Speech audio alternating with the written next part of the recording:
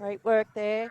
Just to get that bridge, that obstacle. We will have, I hope the judges have radios. They're going to be radioing us up their scores, and then we'll be able to tell you Paul's score for that run. Our next competitor is Craig Freestone. Craig is representing Queensland, and he will be working a dog called L1 Vale Reba. And there's our takeoff dog.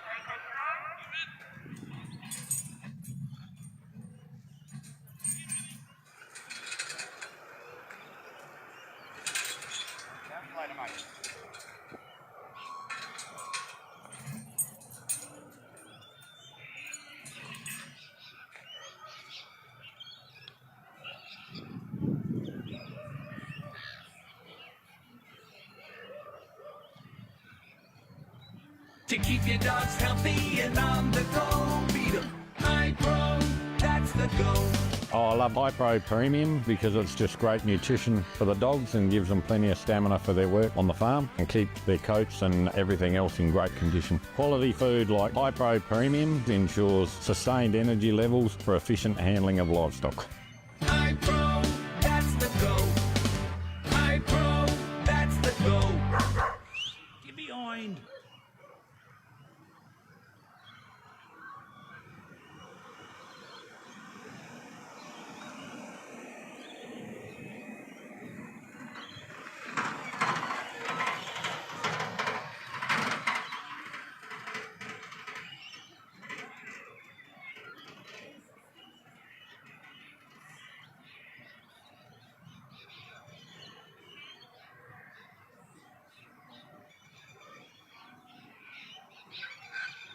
To keep your dogs healthy and on the go, beat 'em. High Pro, that's the go. Whether we're out trialling or when we're working our stock, our dogs need to be in peak physical and mental condition.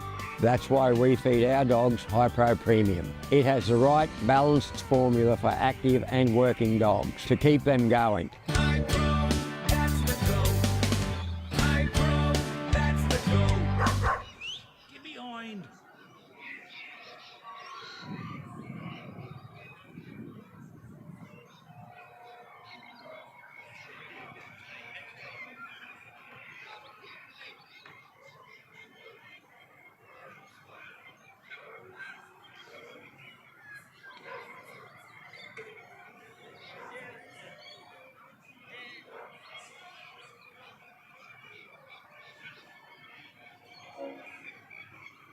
To keep your dogs healthy and on the go, beat 'em. High Pro, that's the go.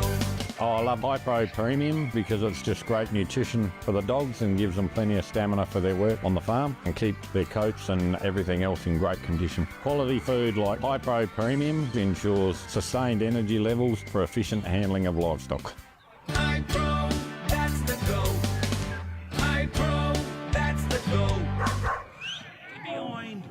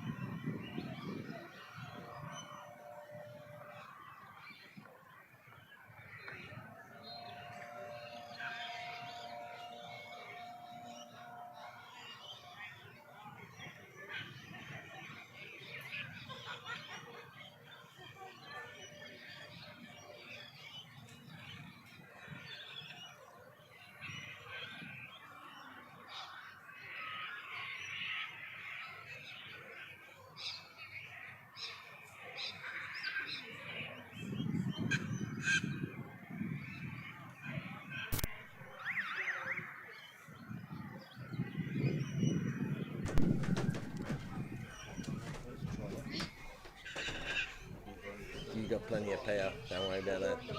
You got plenty of power.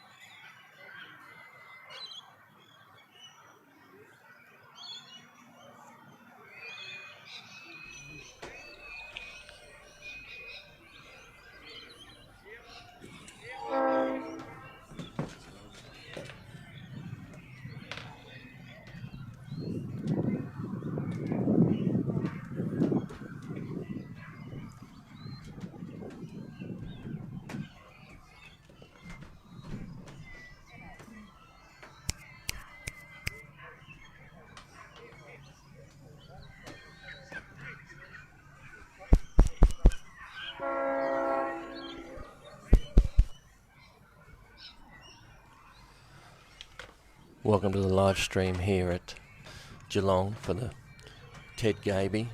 Got our second competitor out there at the moment, Craig Freestone. Craig, an Elwyn Vale Reba, hails from Queensland, one of the Queensland reps here this weekend.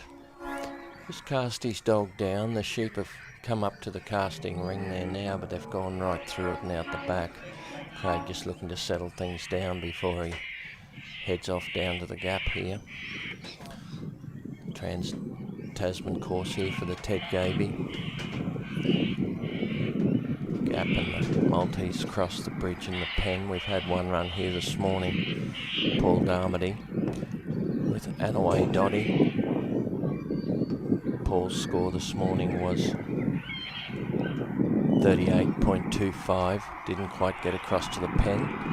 Tremendous line of sheep here at Geelong. They're working beautiful. A little bit of strength in the sheep. You need your dog to come up and move the sheep, but other than that, they're working well.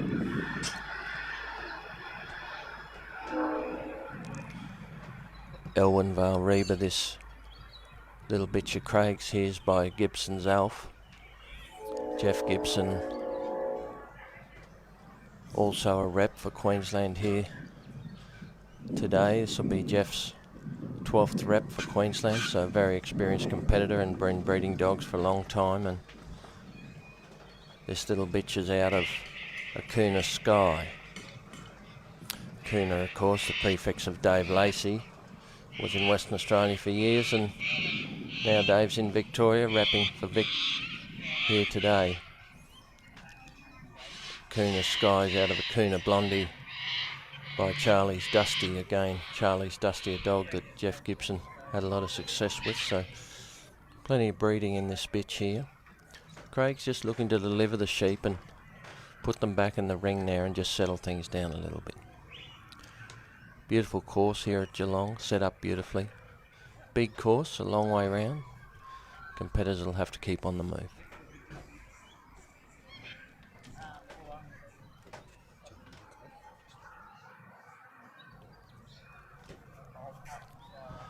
Craig just looking to work these sheep around and get them up on his right hand side there.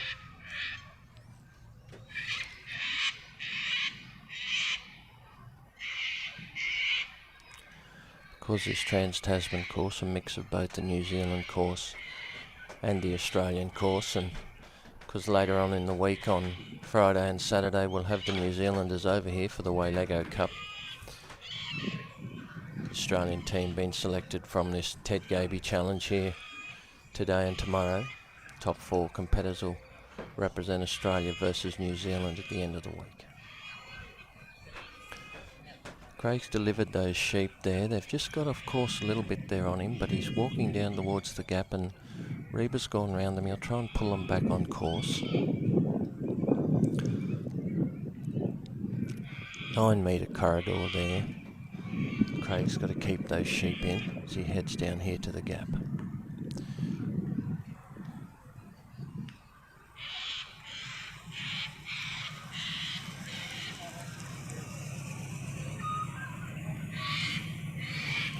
Sheep are back on course now. They're getting a bit of a run up and they've come down the ground again and just drifted off course again there on Craig.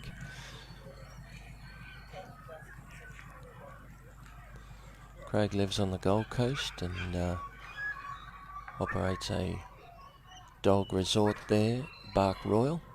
Been trialling since 2010. Had a lot of success with a couple of dogs up in Queensland. Virgo's Cruise won the Queensland Championship there in 2016. And his first opportunity to rep this year with Reba for Queensland.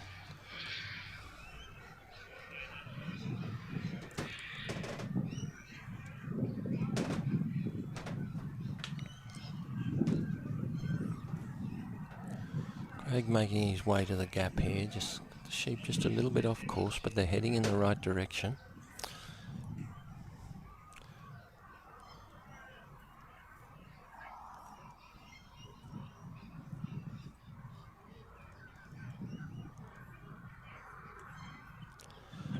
Three from each state this year, a little bit of difference for what we've had in the past. Usually we have 2 reps from this state, but we're trialling this year having 3 from each state, just to try and strengthen the competition in the Ted Gaby a little bit, and maybe give the opportunity for some younger people to come in and experience the Ted Gaby. And of course we've got a couple of first timers in this year, so great to see some new blood coming into the sport.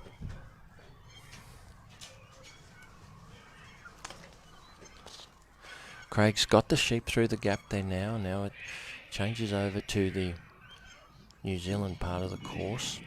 Craig's had to walk through the gap. He's driving these sheep down here. They call this the drive, and Craig's trying to keep them on course there. Incurs points penalties if he gets in front of the sheep, or the sheep and the dog and the handler all pull up at once, but they're working beautifully for Craig there now as he goes down the ground.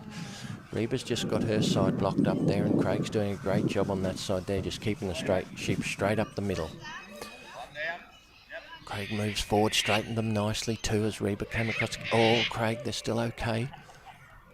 Just got outside the line there.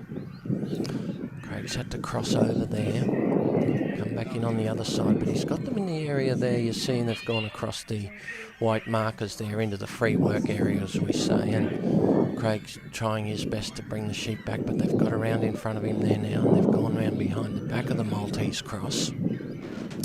Just got to bring them back around, and as you can see, just enter them straight up the middle of the Maltese cross there, then come around. There they go. They're in there now for Craig. He's done a good job there to put them in.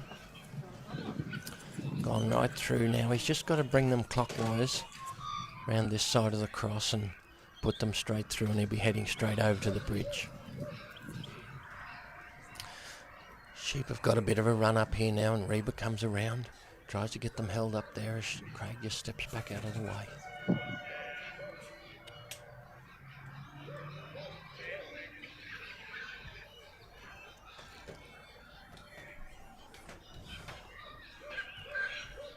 This time Craig got them positioned well as he's just trying to move them into the mouth of the Maltese cross there. Reba goes around to block her side. Sheep are a little bit light and touchy.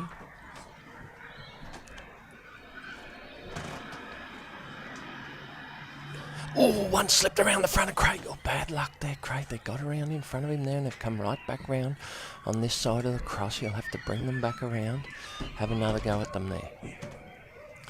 Of course, only got 15 minutes to complete the course, and all these little manoeuvres here end up costing you time at the end. The pen being worth 20 points to put them in and shut the gate. It's a big penalty when you don't get the pen.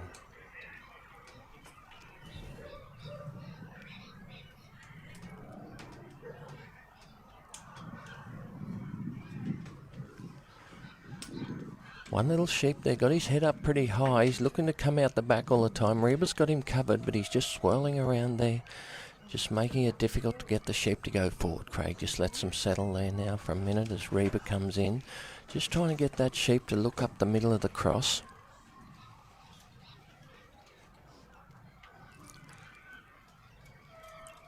There he is. He went straight up the middle of that sheep. He's just got to get the other two up there, Craig. Just gone into the corner of the cross there now. One in the middle and two round the outside. Round the front. They've gone round the other side.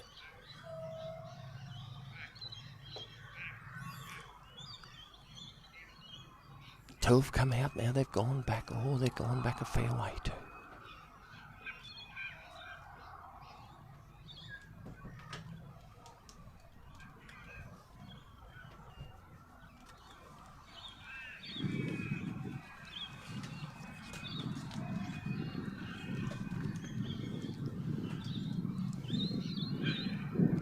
Craig just working them back again now, trying to get in the entrance of the Maltese cross there. Couple been up there, no, their way. This time Craig's got his block going on his side there, and they're going up the cross this time. Tried to come out the side, but Craig did well there and blocked them beautifully. Just need Reba to come up and push those sheep through the cross.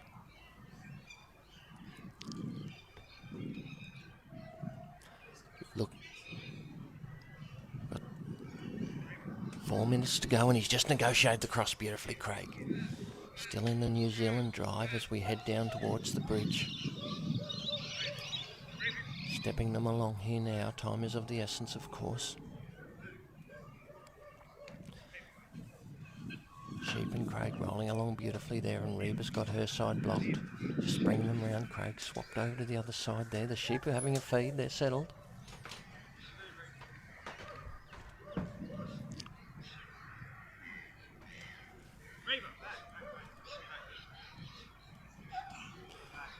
Oh, they've gone round the back of the bridge on Craig there. They slipped up that outside there and they've gone right round the back. He's just got to bring them round again. Got them blocked there on that side now, Craig.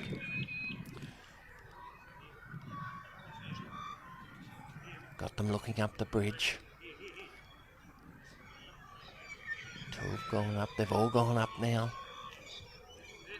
1, 2, 3. They're all off. Craig heading for the pen. Still got enough time to get in the pen if they'll go straight in. They've just gone off the back of the course. They're remembering we're back on the Australian course here now as we head to the pen. Back to the 9 metre course. Sheep just outside that orange marker there. Of course, every time you're outside the course, it's costing you points. Craig and Reba have got them back on course there now.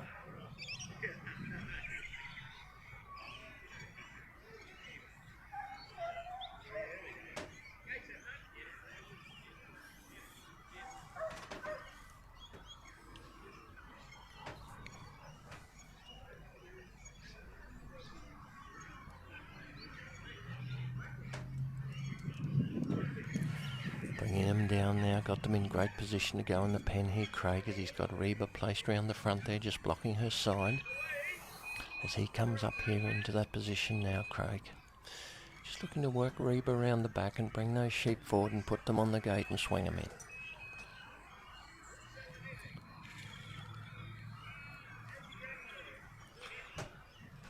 Put them in beautiful. Oh, they've come between Craig and the handler there. Bad luck as the sheep come round the back this time. Craig's got them back together.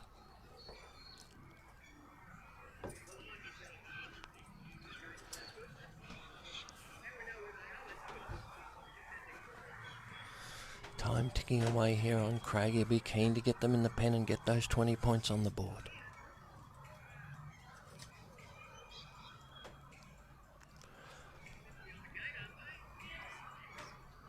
Got them beautifully positioned there, Craig. Oh no, they've gone round the outside. 2 have gone round the outside of the pen on the far side. He brings them back around and he'll have another go at them here.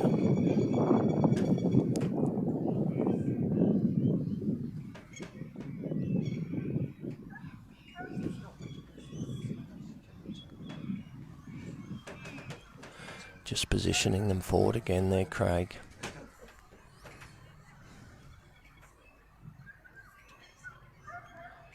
Not a lot of time left as he's trying to work them up and put them in the pen. Had one go at them, but a couple ducked round the outside. This time he's got them going well. Ooh, I think they've gone round they have come round this side and they've gone round the outside. They've split the pen. Oh, and that is time. Bad luck for Craig and Reba there.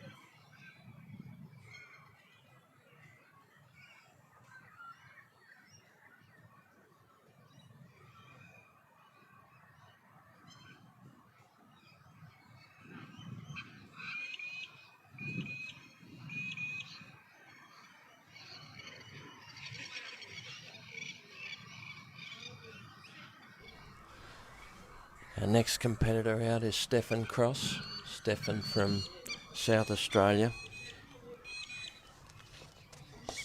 Stefan is the current Australian team captain, led the Australian team when they went over to New Zealand to Ashburton last October in the way Lego. Top scoring Australian dog over there with Echo Park Lady, and he's got Echo Park Lady out here again today as his rep dog for South Australia, trying to get another Guernsey for Australia.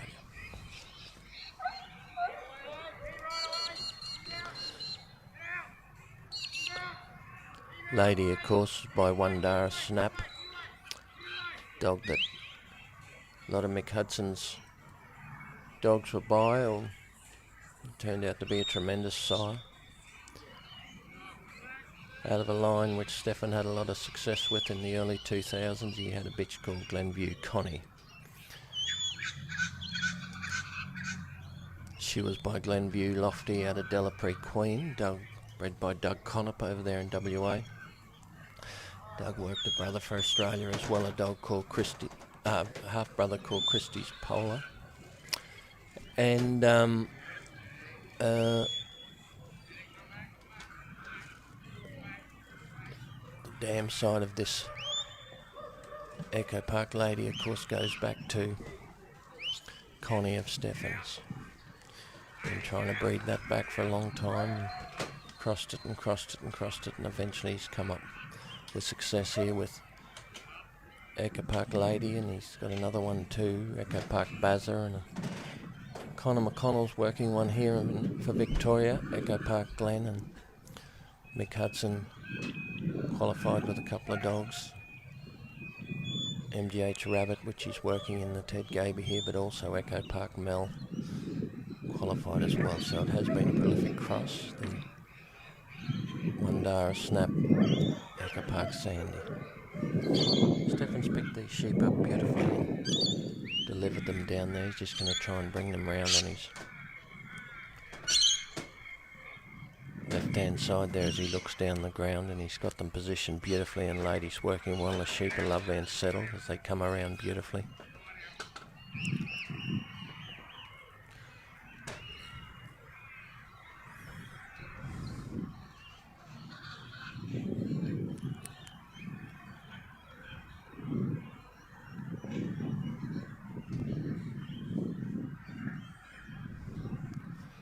Stefan just making his way down here to the gap. He's got the sheep beautifully positioned on his right hand side there.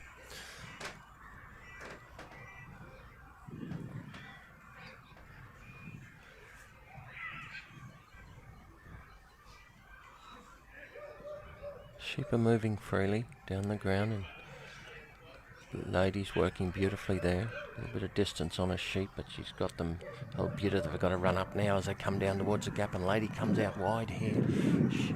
Sheep have just come across. Now they've turned back. Stefan's just stopping things and letting them settle. Sheep have just gone outside the marker there. Lady will have to come round and straighten them. Stefan just waits for him to come round. They've come straight down past the end of the gap here now.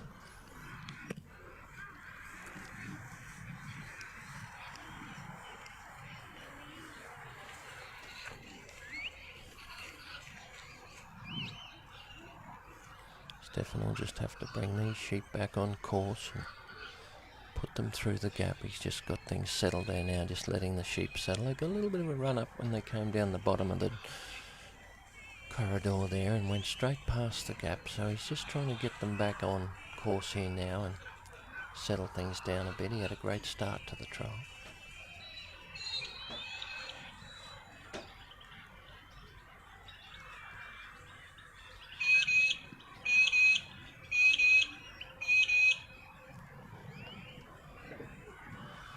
Stefan, of course, a very experienced handler. He's had 14 reps for South Australia and represented Australia 7 times.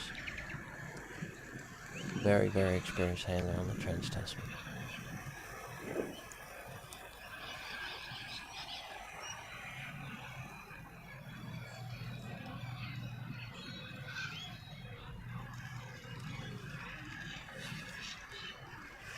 Stefan's just bred a litter of pups out of Echo Park Lady. There was some frozen semen of Glenview Lofty, the sire of his great dog, Connie.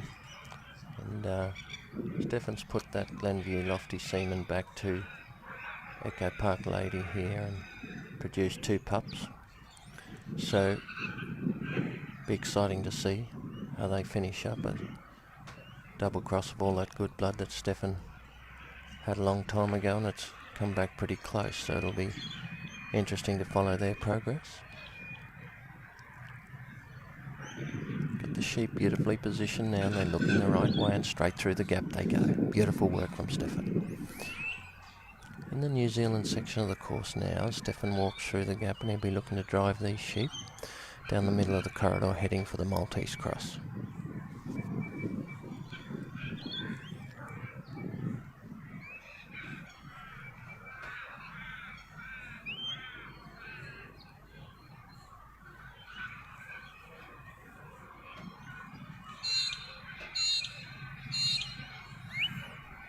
Things going well here, Stefan. He's working his side there just to straighten the sheep a little bit. Can't get in front of the sheep, but if he does, he'll incur a penalty. He's got them going beautifully now.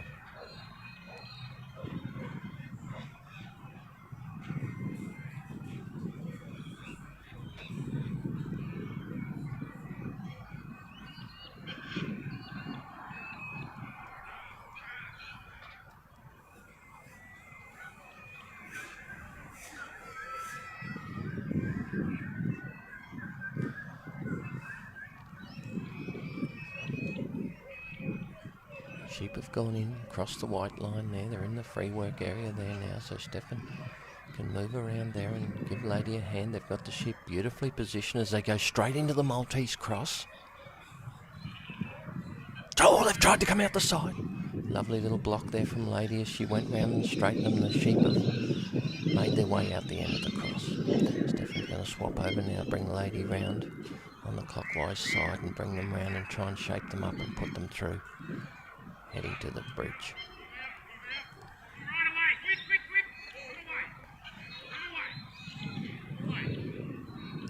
Lady working these sheep with a little bit of distance there, but great control on these sheep.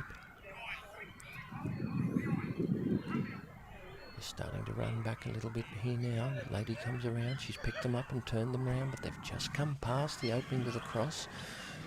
Stefan's just going to settle things down.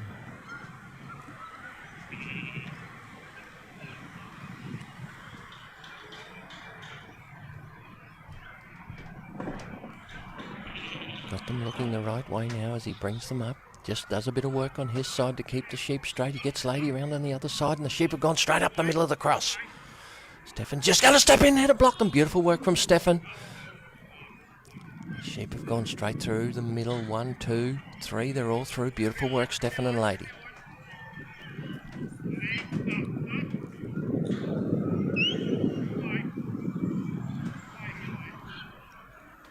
Making his way down to the bridge.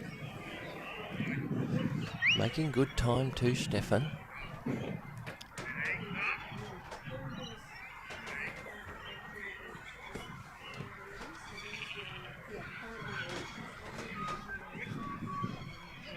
Sheep are moving beautifully now.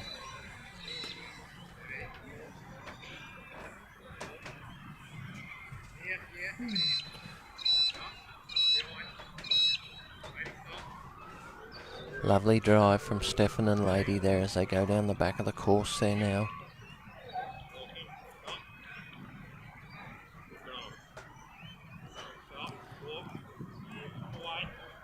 Come over the white line, they're into the free work area and Stefan will just be looking for Lady to poke these around. The last sheep went up the bridge well.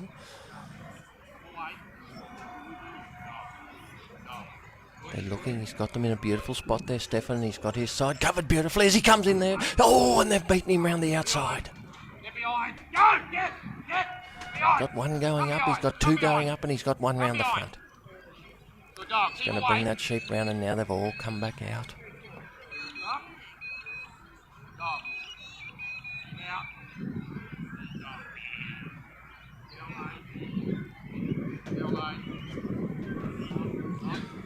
to shape them up and have another look at the bridge. 2 have been up there. Just got to get the third one convinced to look up the right way. Lovely bit of work there from Stefan and ladies. He's just shuffling them towards the base of the bridge. This time he's got them set up beautifully, Stefan, as they go forward. Straight through and off the end of the bridge. Lovely bit of work from Stefan and lady. Just gone out the back of the course there a little bit.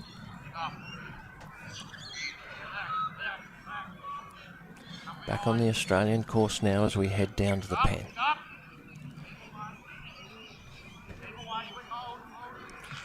Sheep have just come across in front of Stefan and gone back out in the middle of the ground. Remembering every time the sheep come off course it'll be a points penalty. Start with 100 points. Keep losing them all the way round.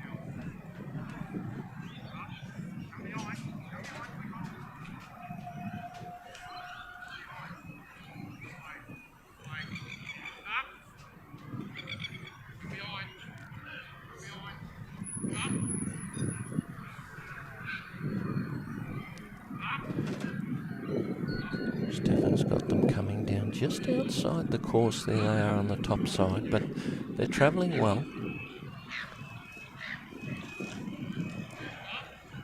Some back inside the line there now as they head down, and Stefan will be looking to put these straight in the pen if he can. He's got a great position on them there now.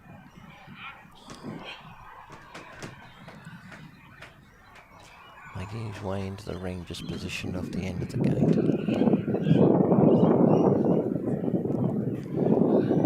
He's got plenty of time to pen them here, Stefan. He'll just take his time. Make sure of them as he brings them up and tries to put them on the gate. Beautiful turn back there from Lady as she's put them right on the hinge there of the gate there. Stefan just waits for him to settle and gives them time to look.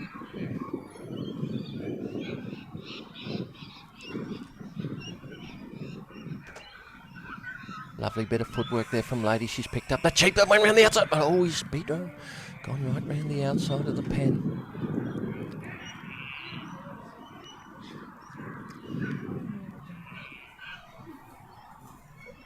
Still got 3 minutes to go, Stefan here, but he's got to bring these sheep back around and put them in front of the pen again.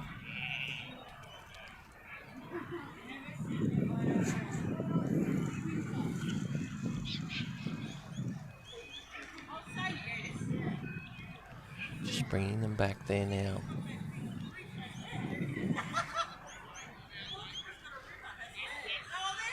Lady's just trying to get the 3 of them back together. This time she does it well.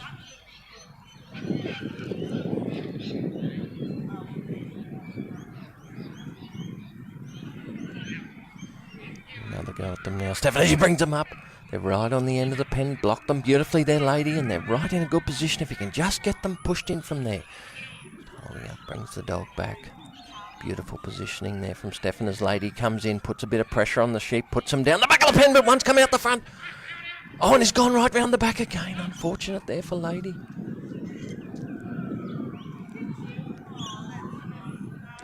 And now they're all out.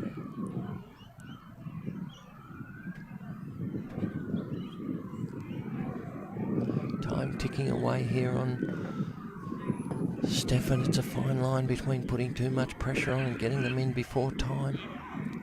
Just working hard here now. Got to bring them round and show them again, but one's been round the back a couple of times and he knows his way through the gap there.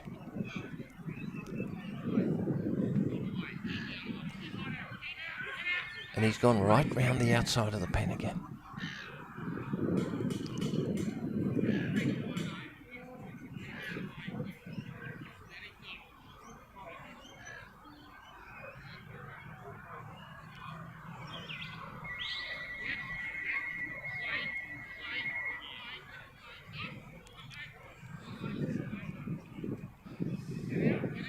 Stefan brings... Oh, no, that sheep's gone round the outside again. He knows his way round there. Not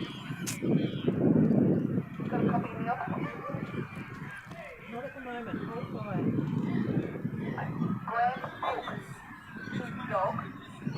Not at the moment, please.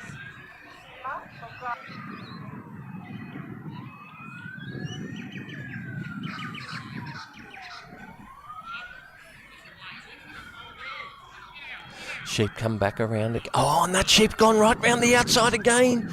It'll be hard to pen from there for Stefan, and time is ticking away, and now they've all come back out. Oh, and that is time, unfortunately, for Stefan. Couldn't get the 20 for the pen. A few goes, but that sheep learned his way round and he was hard to get back in.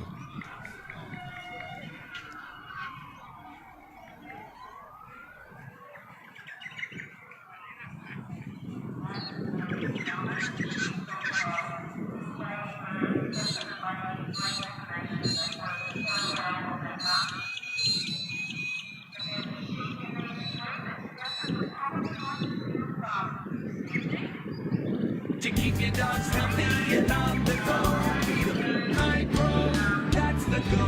Oh, I love High Pro Premium because it's just great nutrition for the dogs and gives them plenty of stamina for their work on the farm and keeps their coats and everything else in great condition. Quality food like High Pro Premium ensures sustained energy levels for efficient handling of livestock. High Pro, that's the go. High Pro, that's the go. Get behind.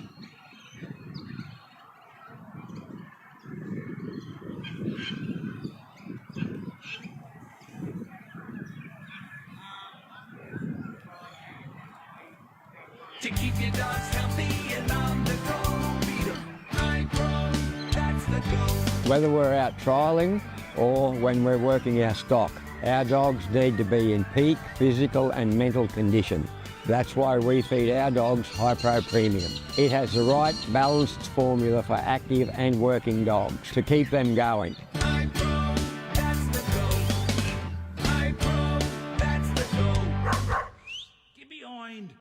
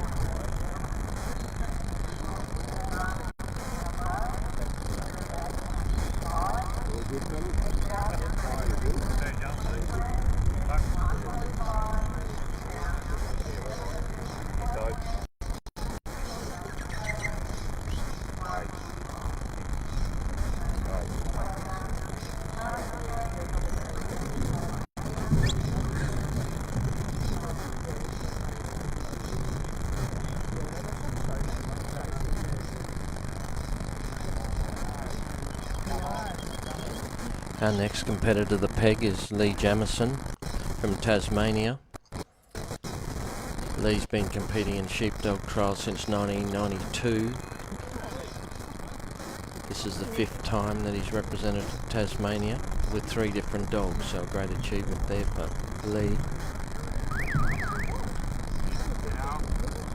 Lee represented in 2014, 2019, 22, 23 and now in 24. A lot of the Tasmanian dogs, Lee's dogs, on the lines of Makara and Somerville lines. Of course, Malcolm Taylor was so successful with those lines, and there's a great base your dogs on.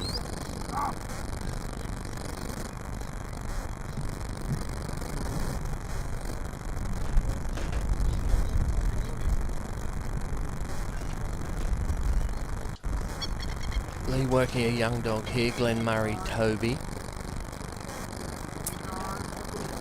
Sheep having a good look at the dog here down the bottom of the cast, and Toby's just working well to keep that high-headed weather in the mob there. He's looking out nicely, but Toby's got him covered up everywhere he turns, and he's just putting him back in the mob each time until he settles.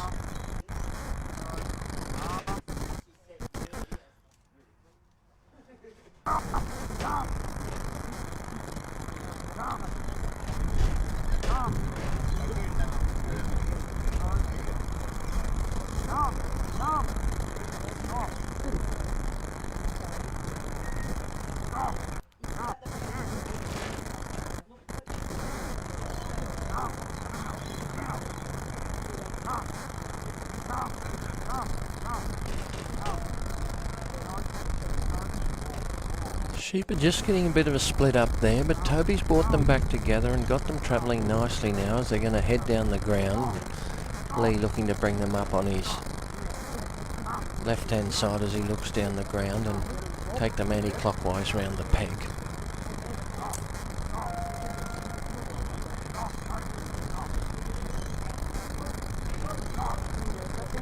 Still that Weather's got his head up high out the front there, and Toby's got him covered up nicely as he keeps turning him back into the mob, which is all he can do just to settle a sheep and put him back with his friends. And he's in the middle there now, and Toby's got them travelling well.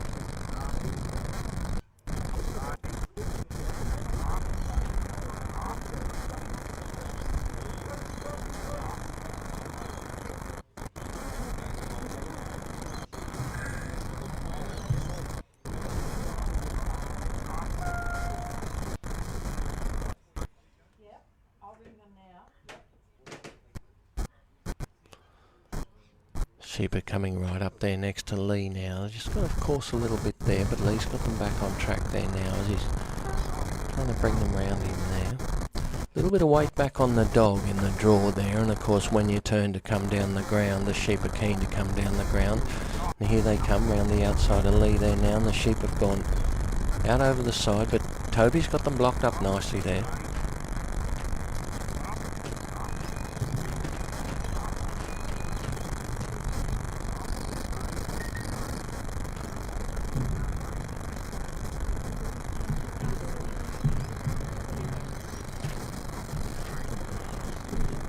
He just working his way down towards the gap here in the 9 metre Australian corridor. That big Weather still got his head up high and still looking to have a bit of a trot, and Toby's done a great job to keep him together, but he just keeps trying the dog. Gone just round off course behind there now, but he's got him straightened up now.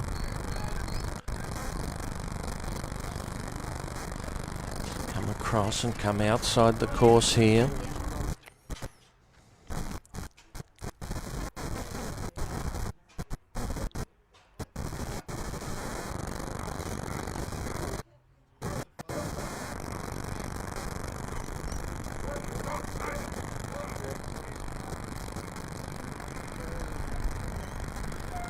Toby just working around in front of the sheep there, trying to keep that big Weather calm, but he's coming right over on this side now. Toby's in a good spot there, but they've come right down the outside, and Toby's come in a bit close there, but he got away with it. He's turned out there and got the sheep in a good position. Ended up in front of the gap on the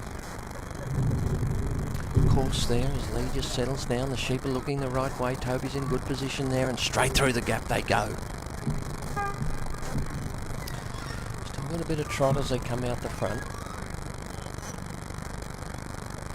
They're just going to walk down and go through the gap and take up his position on the left hand side of the course here.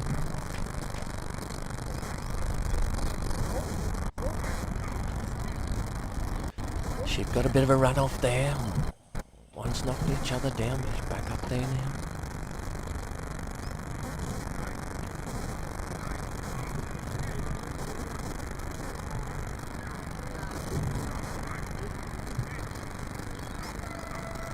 Sheep are just a little bit off course there. Toby looking to bring them back on and put them on this time. They've come back on for him.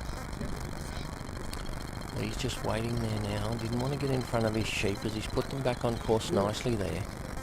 Just moves up to take his position to block them coming out the side, and Toby comes round the back to pick up the tail.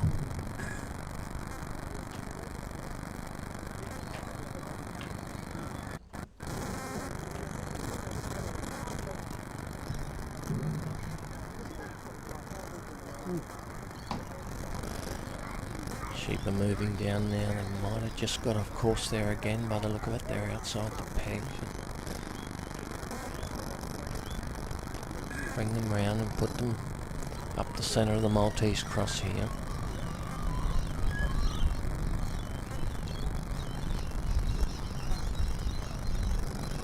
Now Lee's got them brought back in, blocks up his side. Lee, and he's turned the sheep around right in front of the mouth of the Maltese. Lovely bit of work there from Lee. The sheep go straight up the middle.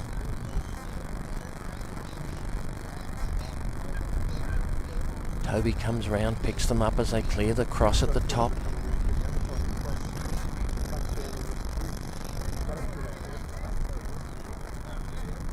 Just getting a little bit wide there down the back of the course, but Toby's in front of them now and he'll get them turned around.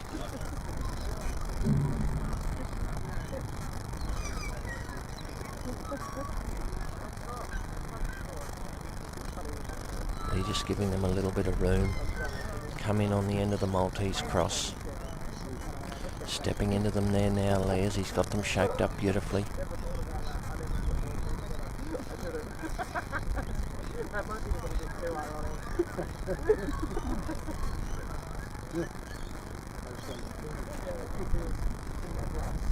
We've got to push them through now so that they come out from the side of the...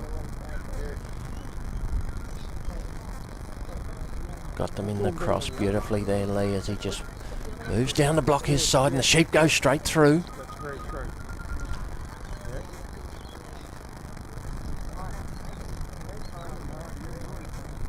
No, we'll get there. Beautiful work there from Lee and Toby. Got them through the cross beautifully. Heading off to the bridge now.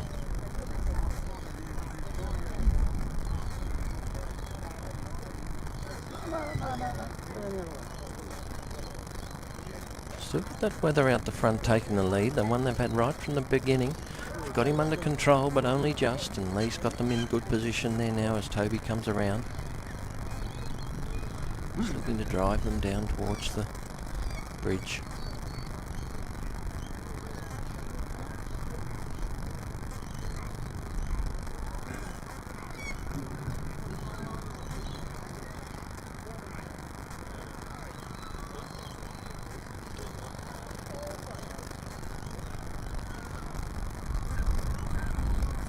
Lee just doing a bit of blocking on his side there. Weather's looking out the back, but Toby stepped into him nicely there and's got him turned around, heading down the draw.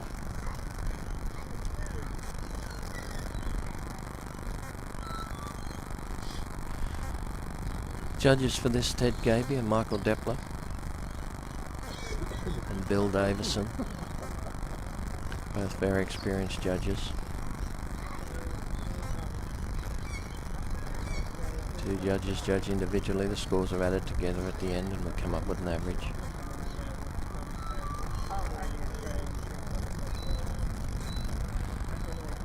Lee just working away on these sheep here, just inching them down towards the bridge.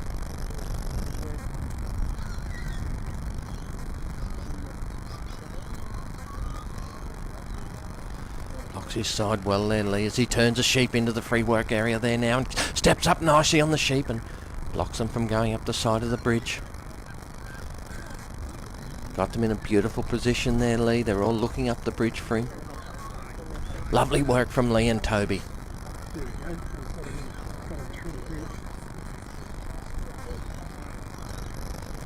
Still got two to bring off the top of the bridge. This time they're off. Remembering back on the Australian section of the course now, we've got a 9-metre corridor heading to the pen. Sheep are settled and feeding along there, but it doesn't take much to upset them, and Lee and Toby have done a great job.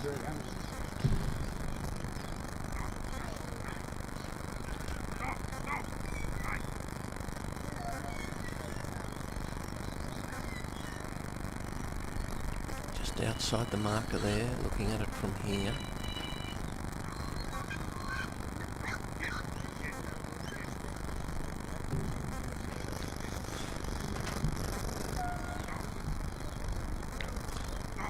Sheep are coming along beautifully for Lee and Toby here.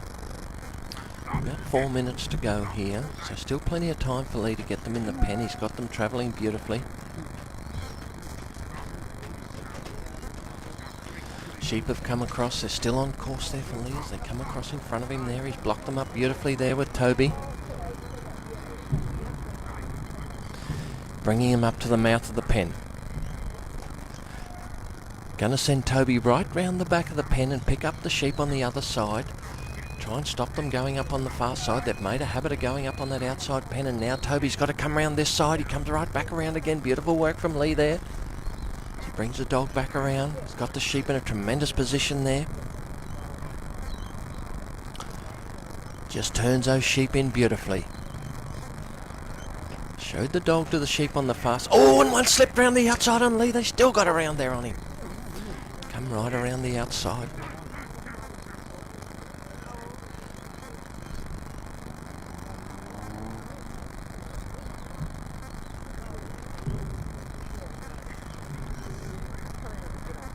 Lee just going to bring them back and give them another crack at the mouth of the pen there. Still time's on his side at this stage. Got him in great spot. He's just got to block that outside. Lovely work from Lee Jamieson too as he turned the sheep back. Lovely. Toby came back beautifully and picked up that sheep. He's got them in great position if he could just get those sheep turned around in the pen. Looks like they're swirling around beautifully there in the mouth. Toby coming up nice and strong there for Lee.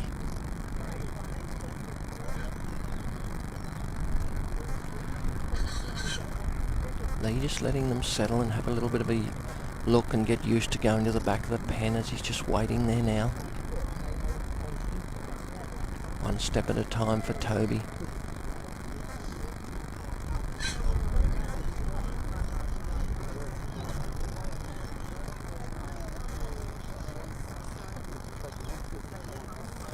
Just inching them back in the pen there, Lee and Toby, as he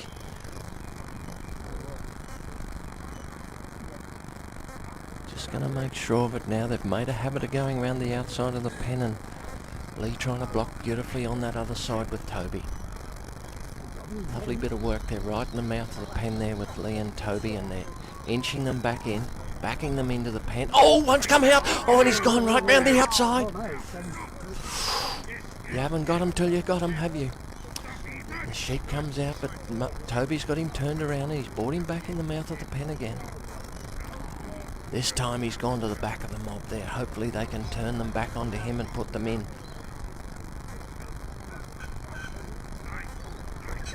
This time he's got them to the back of the pen. Lee Jamieson and Toby wasted no time. Lee, as he stepped out of the ring, picked up the gate, brings it round the front, shut the gate for Lee and Toby.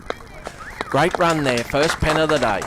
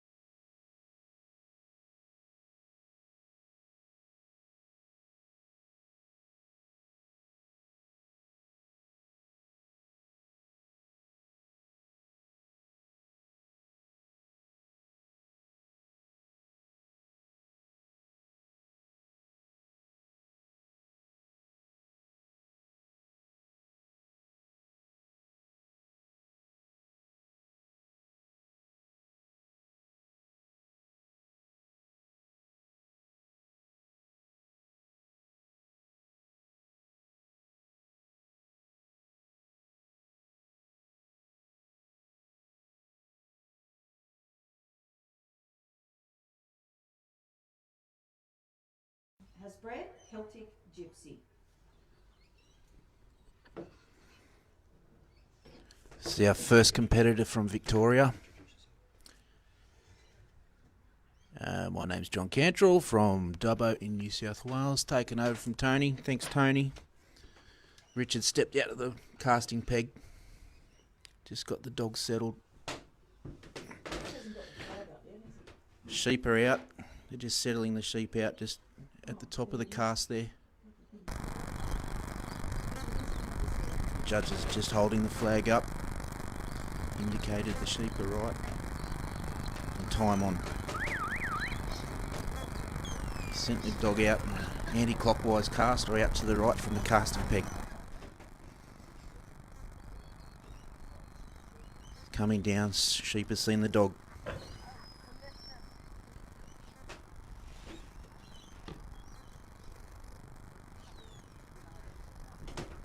Gypsy's just walking in on the sheep there. It's just a little break out to the right, nothing to panic about. The sheep are now heading down towards Richard. And everything's right down there. Did you check the knobs and... So it's just taken some time to introduce the dog to the sheep. We've got 15 minutes to get around the course, so a few moments just spent just quietly getting the dog, moving the sheep gently down the ground towards the handler.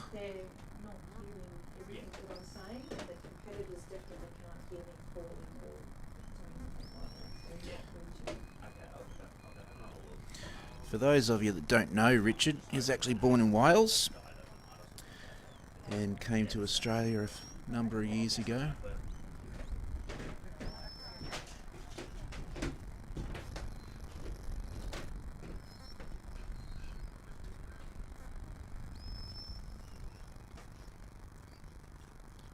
We're working on a Trans-Tasman course today, so this course is a combination of Australian and New Zealand rules, so this first section that Richard's going to have to work once the sheep are delivered is what we call an Australian carry, up to that first obstacle, but he's got to get the sheep down delivered first.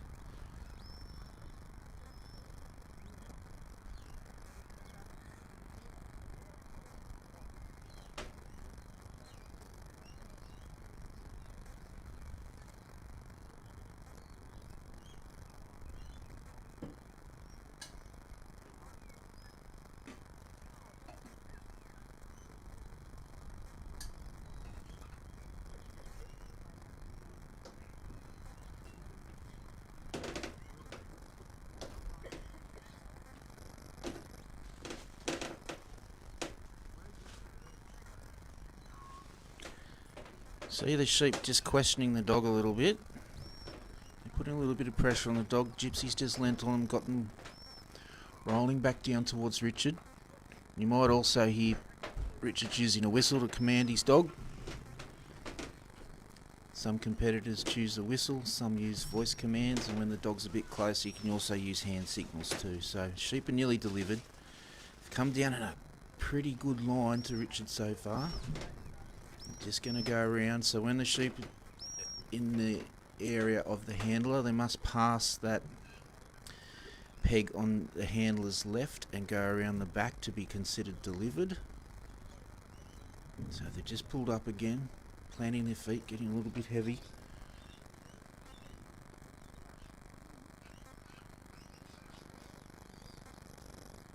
Gypsy's walking up quietly and confidently. They're going around the back of Richard. They're now delivered. They just popped out the back of the course a little bit, back on. Now Richard's off, so he's going to carry these sheep on his right hand side. Gypsy's got to keep that lead sheep.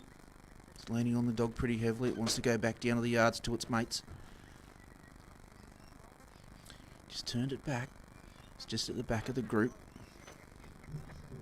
Still testing the dog at the moment, back on course.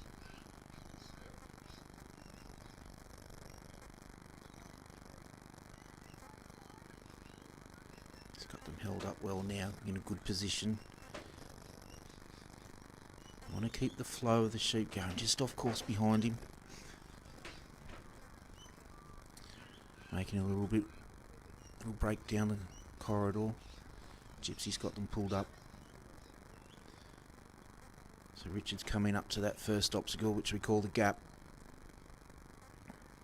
And just in front, beside the gap is a circle the handler has to stand in. You'll see when Richard pulls up. Sheep just turned back on him. Gypsy coming out wide.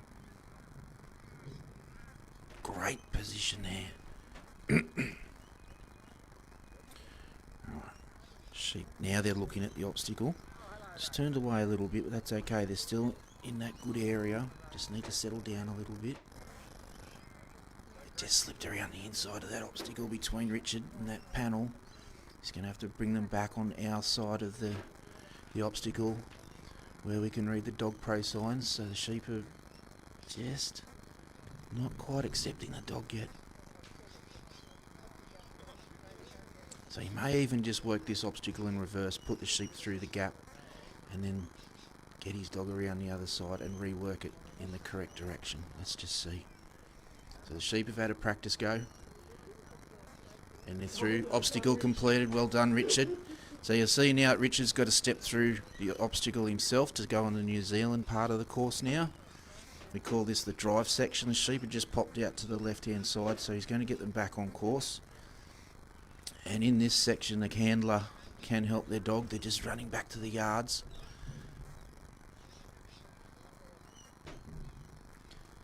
But now this section and the section from the cross to the bridge is the New Zealand section, so you can be more interactive and help your dog, use some stockmanship skills as well. Try and keep your points. Just got to get these sheep back in the corridor. So this part of the course is a 15-metre course compared to the Australian sections that are on a 9-metre course. So they're in a good position now, heading up the centre of the corridor towards the Maltese cross. Gypsy covered a little break out to the right, really well.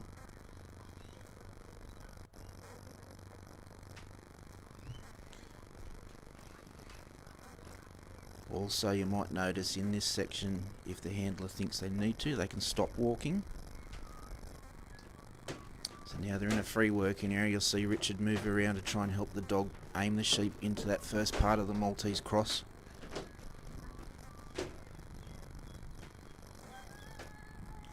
Sheep still looking at the dog. They don't seem that comfortable with Gypsy yet. They don't want to take their eyes off her. Just need to get them to have a look up the obstacle and they may go forward. There we go, they're entering. Just inside, there we go. So they've got to go straight through the top side. Richard's going to block his side. Well done, Richard and Gypsy. Now Richard's going to come around to the right hand side as we look at it of the Maltese cross and repeat that exercise. Sheep just broken out just a little bit below. Richard needs to stay in that marked area you can see with the white markers. Now he's going to put a little bit of weight from his bottom position on that shoulder of the sheep. Just roll them around to that obstacle, to the entrance of it. Gypsy's still got her side covered.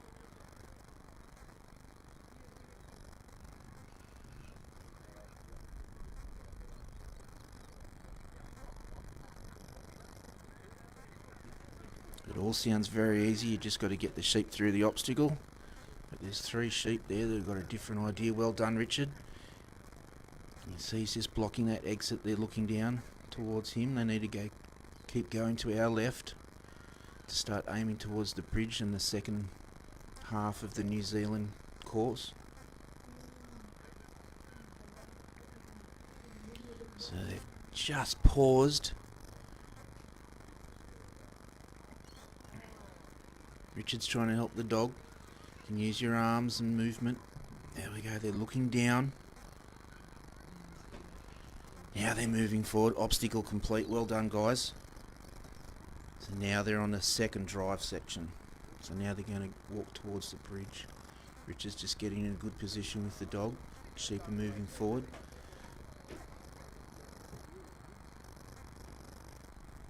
Just a little break on the inside of that corridor. Back on course now.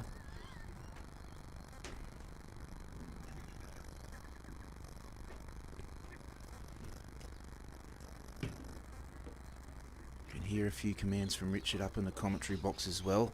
It's getting a little bit tense. The sheep have been pretty testing the whole way around so far. It hasn't been easy for them. So they're making good progress. Now they're in the free work area for the bridge. Richard's on the outside. Gypsy's got the inside covered. Just calling dog around.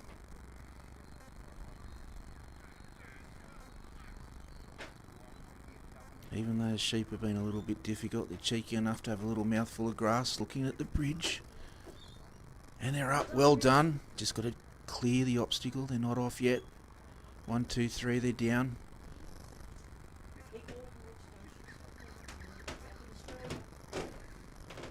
The sheep have popped out from the end of the bridge, just starting to head up that corridor towards the pen. I think Richard's got a fair bit of time up his sleeve so far. Still got 5 odd minutes to go. Sheep just come in on the inside.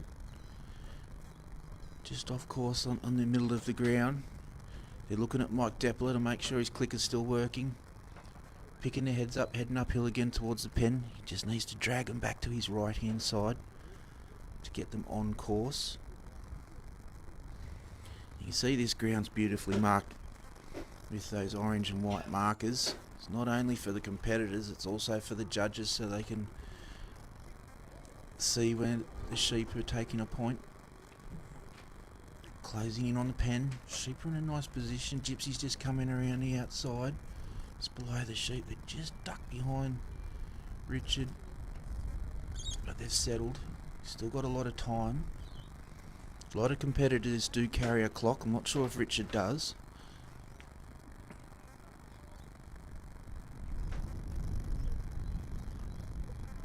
Sheep still looking at Gypsy, just turned away now. Angling up towards the pen, they're in front of the very quick.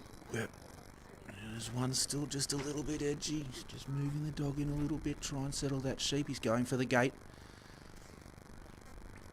Gypsy's holding that gap. Well done, Richard and Gypsy. Second pen for the morning, and then the Ted Gaby Interstate Challenge on the Trans-Tasman course.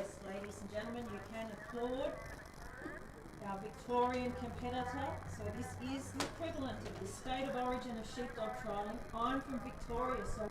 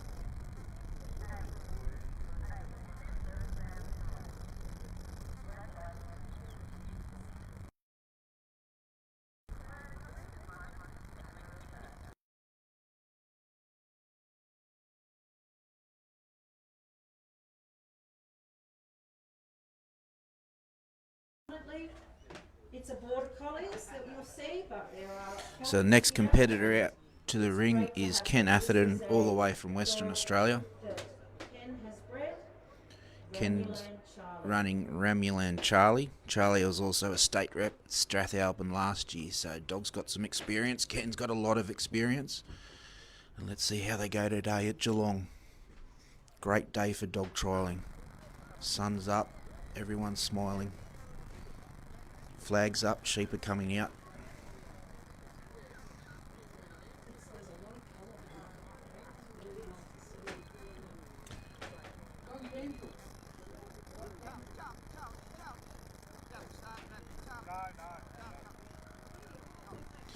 So sheep are settled, flags down. We're away. Ken sent Charlie out on a clockwise cast down the bottom side of the ground, coming around clockwise direction.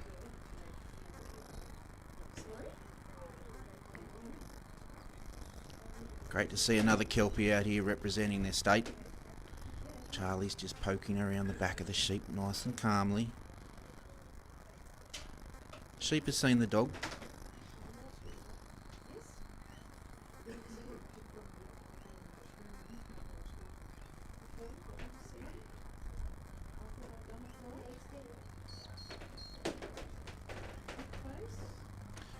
So Ken's been trialling for a few years now. It's about 39 years ago he stepped out for his first trial, and this year he's representing Western Australia again, so congratulations Ken. So sheep are just coming down off the dog nicely, just starting to head down towards the handler. Just got a little bit of a trot on. See Charlie's a nice distance from the sheep. He's got those little mini brakes covered at the moment. They seem to be heading in a nice straight line so far down towards Ken to be delivered. You might even notice just behind Ken is the High Pro tent. High Pro is a terrific sponsor of dog trialling across the country. So if you want to find out anything about the product, if you're on the grounds or coming down to the grounds later in the day or during the week, go and see Alison and the crew at the High Pro tent. Sheep had just paused, just evaluating the dog. Charlie's still just putting just enough pressure on the edge of that bubble to keep the sheep moving. Just maybe punch the bubble just a tiny bit. The sheep trotted along, but I don't think it's been too heavy on the points. Sheep are just coming down Ken's left side of that casting peg as they need to. It's moving nicely around the back. They're probably just about past that balance marker. They certainly are now, so those sheep are considered delivered. And when Ken wants to, he can step off and start heading off on that first Australian carry to the gap.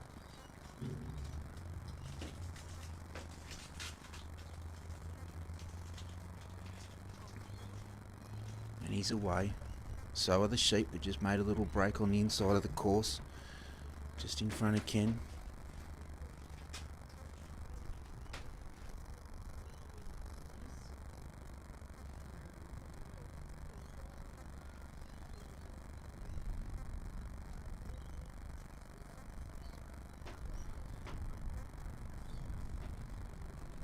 Terrific venue here at the Geelong Showground. We've got a view of Geelong from the commentary box. Look over to my right, you can see the home ground of the Geelong Cats.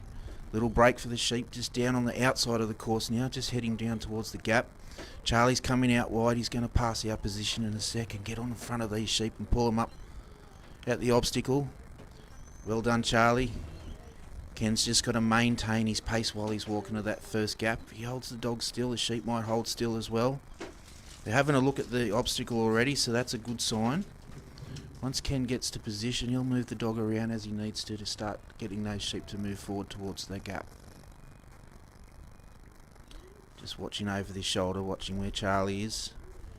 He's coming in on that lead sheep on its shoulder. It's now taking his mates through the gap. Well done, Ken. Well done, Charlie. So the handler has to negotiate this obstacle as well. You can see Ken walking through the gap. Sheep are in a nice position. Charlie's holding that right side well. Ken's quietly walking up the left-hand side of the course, trying to hold his side. Well done. He just took a couple of quicker steps on that shoulder of the sheep. Just trotting off. Ken's trying to keep within that 15 metres of the sheep. There's one just off course a little bit. Now they're back on. Charlie's done well. So this is the drive section. So ideally you want the sheep out the front, you and the dog at the rear, driving the sheep forward towards that obstacle.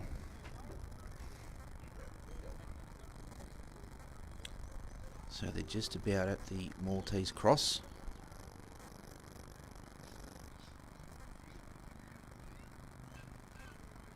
So they now enter the obstacle free work area.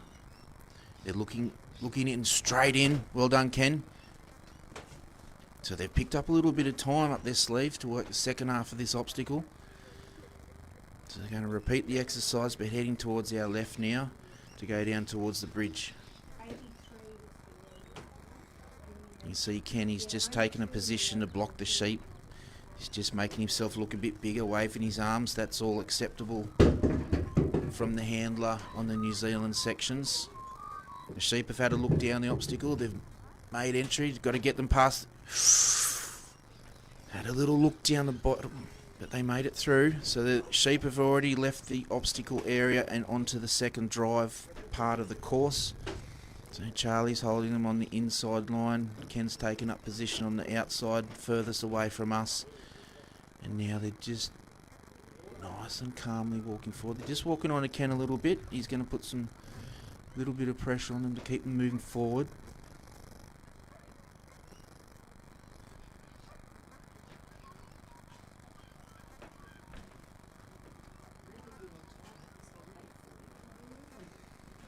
Ken's making good progress time-wise. Got about 8 minutes to go, so doesn't need to rush. Just a little break forward from the sheep. Still on course. One of them's just sampling the Geelong grass to make sure it's still fresh and tasty. So just about to enter that free work area for the bridge. So the sheep are in now. Ken can walk in as well.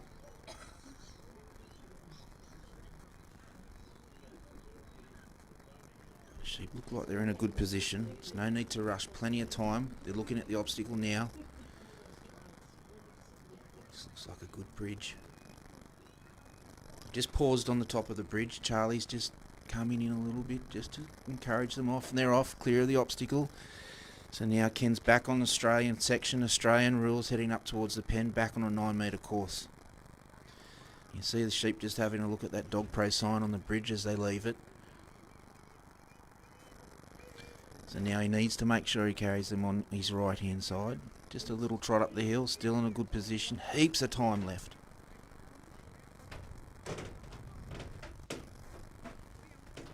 I don't know if Ken's got another appointment after this, but he's making plenty of time on this course. He's gonna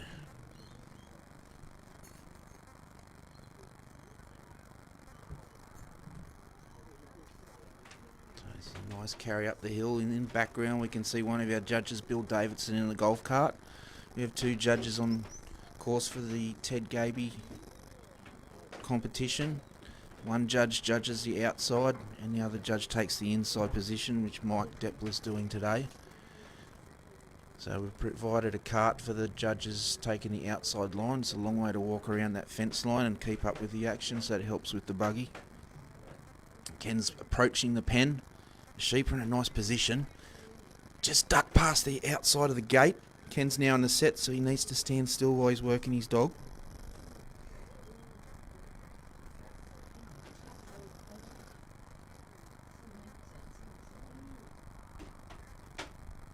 Sheep come around the front of Ken.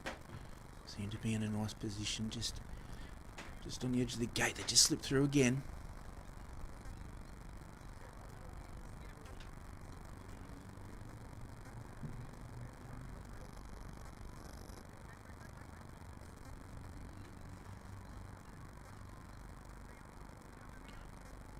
Sheep are back in that position again. They're just inside that gap between Ken and the gate.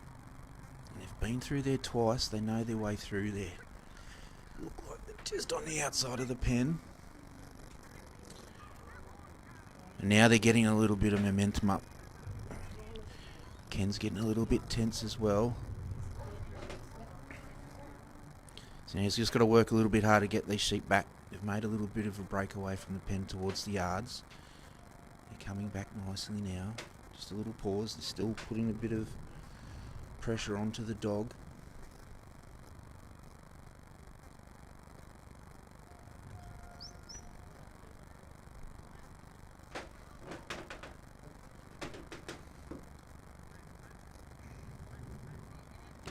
Very nice spot there. Using that gap again. I guarantee it's the same sheep pulling them through each time as well.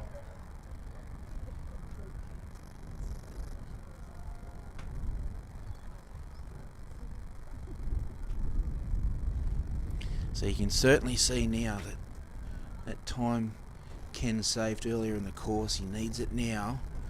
He needs to be able to settle these sheep and just let them work with the dog.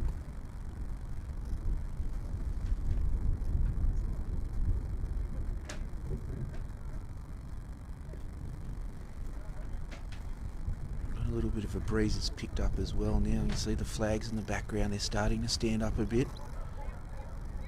Going through that gap again. They've had a look at the pen, they just do not want to go in there at the moment.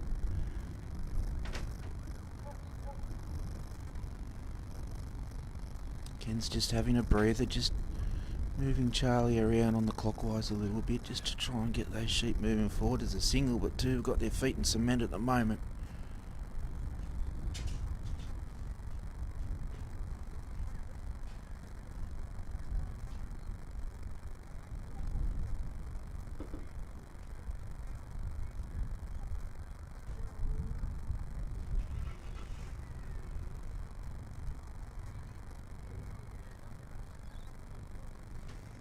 Sheep are in a nice position now. It's just having a look towards that gap again between Ken and the gate. And they've used it another time. 3 minutes on the clock.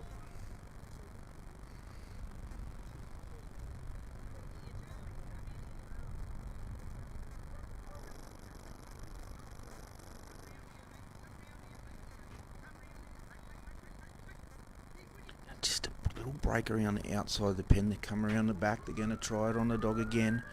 Making a little break for it. We can hear some sirens in the background. I don't know if that's the police coming to arrest one of these sheep.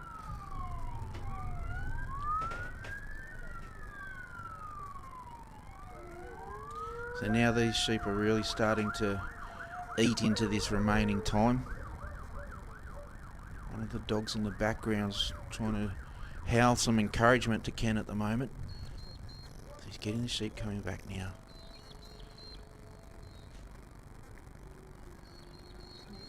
So one of these sheep just in front of Ken's just got its head up. Look like they're in a nice position there, just on the front of the gate. There's one sheep at the back still looking to make a break behind Ken. It has again, it's taken its mates with him.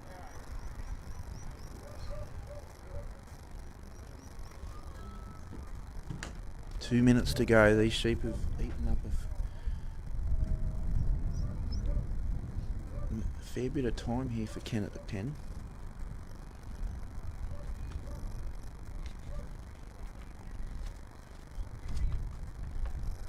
They just sent Charlie around the top side of the pen just to try and hold the sheep down on the correct side at the entrance of the pen.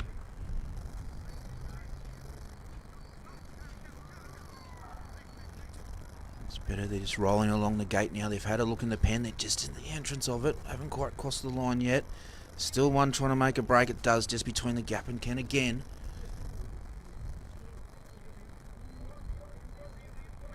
He's come around the outside. Met his mates at the gate.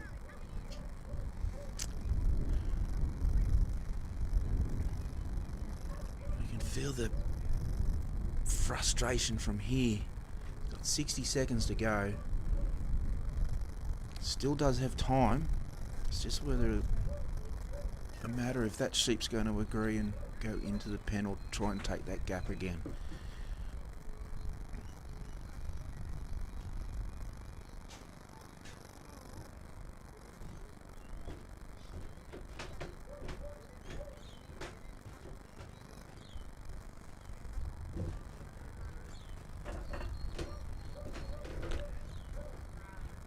Sheep are just edging forward towards its pen.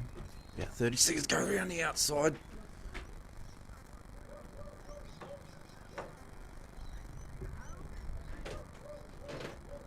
There's a lot of pressure on the dogs when they're out on a 3-sheep course. And these dogs in this Interstate Challenge are the best of the best. Experience. And that's time. Unfortunately, we missed the pen on this run. Ken will still have another 2 runs to go in the round 2 and 3 of the Ted Gaby challenge.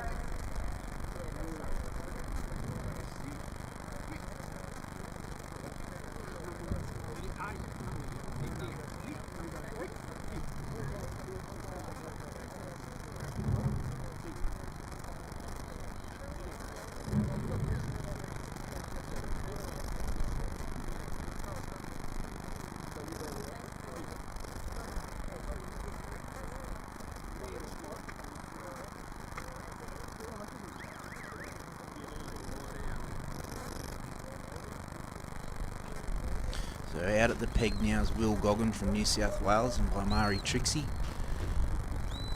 Trixie's come out to the right hand side down the course. Sheep are just grazing away from the dog a little bit. There is sheep, Selena. And they turn, heading towards the handler. Just giving them a little bump. They're just trotting down the ground. It's okay, they're allowed to trot, but it also might mean they're just not quite happy with the dog yet too. So the advantage with this for Will though is he's saving a little bit of time on this draw, and he might need this time at an obstacle a bit later in the course, but we'll see how it unfolds. So he's just got Trixie just backing off, just taking that little bit of pressure off the sheep. Just let them accept the dog, have a nice introduction, and then start moving off. So they're coming down towards Will now, down his left hand side, around the back.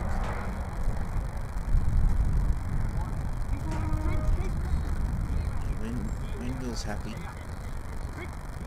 the sheep are in the position he likes, he can step off, and he's away now, so we'll keep walking down towards that gap. He's not allowed to stop. Sheep just made a little break inside Will's. Of course, on the inside.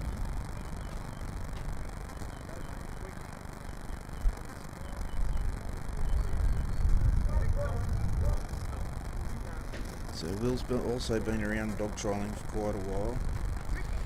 He notes his first trial was around 1974, same year I was born.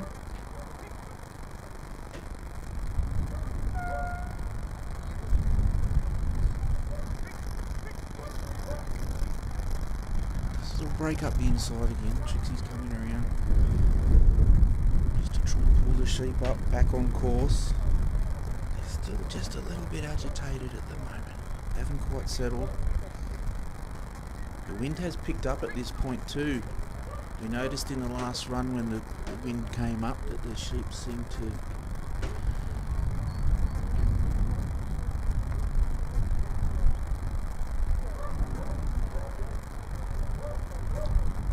backing Trixie off.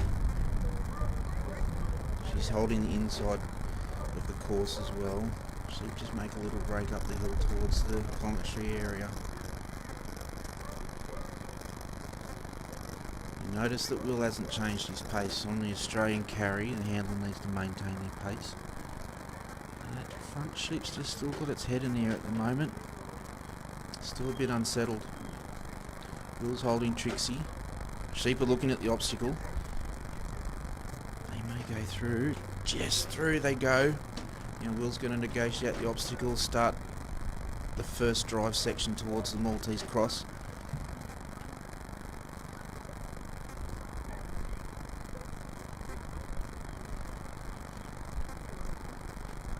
See the sheep leaning on the dog, looking back towards the let-out yards where the rest of the mates are. Trixie's doing a terrific job keeping the sheep on course. Just aiming her weight at the shoulder of the sheep there. They're still moving forward, they're still asking a question of the dog at the same time. Will's holding his side on the inside of the course as well. You might notice Will's got a stick in his hand, that's also allowed. Have a stick no longer than 18 inches to help with hand signals whilst working your dog. So this has been a pretty good drive section. The sheep have maintained their position pretty much in the centre of that corridor. They're entering the free work area for the Maltese cross. They've already had a look down. They're in a great position. We'll see how they react to Will and the dog. And they're through and they completed that first half. Great work, Will and Trixie. Just sent Trixie anti-clockwise just to bring the sheep around for the second half of that cross and making a little break down the ground towards us.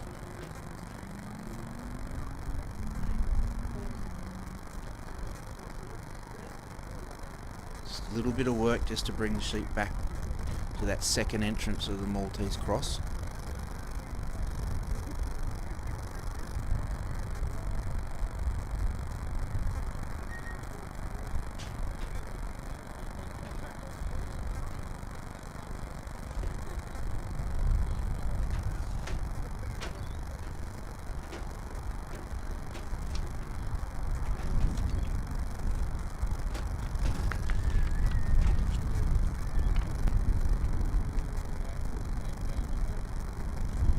Second half of the obstacle, not quite as easy as the first half. You see that sheep just breaking inside the panel on Will. Just did a quick lap of the Maltese cross. It's a good time to thank Steve Turner of Silver Tussocks in Victoria for supplying the sheep for the Supreme here in Geelong 2024. As we've seen this morning so far with the first 6 competitors, the sheep have provided a challenge. First 1, 2, 3 sheep have completed the second half of that cross. Made a little break down the ground on that second drive. Will's now taken up his position on the top side away from us. Holding up his side, trying to keep the sheep in the course, in the corridor. Just a change over with the dog. So now Will's on the inside of the corridor, Trixie's holding up the top half. And the sheep have just made a break around the side of the bridge.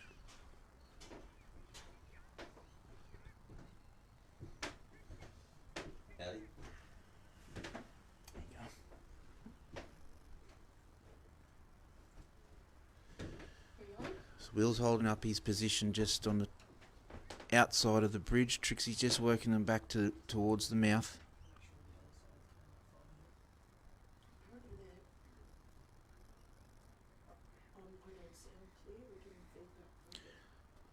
So you can see Will's helping the dog. These New Zealand sections, you're allowed to help the dog manoeuvre the sheep. Sheep have cleared the obstacle, making a little break up the hill. So Will's back on the Australian carry again.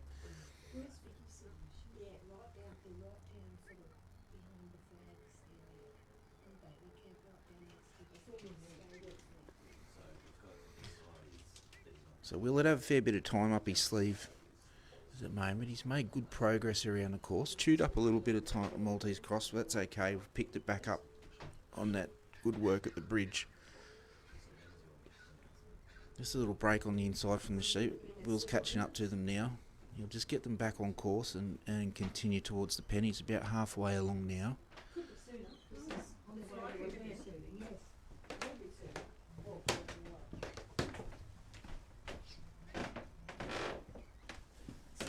It's got about 7 minutes to go. Sheep made a little break up the hill. Trixie's there to turn them back.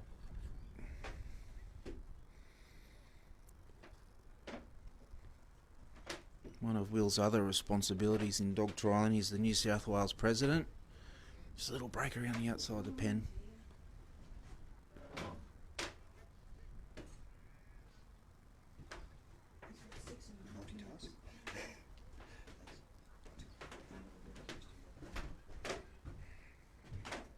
He's got the sheep in a nice position. He's just getting Trixie to settle and come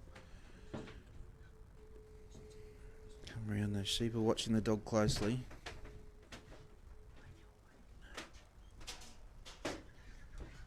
So they've had a look at the pen and they just cover the outside. They've just cleared the line of the pen now, so when Will's happy he can step in and close the gate. He's going for the gate. Well done, Will. Just let him close the gate. Great work, Will and Trixie.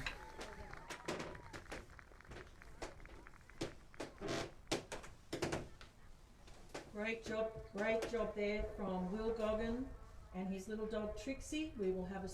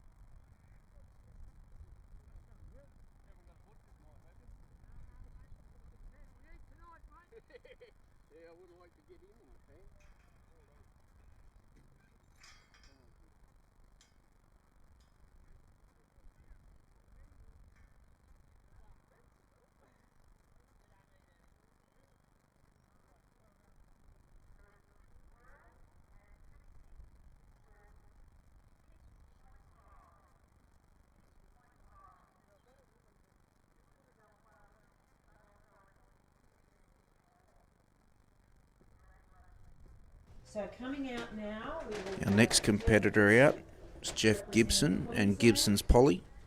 I think Jeff's represented Queensland 12 times or more. He's a very experienced trialer and he's coming onto the ground with a dog called Gibson's Polly.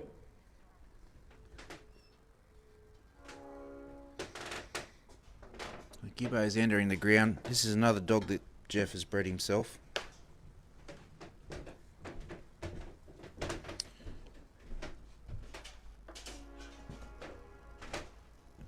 It's only a young dog as well, but Jeff, being the experienced, skilled handler that he is, he's got Polly into the Queensland team. Just stepping out to the peg now. Judges a signal for the sheep. Sheep are out. Let out crew are just moving the sheep down in a position for the judges to be happy to send the dog time on. Polly's away.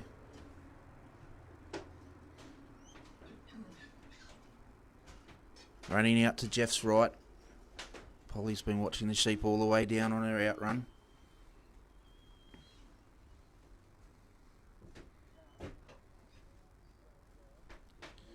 Lovely cast from Polly. Sheep are just starting to move off. There's a little bit of weight coming uphill. Polly's covered it, keeping the sheep moving towards Jeff.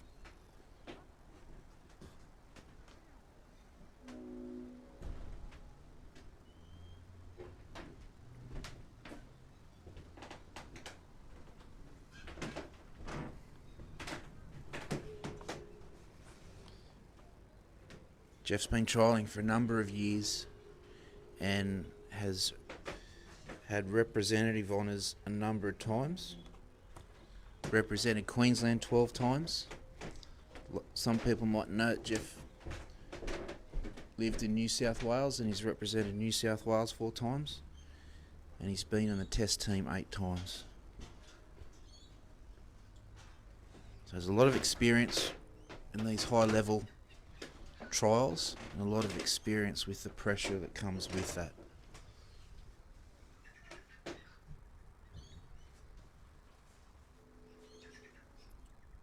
Sheep are just making their assessment of the dog at the moment.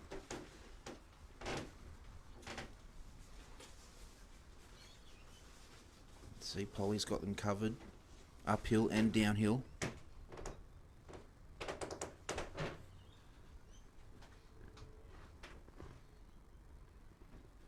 This is a 15-minute course that the competitors are on.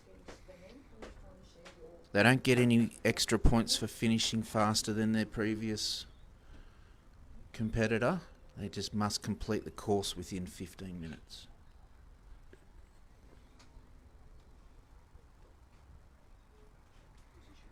The sheep are coming up towards Jeff now, just making their way around the back.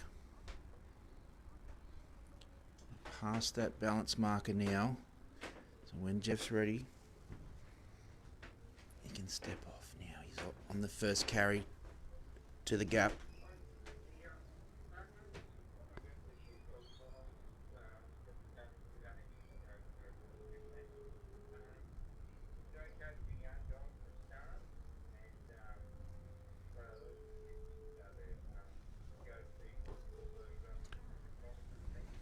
Jeff has the sheep in a nice position. Polly's just covering in front. Just allowing the sheep to come onto her. Sheep are walking. It's great work from Jeff and Polly at the moment. And this is very good work from a young dog too. There's a lot of pressure with the stock walking onto the dog. It's just stepped in, just holding the sheep up.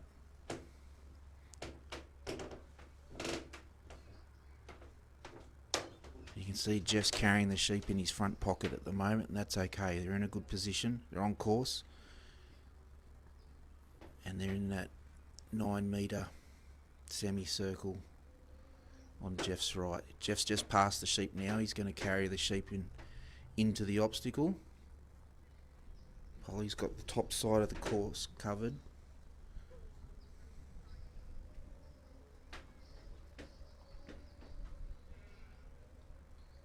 As Jeff's stepping towards the set for this obstacle, we can see here from the commentary box all those previous representative honours he's got embroidered on his jacket. It's a terrific achievement. Sheep are in a great position now for this first obstacle. Just don't want to take their eyes off the dog at the moment.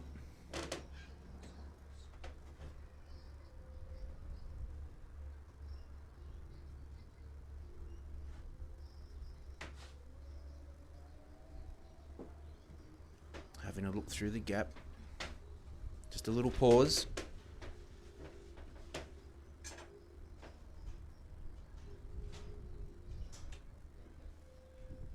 And that rear sheep's going to push his 2 mates through.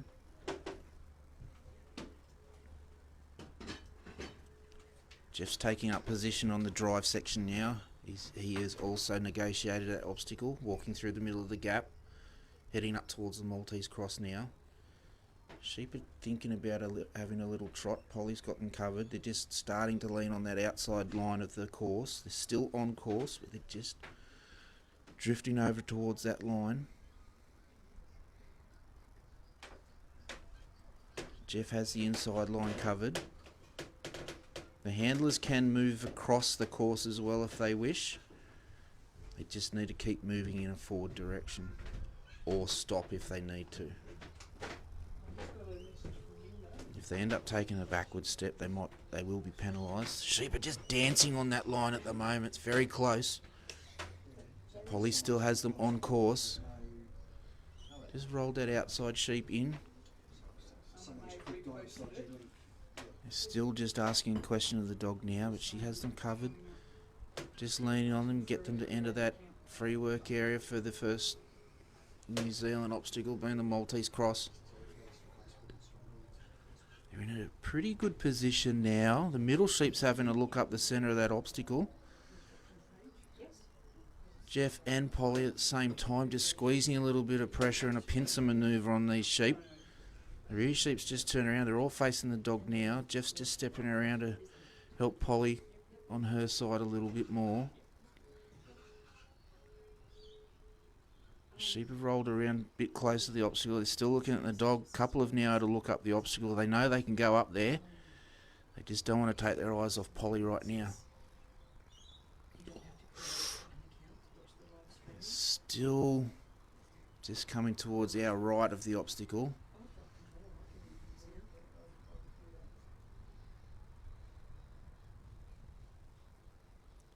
So Jeff's just stepping away, taking a little bit of pressure off the sheep to see if he can draw them onto him. They're looking up. They've entered the obstacle. They've also got 3 potential exits, but they've negotiated that well. They've exited the top side. Now just going to bring him back towards the lead outside of the obstacle, so our right hand side. But the links in the live stream sheet. So if I've gone to the live stream sheet. Oh, he's quite fast on the feet as well.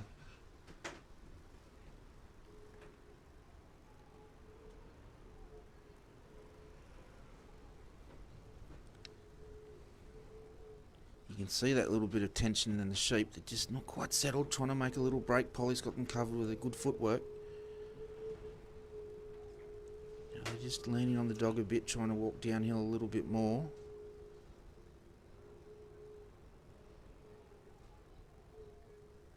Just on that corner of those 2 panels at the moment. You're close to the entrance. One just had a little look, just rolled back around with his mates.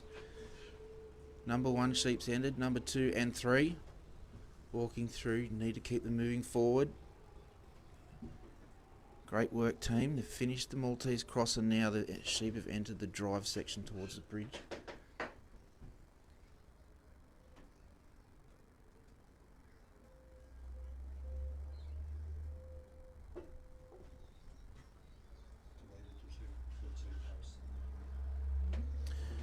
Gibbo's taken up position on the downhill side of the course. Polly's got the inside covered. The sheep are just trying to make a little break uphill. Polly's driving them back on course now. Jeff's just quietly moving forward as well, holding his side, but the sheep at the moment, they're still leaning on the dog quite heavily.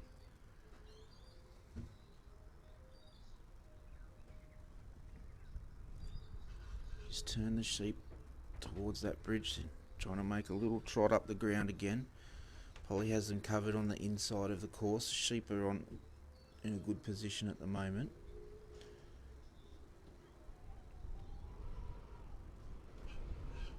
Seem to be quite sensitive to the pressure from the dog.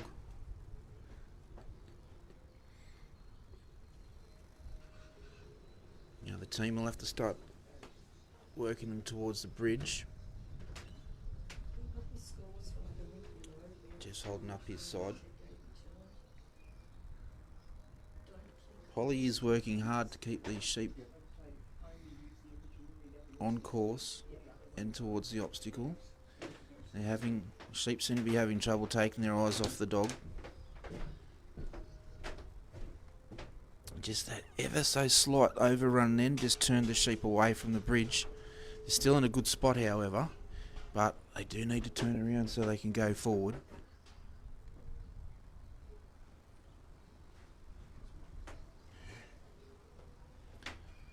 Jeff's moving in as well, just to put a little bit more weight from his side of the obstacle onto the sheep.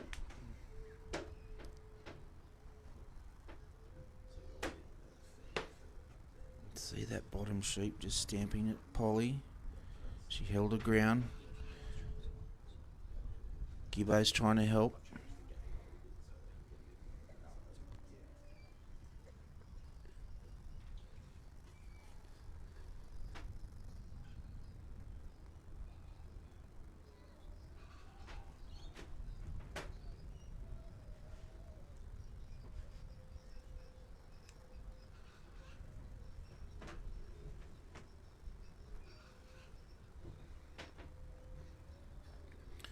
Just taken up on the uphill side of the mouth of the obstacle now. Too hard to look on the ramp. That third one just made that break on the inside. Polly's going to have to bring them back. That wind's really starting to pick up now, and you can certainly ask the question, is this affecting the performance of the sheep at the moment?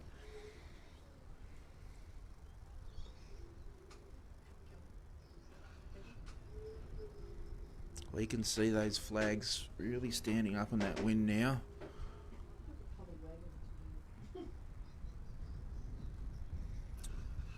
Got the sheep back to a good spot. They had a look up the bridge, just turned away. Jeff's covering his side. Yeah, they've entered. All three are up. They're off. Back to the Australian carry towards the pen. Polly's covering on the outside.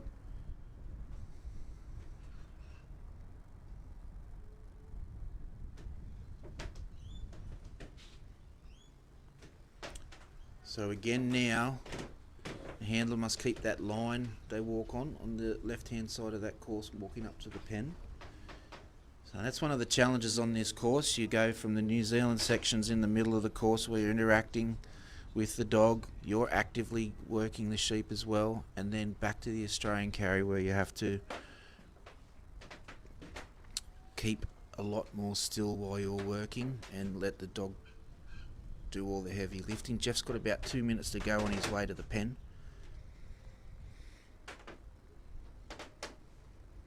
He's got the sheep back on course. They're still having a little trot up the ground.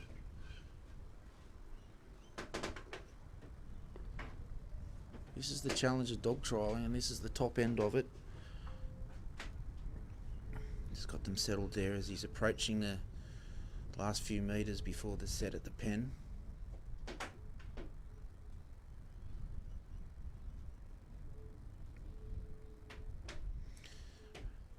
Jeff's at the obstacle. Sheep look like they're in a nice position here. Polly's got them covered on the outside. They're looking in the pen. Just with a bit over a minute to go. Still don't need to rush, but you need to keep concentrating. They're in. Cross the line when Jeff's ready. When he's satisfied the sheep is settled, he'll go for that gate.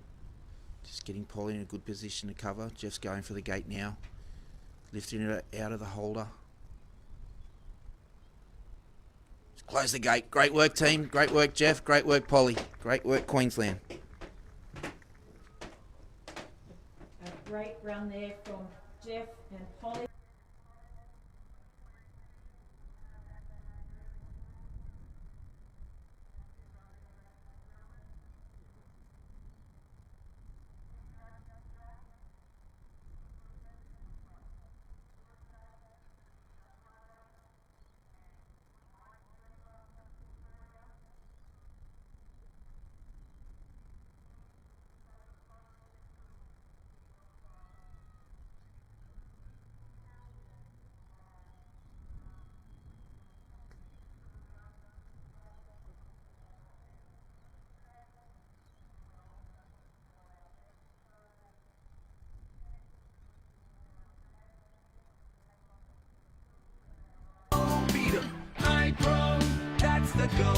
Oh, I love High Pro Premium because it's just great nutrition for the dogs and gives them plenty of stamina for their work on the farm and keep their coats and everything else in great condition. Quality food like High Pro Premium ensures sustained energy levels for efficient handling of livestock. High Pro, that's the go. High Pro, that's the go.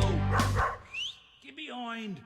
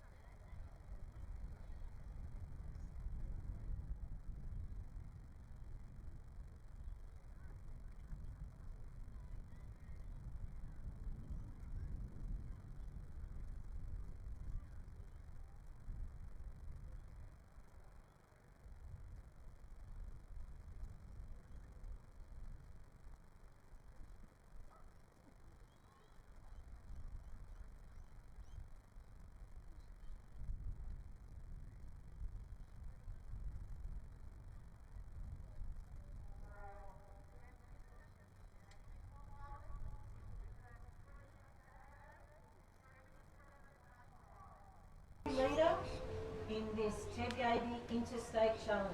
So well done to Jeff and Polly. Out next we have Anthony Island from South Australia. And Anthony is working a dog called Oak Downs Bin. Anthony is one of our judges here in our Supreme competition that starts on Monday.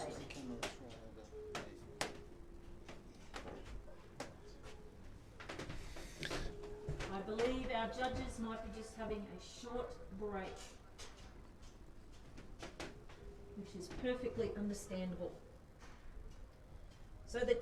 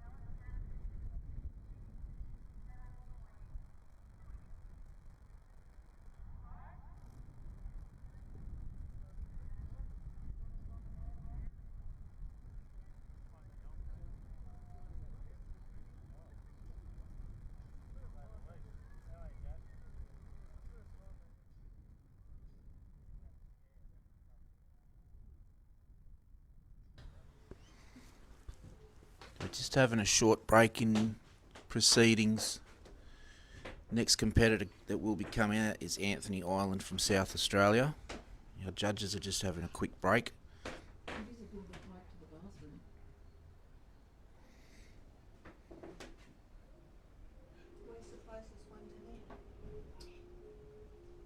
The same one's that's the closest one to us. Which is where? Over in that corner. Oh, Yeah.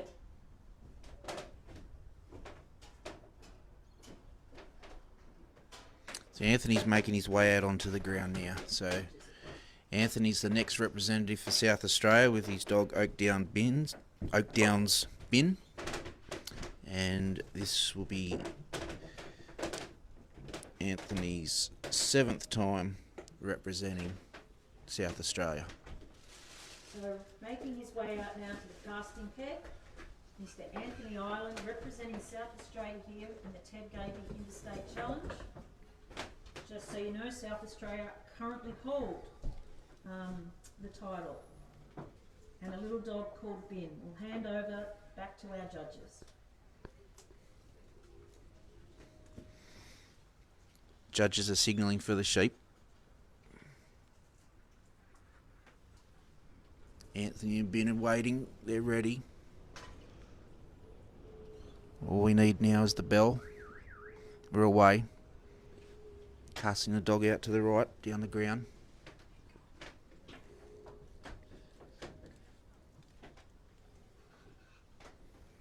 How's that sound? Yep. Do you need him for his speakers as well? No, we've decided not to do that. Yep. So Bin's just coming I around change my instructions. I top still of the cast. shut it Sheepy down just and had a little start look at it the up dog. The same way as I was told yesterday. Nothing's changed. Yep. Yep. All right. Thanks very much. Just got a little fright from the magpies feeding on the ground there as well.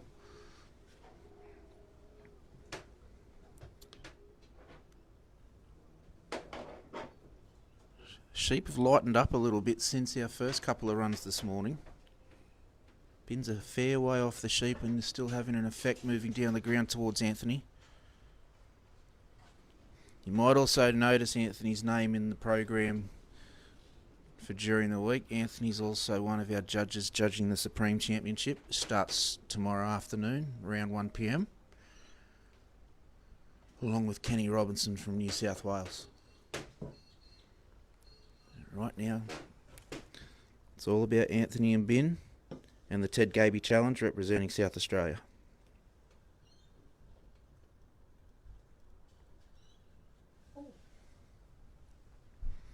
What's going on?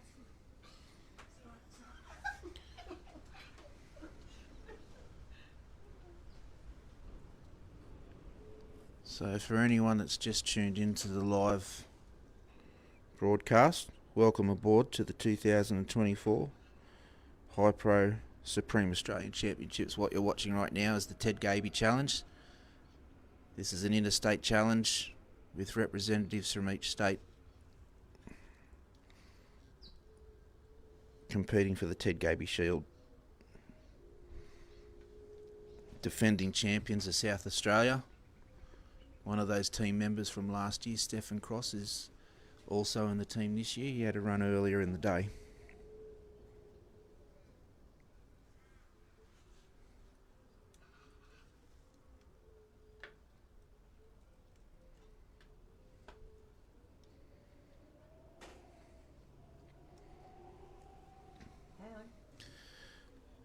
So the course we're running on today is the Trans-Tasman course. The Ted Gaby Challenge is run on the Trans-Tasman course. I believe so. I don't know. Yes, I don't think we're going to have an official break. So this is a combination of an Australian course and a New Zealand course. So Do you want me to get some brought out? a number of years ago this course was developed. So the first section of the course is cast, lift and draw to get the sheep delivered down the handler, and then they'll proceed on to the first part of the course being the Australian carry. So Anthony has his sheep delivered now and he's starting off towards his first obstacle being the gap. He needs to carry the sheep on his right hand side. Just made a little break outside the course at the moment. Anthony will get Bin to help the sheep back on course and come down the ground towards the gap.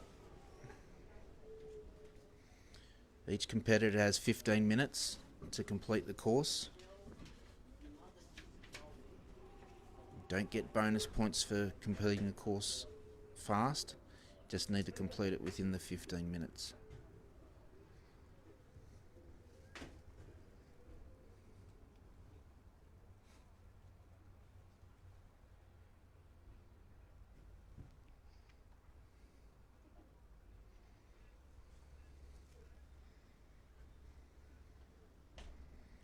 Sheep are just quietly ducking down the inside of the course behind Anthony.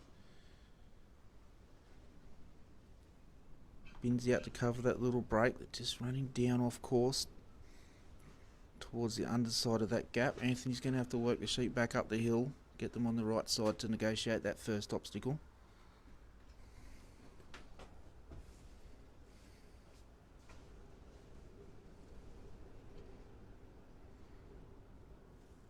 As Anthony approaches the set, he's just getting Bin to drive the sheep up behind him. He'll send Bin around to cover the sheep on the let out side of the course.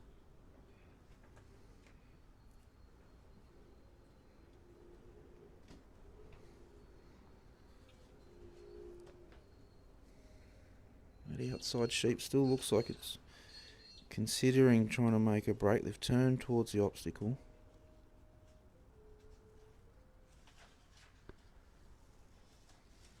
They've had a look at that gap.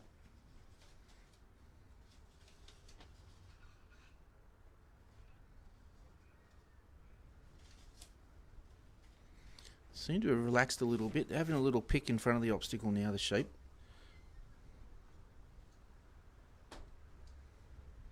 That wind is still up. The Southern Cross windmill in the background starting to operate as well with this wind. They're going through the gap.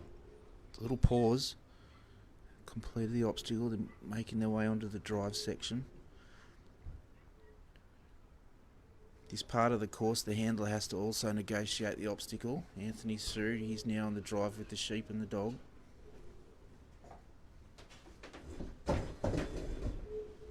He's just taking up position on the inside of the course, Anthony has.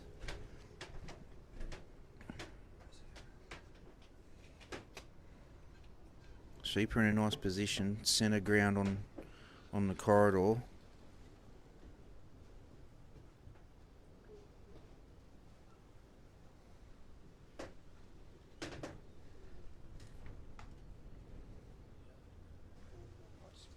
Just looking towards that outside. Bin has them covered. Still keeping a good position there, moving up to their first obstacle on the New Zealand section, the Maltese Cross.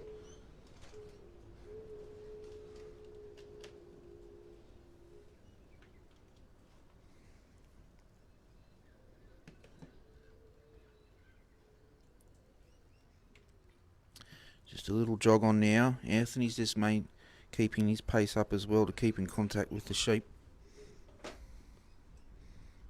So that ideal drive, you'll have the sheep no further than 15 metres away from you. So Anthony's in the free work area with the sheep now. Just want to get those sheep to look up the obstacle. This is the Maltese Cross, so they need to go away from us as we're looking at it and away from Anthony, straight through the obstacle, and then they'll come back around to our right to negotiate the second half of the obstacle. Two sheep are having a look up. Third sheep still watching Bin.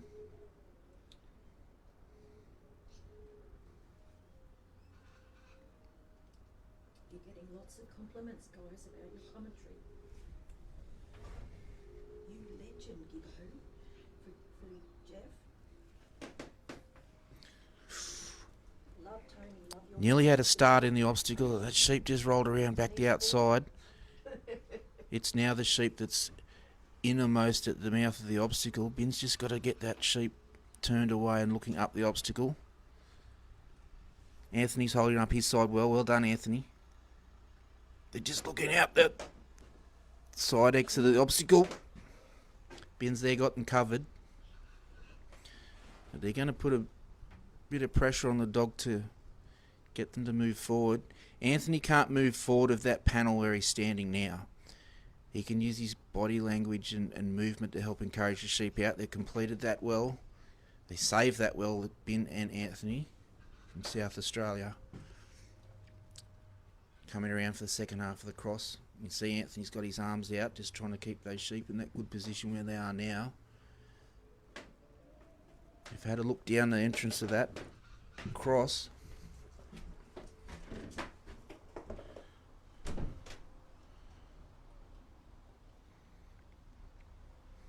Just a little bit heavy to move in. Three of them are in.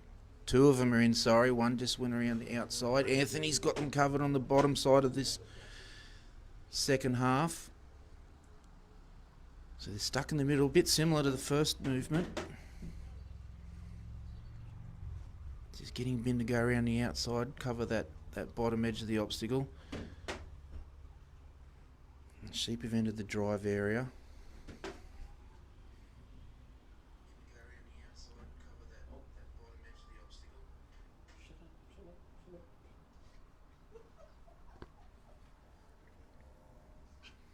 You can see now Anthony's just taking his time just to set the sheep before he starts walking off.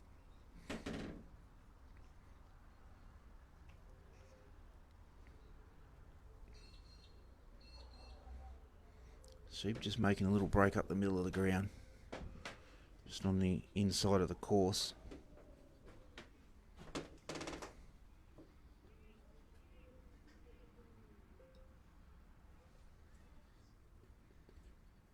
Sheep are starting to challenge the dog now.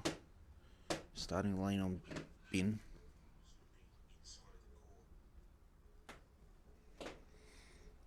It's got just a bit over 4.5 minutes to go. There's still enough time to complete the course, but the sheep are going to make it very hard for Anthony and Bin. They're going to challenge them all the way.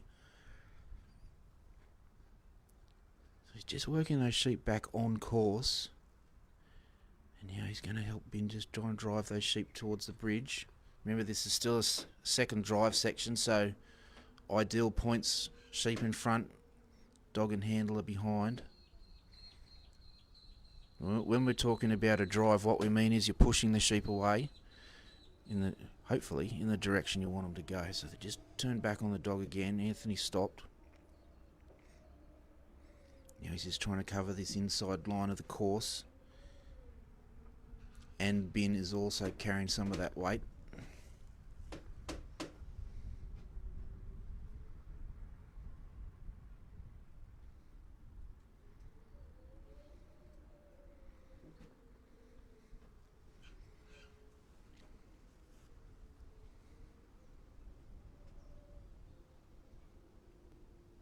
It's a good finish to that second drive section. You saw Anthony pause there just to that line.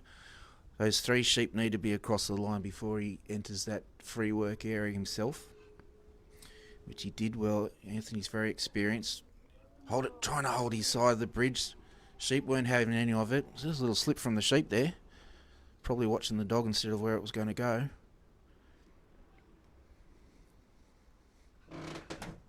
It's got about 3 minutes to go. So Anthony's going to hold that side of the bridge. We'll call it the uphill side. Get Bin to take those sheep around and try and line them up at the mouth of the ramp for the bridge. Anthony did well to hold the sheep. And we can see our inside judge, Mike Depler, his jacket's blowing with that wind, so that wind's picked up again. They're looking up the bridge now.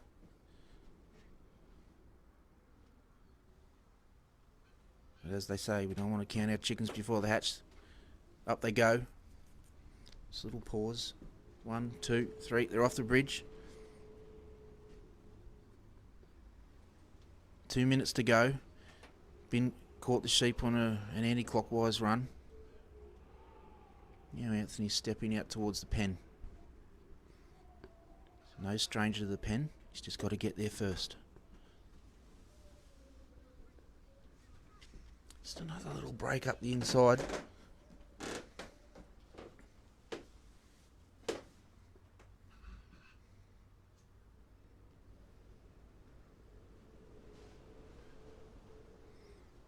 Our 2 judges, Bill Davidson and Mike Depler, concentrating. Mike's aware of his position with the sheep as well, and the action. Does not want to get in the way. Our outside judge, Bill Davidson's in the cart. He's following the action from the fence line as Anthony gets closer to the pen.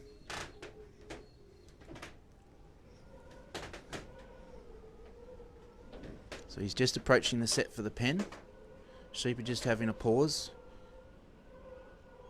And you can see that the dog's working from the inside of the course. There's a lot of weight from the sheep leaning down this way.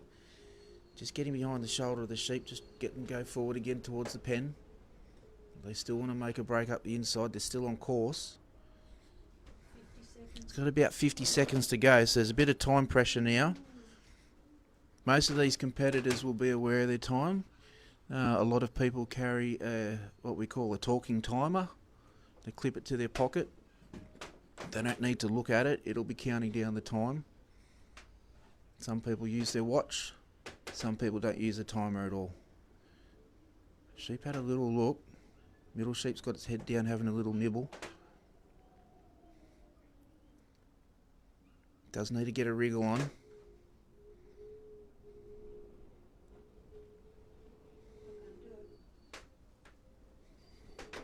Seconds. 10 seconds to go. They're in the pen. He needs to hurry for this gate. Come on, Anthony. 4, 3, 2, 1. Oh, it doesn't get much closer than that. Unfortunately, that pen won't count. The bell went before the gate was closed. And you can see you need your 15 minutes on these sheep today. Ladies and gentlemen.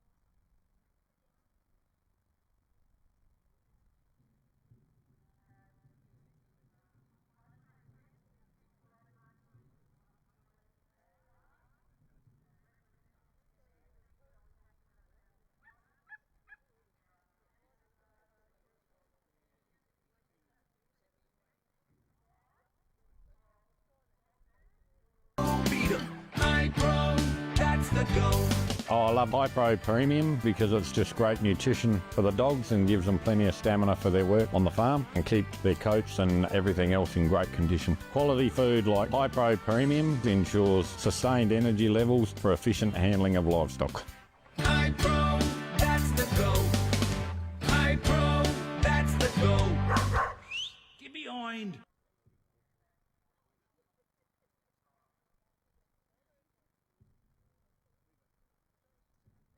To keep your dogs healthy and on the go. Beat 'em. High Pro, that's the go. Whether we're out trialling or when we're working our stock, our dogs need to be in peak physical and mental condition.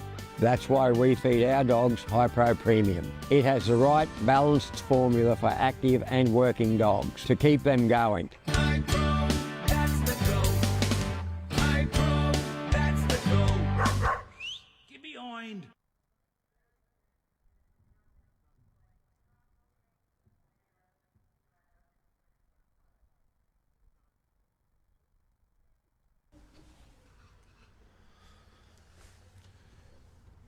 Get underway here with Bernard and Talia. Bernard, of course, plenty of experience out there.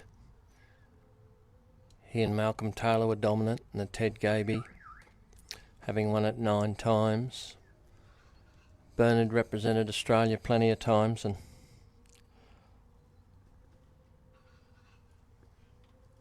working his own dog here, McGlashan's Talia. New Zealand heading dog. Bernard himself, of course, was a New Zealander and moved out here to Australia, and these sheep are on the run.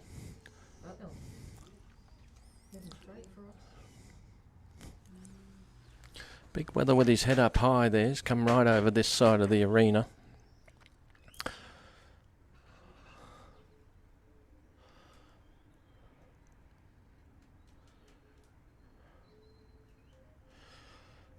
Tremendous line of sheep. They are little red tag wethers at 2-year-olds and crutched up beautifully, and haven't been easy here this morning though. They've been light, and that's continuing, of course.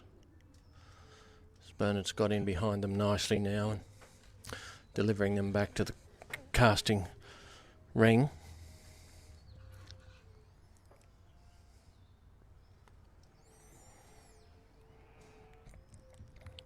Bernard just looking to get a grip on these sheep here. They've had a little bit of a run down the bottom end here, and there's a little bit stirred up. He's just looking to settle them there and the more accepting of the dog.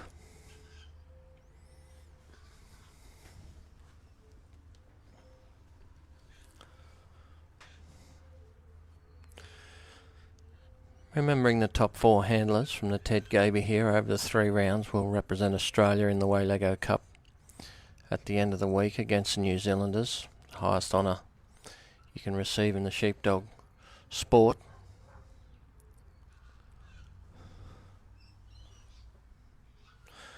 New Zealanders turning up here on Wednesday, and they'll have a run in the Supreme Australian Championships here before they crack out into the Waylago on Friday. Talia's just got these sheep a little bit settled now. They're just standing and taking a little bit of notice of her there. She's sucked them back onto herself a little bit, and Bernard just taking his time and working his way up there.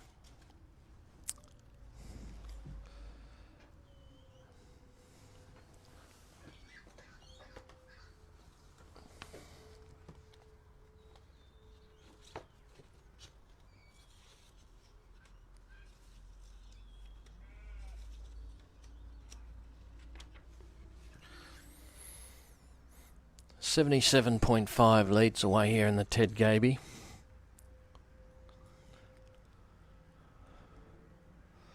Jeff Gibson's got that with Gibson's Polly. The sheep certainly haven't been easy. It's been difficult to get the pen. It's a fair way around the course here at Geelong. A tremendous course it is, and he's got to keep moving along to get the pen. Remembering 20 points for the pen, so all competitors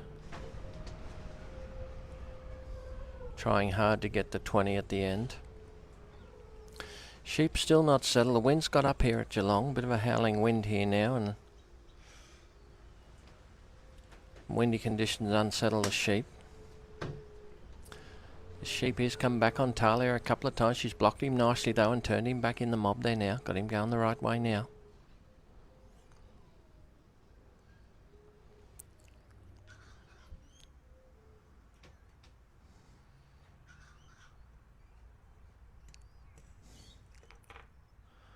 Bernard just looking to work the sheep up there to the casting peg and take them round in an anti-clockwise direction on his left as he's looking at the sheep there.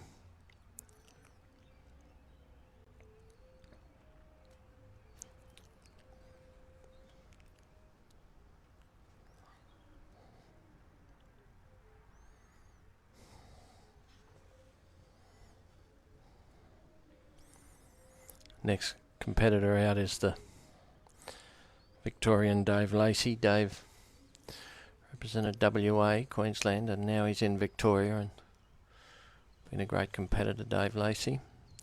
Working his dog, Akuna Blondie. Goes back to one of Dave's original dogs, Pendula Blondie. He's out next, and Bernard's got them where he wants them now on his right hand hip as he's coming down the ground, but that weather has not surrendered. Put it on Talia there. She gave him a good block, but he went out the back. He's got them back together now, Bernard. Trouble with sheep like this, they're always peeling points off you. Outside the course there, so they'll incur a point penalty there for Bernard. Just working them back onto the course there now. There's that big weather on the outside there again. Still got his head up high. Back on the course and now happy to run across the face and run over on Bernard's side. There's that big weather on the inside again. We'll keep an eye on him, and there he goes, out again, out again. He's leading the way down the ground here.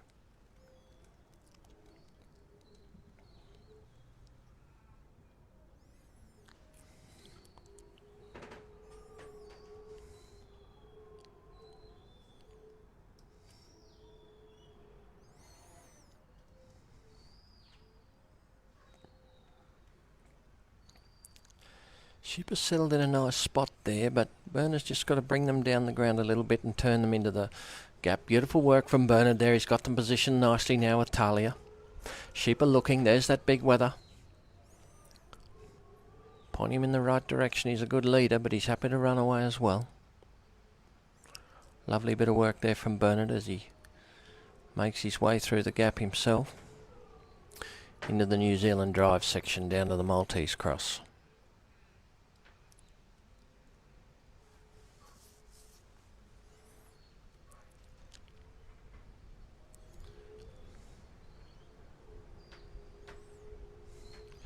Plenty of experience in the judging card, of course, with Billy Davison from New South Wales and Michael Deppler from Victoria, judging the Ted Gaby Challenge here today. First round, and there's that big weather. He hasn't given in yet. He's taking Talia right back down to the put away, and now he comes right over on this side here. Come right across the face. Come a long way back, those sheep.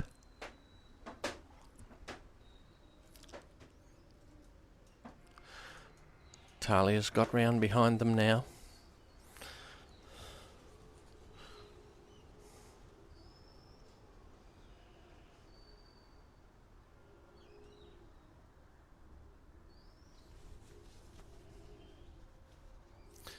Talia's got them back together now, just trying to put them back on course and take them down to the Maltese Cross. These sheep aren't easy. Bernard blocks on his side there, straightens the sheep up well. Brings them back over. They're still on course there as they go down the ground.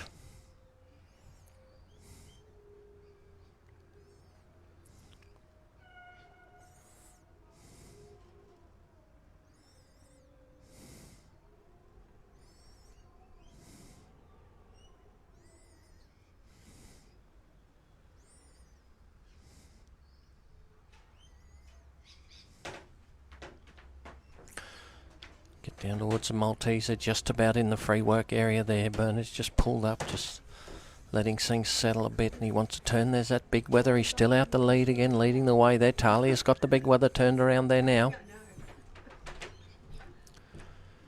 Bernard just going to feather him on the shoulder there and try and get his turned around and looking towards the gap up the Maltese Cross.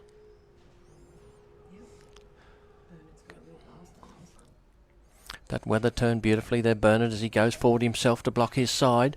Does it beautifully too, Bernard McGlashan, as he just brings the dog in there now. Talia's going to come in and hold her side up. Lovely bit of work from Bernard McGlashan there, straight down the middle of the Maltese. Oh, they've turned and gone to the right, but Talia right there to block. Lovely bit of work from Talia. Bernard's going to go up his side. Just got to get the sheep settled and put them straight through the middle. Oh, no, they've come out the side. Bernard's got to bring them round again and do it again. And the big weather's on the gallop again.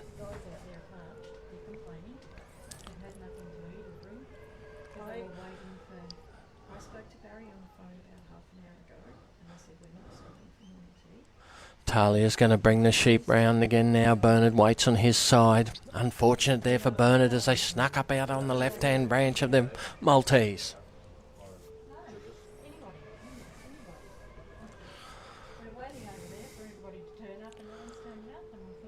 This time Bernard gets some shape back up around the side here now. Just waiting for them to settle now. They're in front of the Maltese Cross for Bernard. He brings up that third sheep from behind, does a bit of block on his side. Down the middle they go, straight down the middle this time, Bernard. He takes Talia right around and brings them right around now. He'll have to bring them round on the clockwise side and put them straight through the middle of the cross.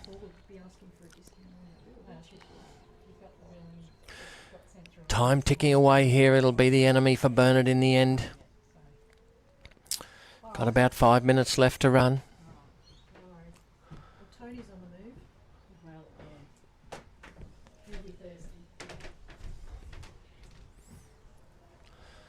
Bernard's got his block up there now. He's just going to turn these sheep down to the left, and there they go, straight through the middle of the Maltese Cross and straight out the other end. Lovely bit of work from Talia and Bernard there as they make their way down to the bridge. Just wait for things to get out in front of him there, Bernard, before he moves forward. Just got to get Talia to get that big weather turned around. There he is again on the outside, the big sheep.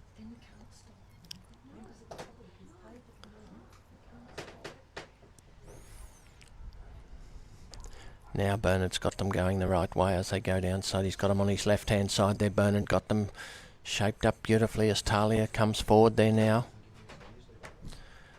Bring those sheep down towards the bridge.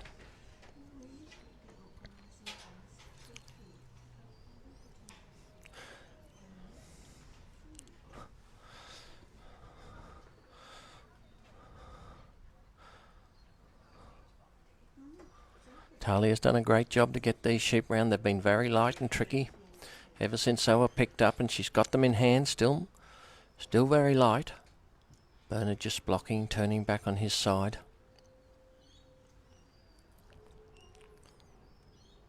There's that big wether. He's at the back there now, looking out as he comes up on the inside. Bernard marching them down towards the bridge. Not a lot of time left for Bernard here now. He's got 3 minutes if he can get him over the bridge. He's a shot at the pen. There's that big sheep comes out again. He hasn't surrendered since he started. Right up the side they go. Lovely bit of work from Bernard. He's put them straight up the mouth of the bridge. Straight up the back. Lovely positioning there from Bernard McGlashan and Talia. 1, 2, 3. They're all through now. Bernard, time ticking away. He's got about 2.5 to make it to the pen. Just going to position Talia right now. He's on the move there, Bernard. He'll be fully aware of the time. Bernard McGlashan, plenty of experience there in the handler as they come on down there, back on the Australian course, and they're heading for the pen. Talia's got them straightened out there now. Bernard's going to step along and catch up to his sheep.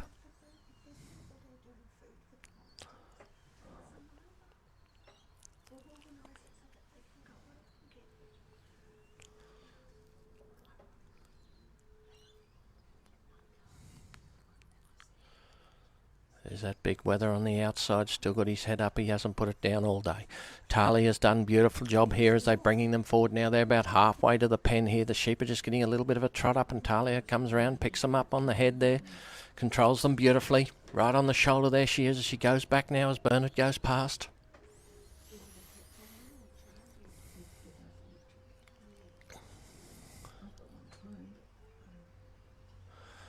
Bernard making his way to the pen.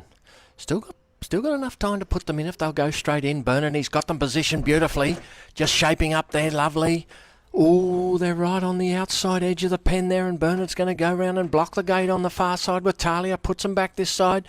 Lovely turn back from Bernard there as he's got them right in the mouth of the pen. Just going to settle now, Bernard, and make sure of it. 1, 2, 3, they're all in. Straight in behind goes Bernard McGlashan, brings the gate around. Talia's right there with him. Shut the gate, Bernard. That's time, and a good pen for Bernard with a tough run.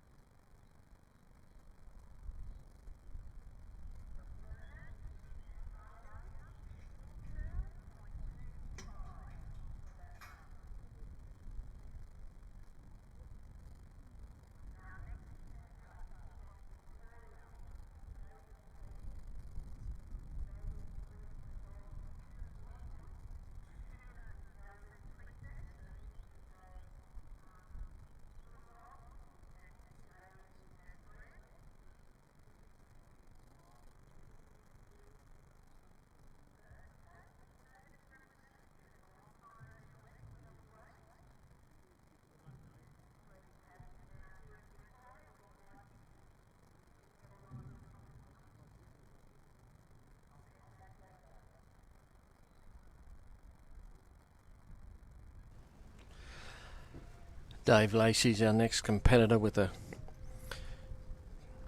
Kuna Blondie.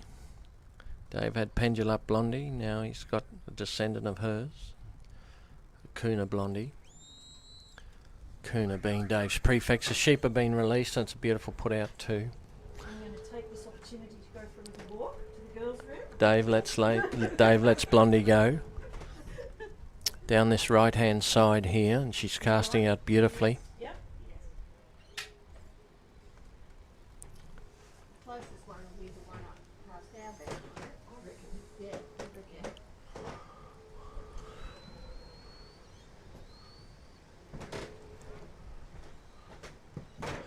Dave's got Blondie in a beautiful position there, right behind the sheep.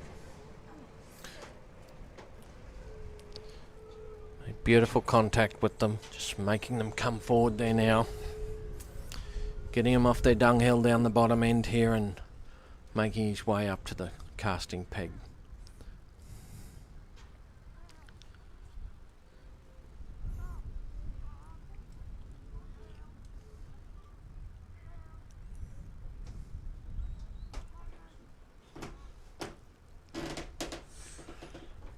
Sheep are coming down. Dave down there, Dave working Victoria today.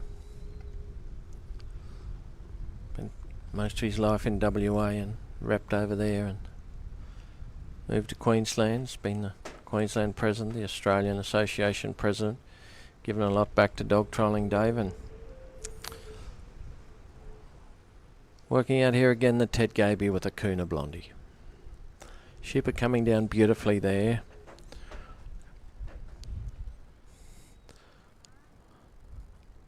Sheep in the middle there's got his head a bit high, but Blondie right onto him there, and Dave's kept him in the middle and kept him coming down the ground. A lovely line of weathers here. Haven't been easy here this morning, but they've been workable.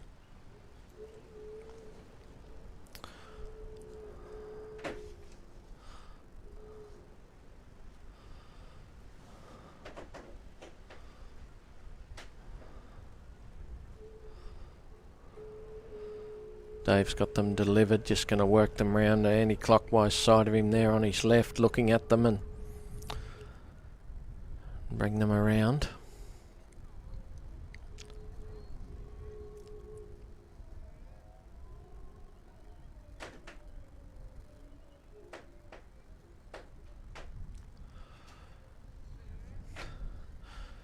Covers up nicely on the inside there. Blondie and Dave's got them in a beautiful position. He send Blondie right around the outside to shut that gate for them there. The sheep are going to make their way down the ground. They're keen to come home. Dave right in front of them, got them blocked up.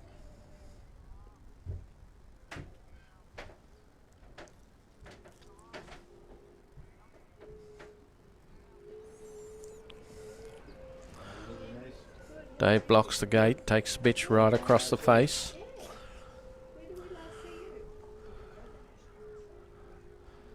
Just come inside Dave's line there a little bit, but still got hold of them there, Dave, as he's making his way down towards the gap.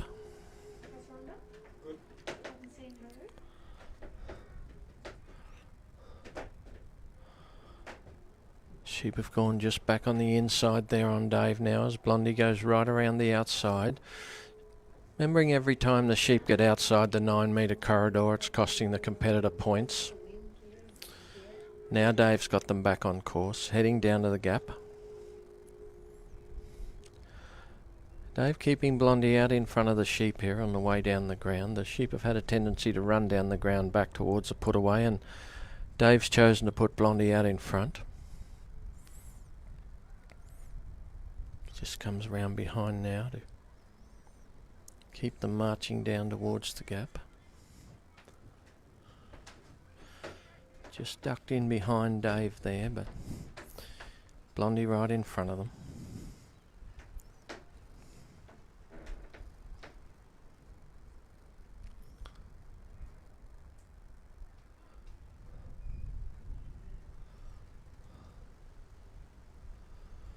Wind's got up here at Geelong. The sheep have got a little bit light, but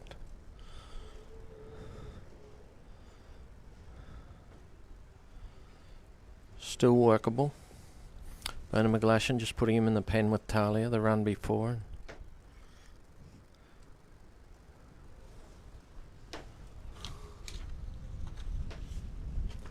Dave's in the ring there now as he works the sheep down and looking to put them through the gap.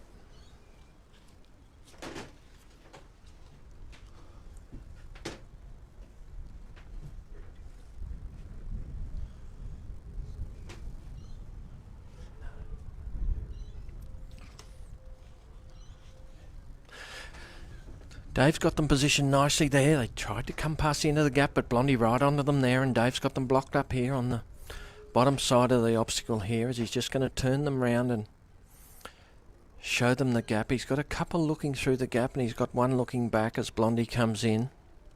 It's a bit of pressure on that inside sheep there and just rolls it round the outside. Brings them round beautifully there, Dave. Gives them every opportunity to see the gap and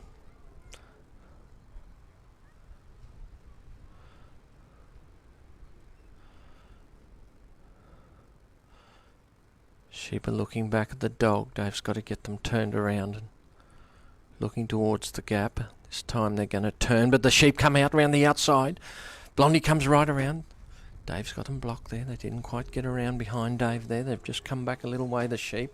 This time Dave's got them, but they've come down and they've come right round the end of the obstacle.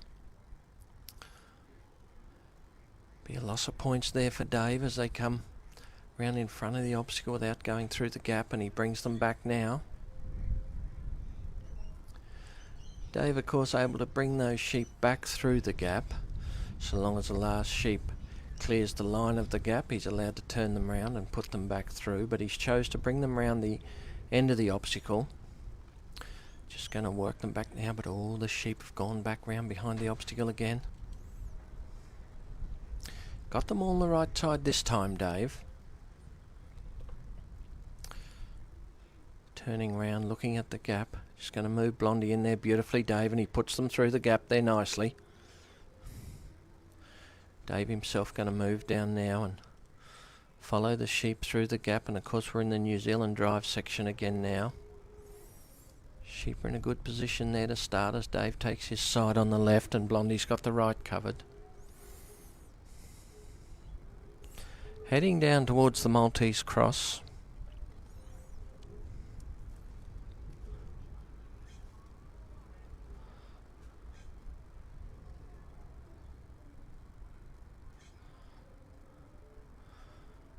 Dave just got the sheep blocked up there. He's looking to move them forward, but one sheep's having a good look at Blondie.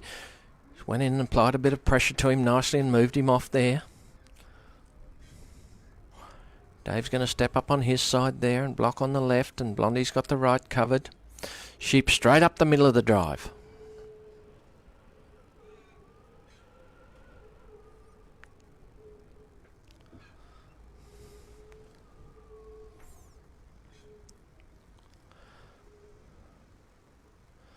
Dave's got the sheep travelling beautifully now, going to line them up straight through the middle of the Maltese.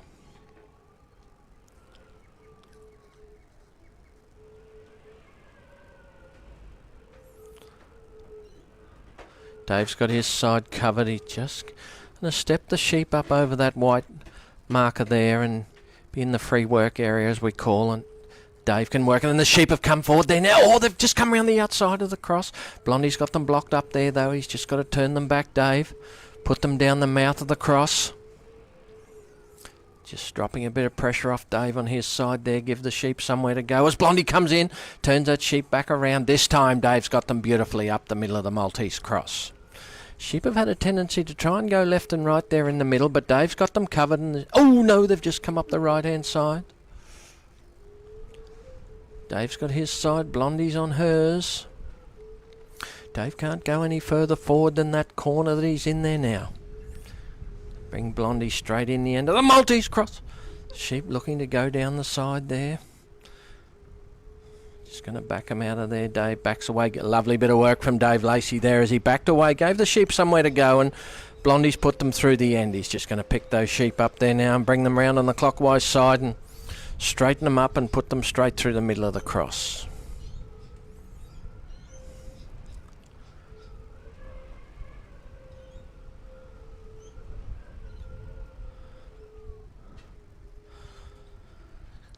Coming round nicely there, Dave, now as he's got sheep blocked up nicely. Brings them back onto the Maltese cross there. Straight down the middle, Dave Lacey. Lovely bit of work there as he's come straight through the middle of the cross. Straight out the other side, and he'll be heading to the bridge. Dave takes up a position.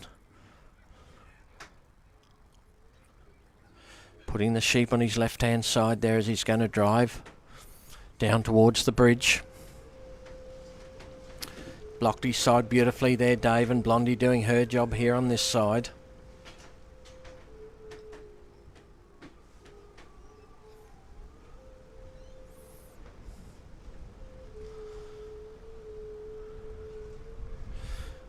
Dave straighten them up there, Blondie. Move up here now. Got 15 minutes to complete the course, and time ticking away on Dave. It's a fair way round, and with the pen being worth 20 points at the end, it's crucial for competitors to get to the pen and shut the gate.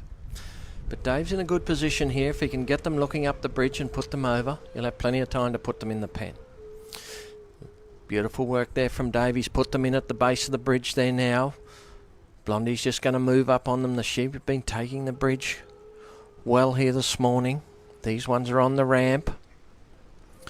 Blondie's moving in. Up on the Dog Pro ramp, and 1, 2, 3, they're all over. Back on the Australian course now as we head down the 9 metre lane heading over to the pen. Little sheep just jumped out there, but Blondie's got him back together there now.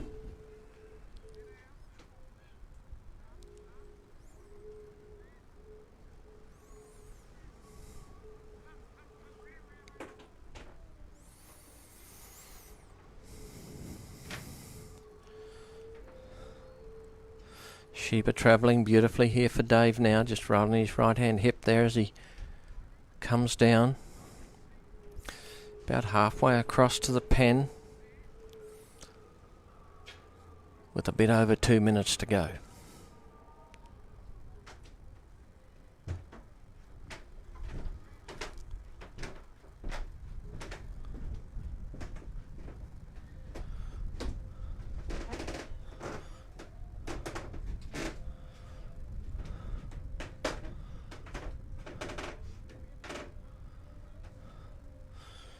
Sheep haven't been easy here at the pen, and Dave will be looking to put them in first go. They've got a habit of going round the outside of the pen, but Dave will be onto that as he takes Blondie right round the outside there now. Catches them right on the far side. Lovely bit of work from Dave and Blondie there as he brings them back around now.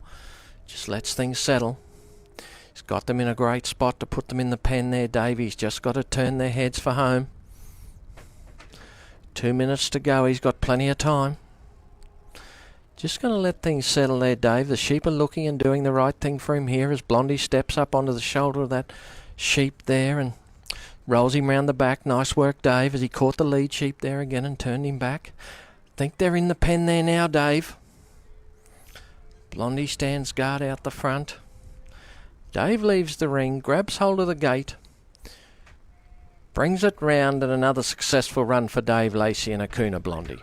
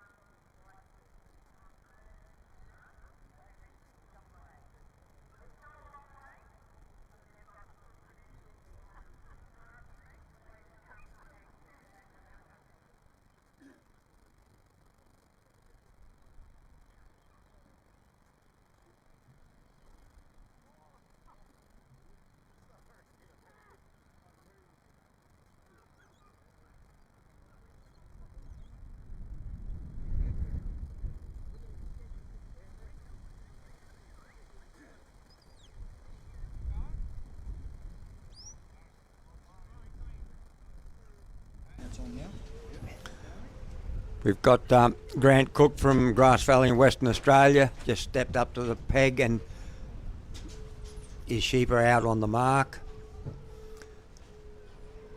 Oh, I don't know, there must be some little problem.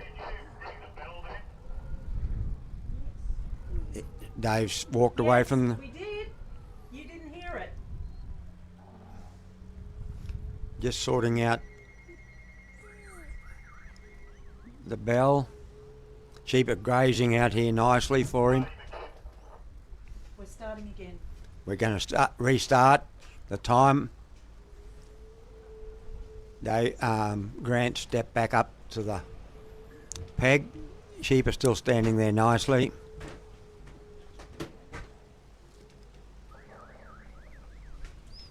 There's time. Grant's got 15 minutes from now.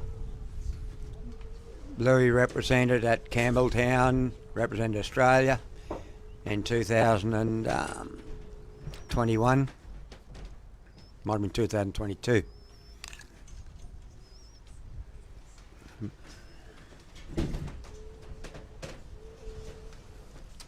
Bluey's just starting the lift now. Come from Grass Valley near Northam in Western Australia. They do plenty of stock work, Grant's sheep dogs. The wind's starting to whistle a bit at the moment, but Bluey's got settling these sheep down.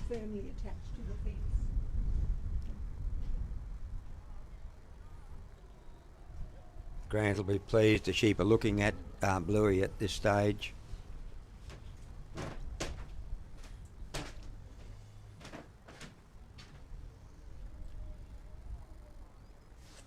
I'll just find out a bit of information on Bluey. Jim, don't have any. Won't be there because he was going to work. He was going to be calmer. Okay. Well, we'll just have to wing it on Bluey because we've got information on a different dog. But Bluey's is his most successful dog trialling over the last 3 or 4 years in Western Australia. He doesn't take any nonsense. They've been delivered now, which was round behind Grant, and he stepped away from the casting peg and moving down towards the gap. Sheep have been a bit tricky doing this, but Bluey's got them settled down and they're not taking off. And Bluey's just sort of taking the head off them there a bit and settling them down, and the sheep will think that there's 2 or 3 dogs there because Bluey's everywhere at this stage, and that's tying them up a bit.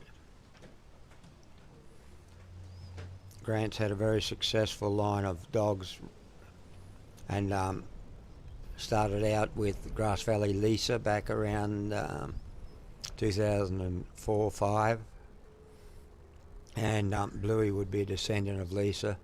Lisa represented Western Australia and Australia, and then her son Moss did, and after Moss, his daughter Grass Valley Sky.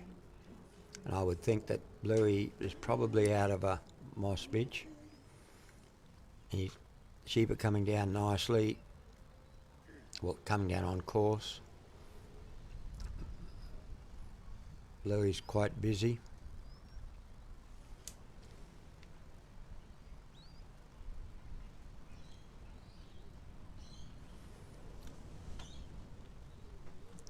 Bluey's pulled them up there near the gap.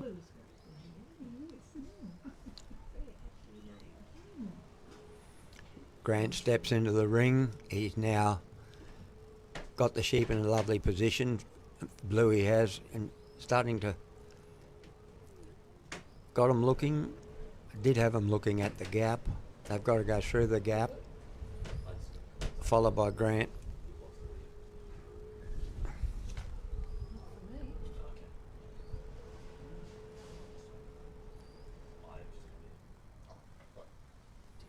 Just rolling them around. Here they go.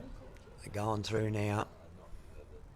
Grant will step out of the ring and go through, and you put Bluey out on the right hand side. This is a New Zealand section of our Trans-Tasman course where you drive the sheep. You try and drive them up the middle of the course, but you do whatever you have to.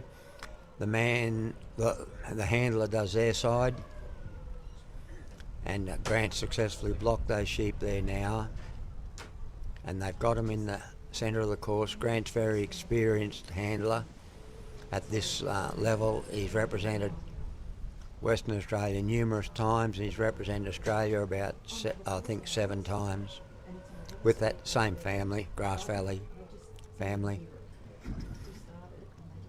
They're just approaching the free working area. They've gone in now. The handler can't go into the free working area until all the sheep have crossed that line, and then the handler must get in there. And they can move backwards and forwards here and hold up their side, whereas in the drives the handler cannot step backwards and is not supposed to do 50% or more of the work. But in here it's important that you do your side. Grant just slipped up there. The sheep have gone in. One sheep wanted to come out his side, so he slipped up there and blocked it. And they're going through now quite nicely. They've got to be brought around in a clockwise direction and enter the cross where Bluey just was, basically. Bluey's a very busy dog compared to some of the others we've been watching, and the sheep have accepted her quite well. They'll be wondering how many dogs are out there because Bluey's everywhere. And it's working a treat at this stage. That's the cross, and Grant's off. He's hit top gear, but that wasn't quite enough. A lot better than my top gear. So Bluey's come out to lock him up. They're both in a bit of a hurry. There's Grant, he's off now. He got there this time. Bluey's going to keep him up to him. Now they're into the free working area at the bridge, pointing straight up the bridge. I think this sheep's waved the white flag and decided we'll go. We've seen enough dogs out here for the time. Grant leaves the free working area and he's on his way now to the pen. I think this is a fairly fast time, like his fellow West Australian. He went around very quickly too, but Ken had trouble with the pen, which getting there with 6 or 7 minutes to go is good, but it's also bad if you can't get them in because it gives you a lot of time to reel your points off. But Bluey's on the job. Just done a full circle of them there to show them that plenty of dogs out there. Got them walking along now on course. Got a mile of time.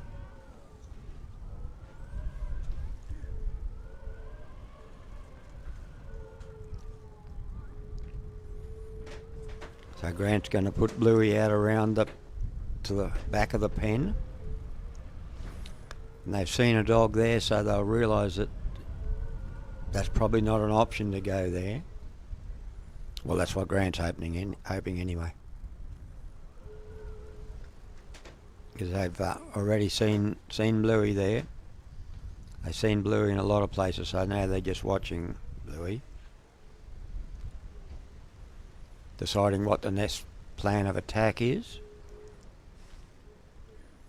They're not as keen to go around the back of the pen as some of the other sheep have been.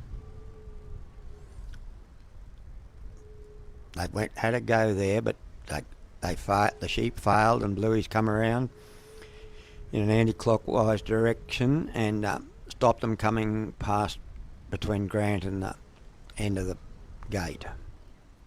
So Bluey's blocked them on both sides. Be interesting now to see what they reckon. Yes, they've waved the white flag and they've gone in. And I think they'll be happy to stay in there because they don't really want to engage Bluey anymore. Grant stepped out of the ring and there he goes. got the gate closed. Congratulations. Plenty of time left. Minutes left, yeah. And they had plenty of time. They can go around again if they want to, I think. And if it was the same 3 sheep, they'd do it very willingly in the balance of the 15 minutes originally allocated. Time to spare there, time to spare for Grant and Bluey.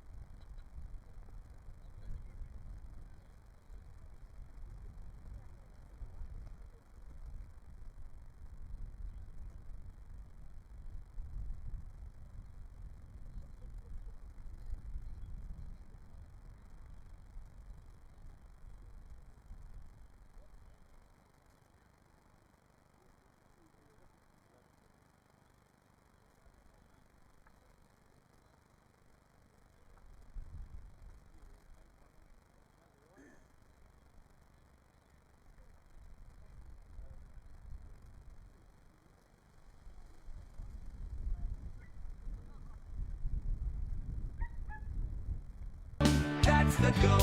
Oh, I love Hypro Premium because it's just great nutrition for the dogs and gives them plenty of stamina for their work on the farm and keep their coats and everything else in great condition. Quality food like Hypro Premium ensures sustained energy levels for efficient handling of life.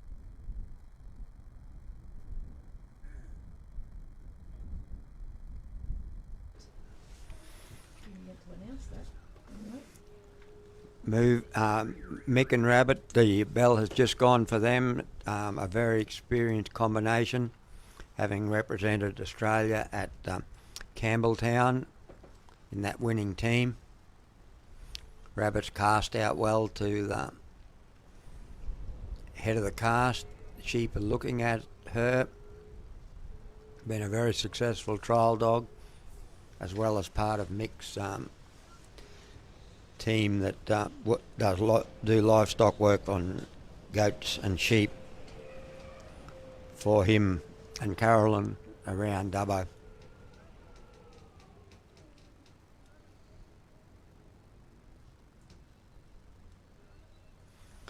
Rabbit's walking these sheep up nicely now.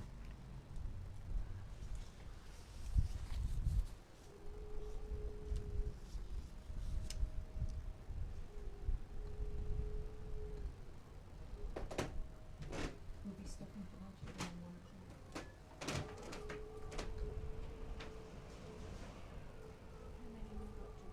We've got Another 5 to go over this. yeah, so 6 down on this one. Rabbit's bringing these sheep up nicely. Got them walking up there. One of them there is starting to feed. Shows that they're quite relaxed. They're not feeling intimidated by Rabbit. And that's a lot better than having them running. It's very hard to work sheep nicely when they turn their backside on the dog and run away.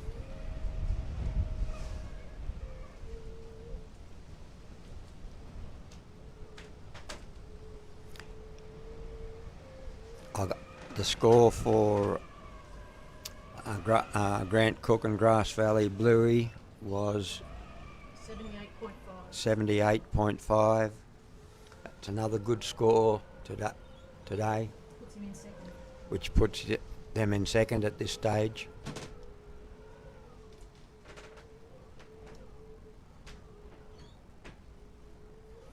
Rabbits just bring those sheep up to Mick there. They've got to go round in an anti-clockwise direction. After they cross the balance point between Mick and, can't see it from here, but one of the judges, he's then free to leave and walk down to the, he's definitely free to walk down to the gap now. He must maintain a consistent speed on his way down, which is second nature to these top trialers. Sheep are just off course a little bit there now, but they're not upset. They're walking back on course, having a pick. Rabbits just standing there, letting them walk. They're walking on course, walking nicely.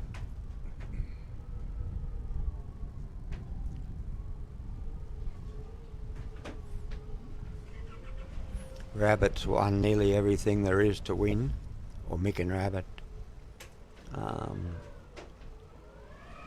She's been his top dog for quite a few years. I'm pretty sure she's by Makara Ed, bred by the late Malcolm Taylor.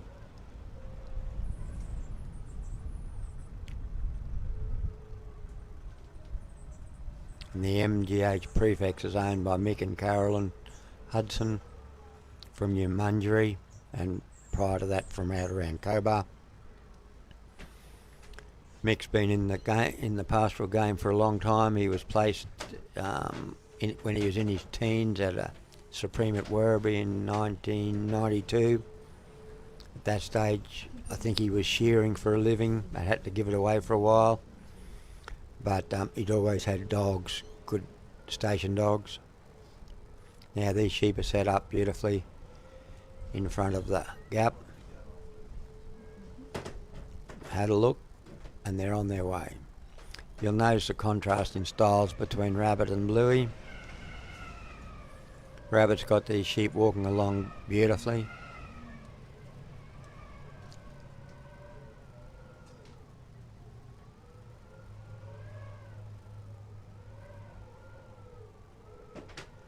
Just walking down the centre of the drive course there.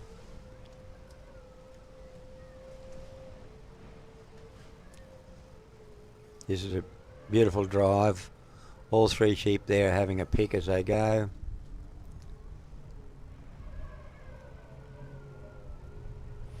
If all three of the handler, sheep and dog, are not moving, there is a points deduction, but that's certainly not happened in this drive.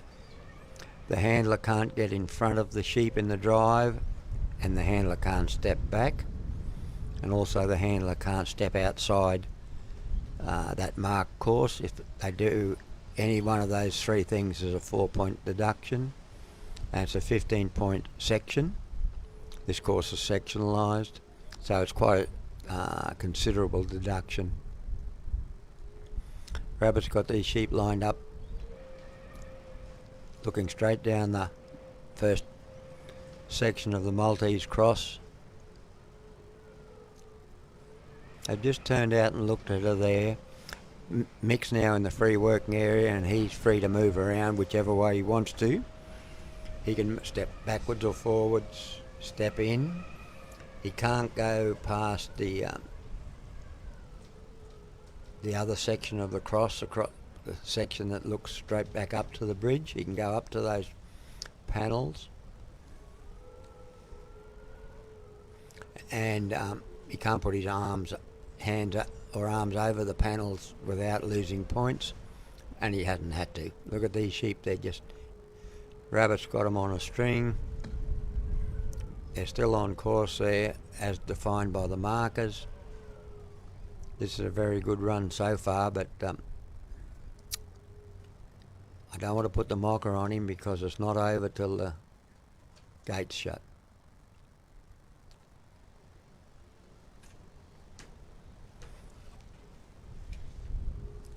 He got mile of time. He's got about 8 minutes still to go. And so time won't be a worry to him at all. Mick's put Rabbit over onto the left-hand side or the inside of the course, because that's where the sheep have been tending to hang. They've their mates are over on a line through Rabbit over to the left back rear, so that they'd head back there given an opportunity. Mick's just walking up there. Rabbit's doing a great job walking along. If the dog goes to the head, there's a points deduction. Sometimes you've got to get your dog go to the head because they're just disappearing, and you've got to pull them up, and you spend a penny to save a pound. Now the sheep are into the free working area. Mick steps in, and he's just trotting up there on his side to make sure they don't go around the outside of the bridge. Just letting things settle here. They're having a pick.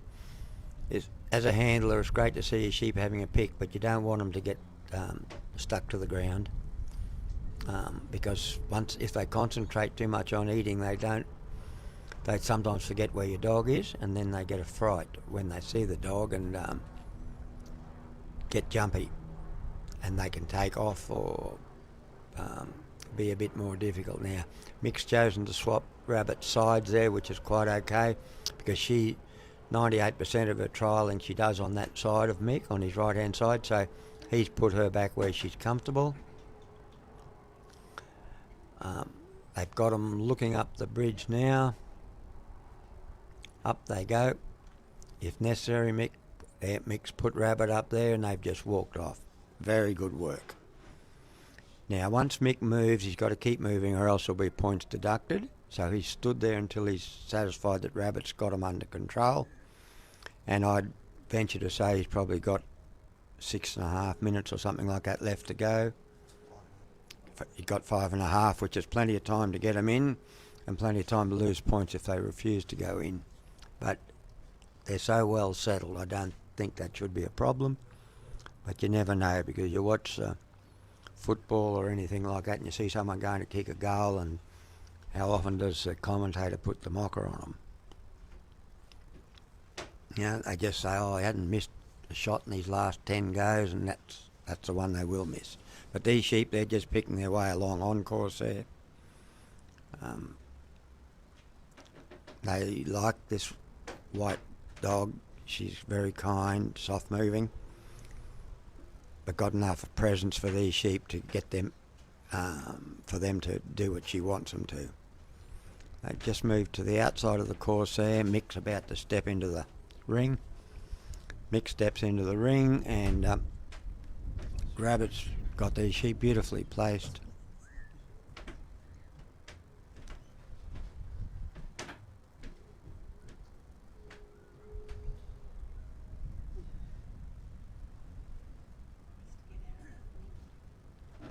Sheep are walking up towards mouth of the pen, walking in nicely. They're not in yet, but they've walked to where they are beautifully. One just had a little go, but it was only half, wasn't fair dinkum, because that sheep expected to be blocked by Rabbit.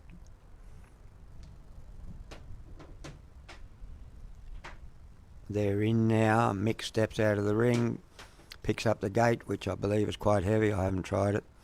And give him a big hand. That's a great run. I'd say that'll probably get to the lead.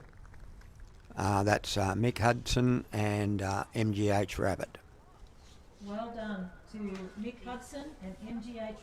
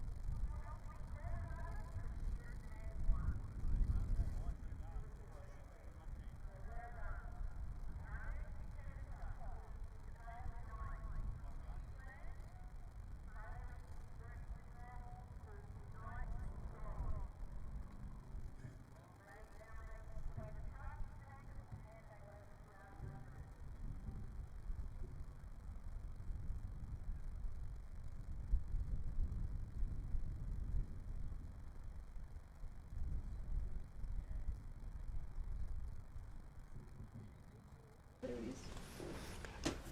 Sheep have come out now for Bailey and Ron. Time, judges have signalled time, and Ron's casting out to Bailey's right. Sheep have moved up a little bit off the mark, but they're quite settled. Bailey's one of our young handlers in this game, going extremely well. He comes from Toowoomba and Dalby. He's got a block at Dalby and he's brought up in Toowoomba. Been trialling for 8 or 9 years. I haven't got the info in front of me, but it's approximately that. He's won numerous open trials with Ron, and he's won the Queensland Championships last year with Ron, and he won it this year with one of his other dogs. He's got quite a few good dogs. Yeah, he won it with Mel Nunny Duncan this year. Now this sheep's just having a good look at Ron at the moment. Ron's just moving in quietly. He's quite a smooth working dog. They've just turned and trotted off him. Bailey's put Ron around onto the clockwise side just to steady him, but this sheep's braking, going up a bit, but Ron stopped him from getting wound up. They've got to come in on Bailey's left as he looks down the ground and around behind him. If they come in on his right and come around, they've got to be unwound back onto the course and then negotiate the casting peg, which is effectively a winding peg.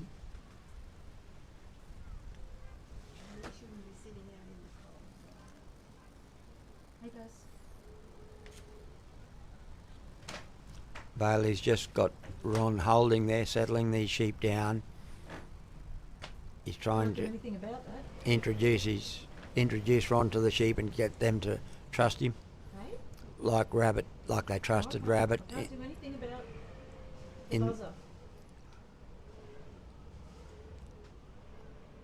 Still a little bit jumpy. One sheep there, he just broke, but Ron was there to cover him. No, I can't because it's not on the lead.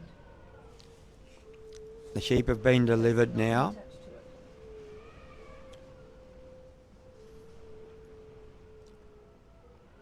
Yep.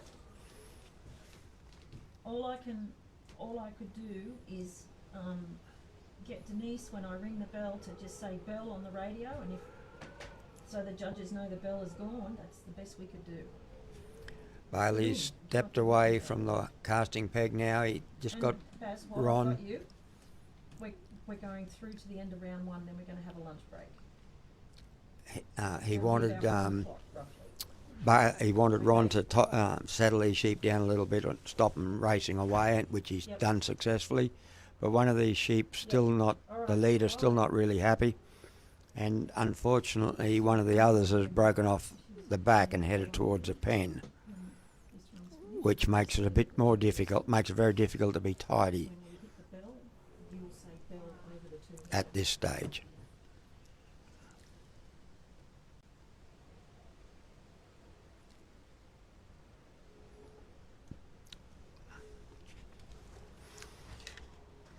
Ron's got the sheep back on course now. Last year Bailey represented Queensland at Strathalbyn with Mel Nunny Duncan. This is his second time representing Queensland, and I'm quite sure with the dogs that he's got, it won't be the last.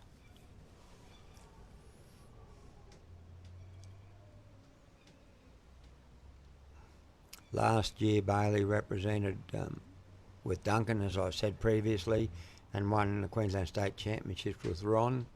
This time they've reversed their roles.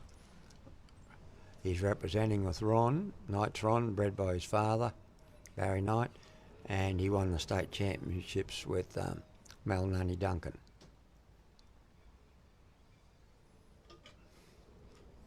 He'd possibly prefer to be working Duncan under these conditions, but Ron won the right to represent Queensland, so you've got to go with that dog.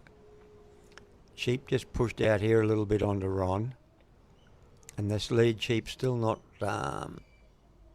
as happy with Ron as Rabbit's sheep were, which is not surprising. Rabbit has a wonderful effect on sheep, and there's probably no other dog that has a better effect on sheep. A few might have a similar effect sometimes, but none would have a better effect.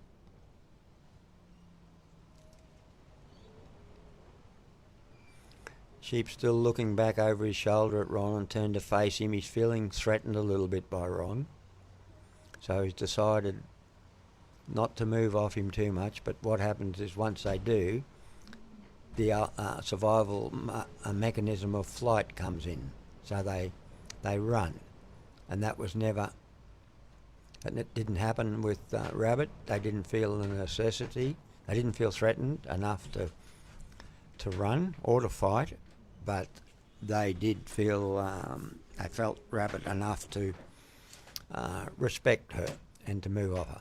And the score indicates that. I think it was 92.25, which is the top score by probably 11 or 12 points. And that's not surprising. Rabbit's over the last 4 or 5 years been the best trial dog in Australia on most sorts of sheep. Well done to Ron and Bailey. They've got these sheep through the gap and they're going nearly straight down the course. Bailey's catching up. If they get more than a set of markers in front of you, there'll be points deducted by the judges. The judges are going along on the side, keeping an eye on that. And if they stop or come back, Bailey has to stop, because if he doesn't, there's points deducted for him being in front of the sheep. But he won't make that mistake now. There's a bit of deduction there where that sheep's just run off course, and that's because he still hasn't really accepted Ron. He's not happy with Ron. He feels threatened by him, so he's fronting up to him. Now that sheep's come round behind Bailey, but he's not allowed to move backwards. Well, he can, but it'll cost him 4 points. So he doesn't do that. Ron's got to bring him back up, which he's done.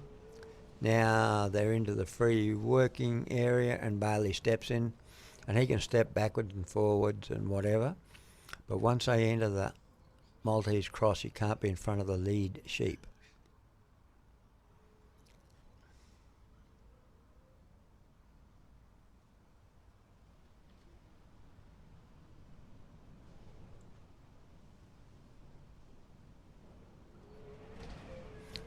Good work. They've gone into the cross now.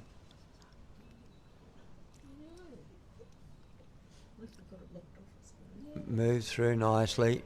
Bailey sent Ron around anti-clockwise to bring these sheep back. He didn't send him the other way, but he didn't want the sheep to scarf it over towards the judge in the golf buggy there, who's Bill Davidson. He didn't want to give him any incentive to run. And Ron's got him nicely, brought him around. They just snuck off course there for a points deduction. Not a lot of room there. In they go. Great work by Ron and Bailey.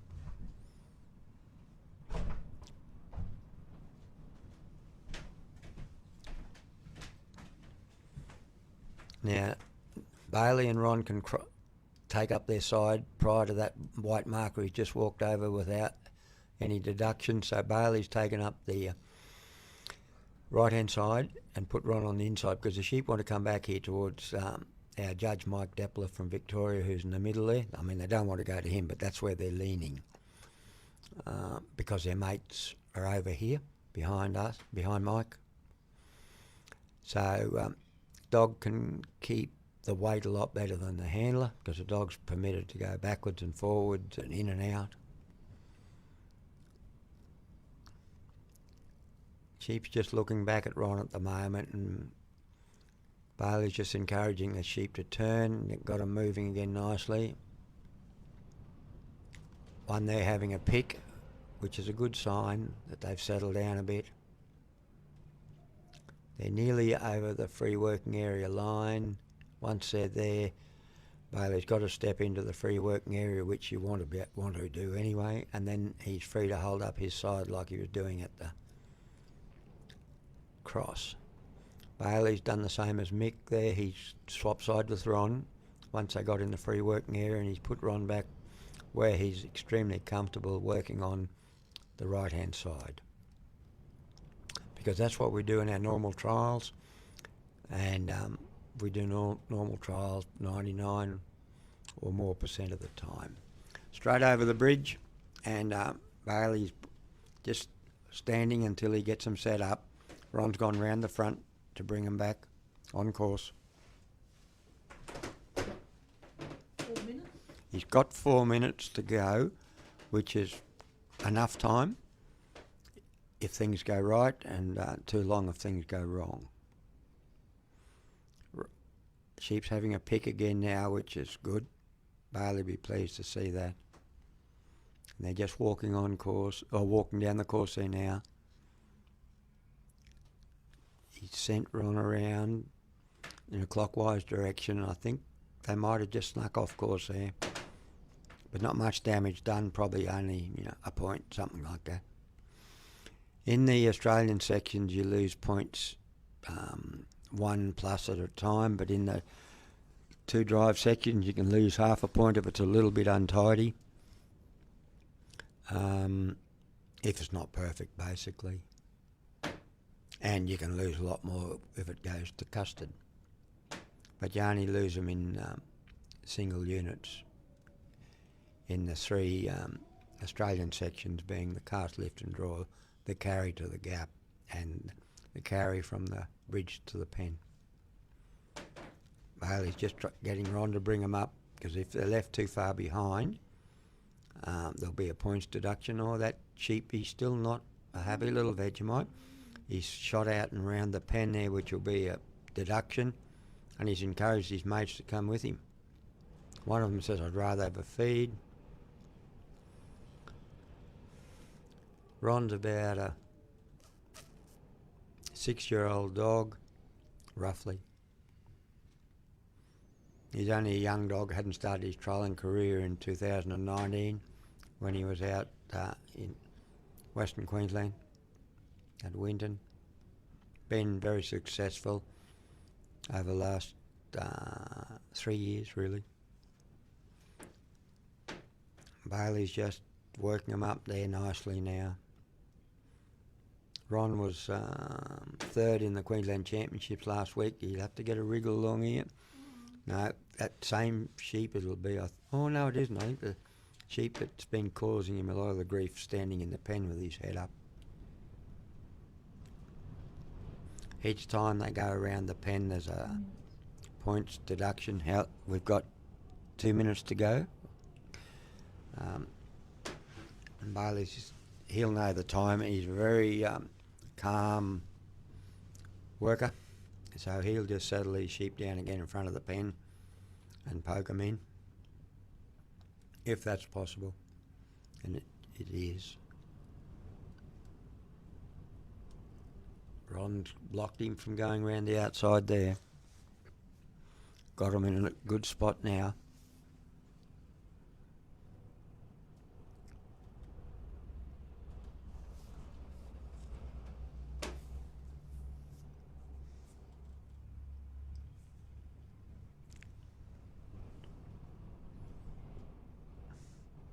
The wind's still gusting, but Ron's got these sheep under control. They're having a look, trying to work out if there is an escape route and whether it's worth trying. Yes, that sheep had a go, but Ron was there to block him, but it then did a 180 and shot around the pen. 30 seconds left. Now the time's getting a little bit tight now. That sheep, it's not a little happy little Vegemite. The one that's given him most of the trouble has delegated that responsibility to that sheep that darted around the pen the last 2 times. The big sheep with his head up with the darker tip, he's the one that was causing the trouble earlier on. And they've shot around That all they're doing is taking points at the moment. The Rotters. That's time. Bad luck. Give him a big hand. That's Bailey Knight and Nitron from representing Queensland.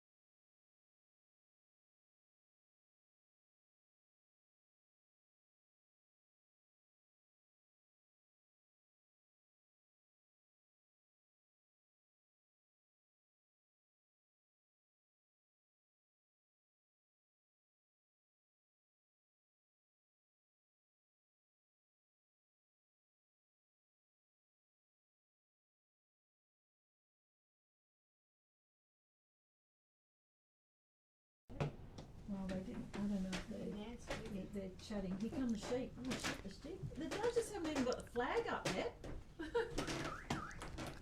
That's time now for They heard it. Charlie Parker and Ben Simmons. He's first time representing South Australia. A younger handler with I'm told, a very good young dog. And Charlie Parker's got around behind him.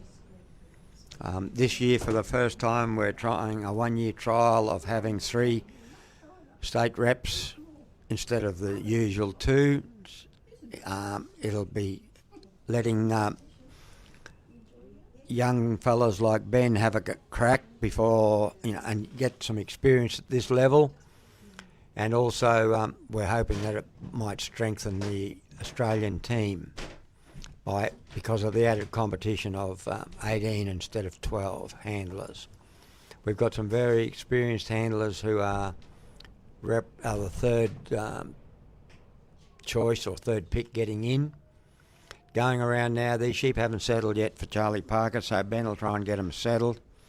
It's a pretty nerve-wracking experience representing your state for the first time. So Ben will probably find it easier for his second and third run. And Charlie's got these sheep pulled up now. And Ben, I think, is a third generation Simmons representing sheepdog trialer, and the Simmons family have run sheepdog trials for over 40 years in South Australia, over on the Eyre Peninsula, Baskerville and Maitland, etc. And Ben's father, Merv, has been president on at least 2 occasions of the South Australian Working Sheepdog Association, and is an esteemed open judge state of championships and champion of champions.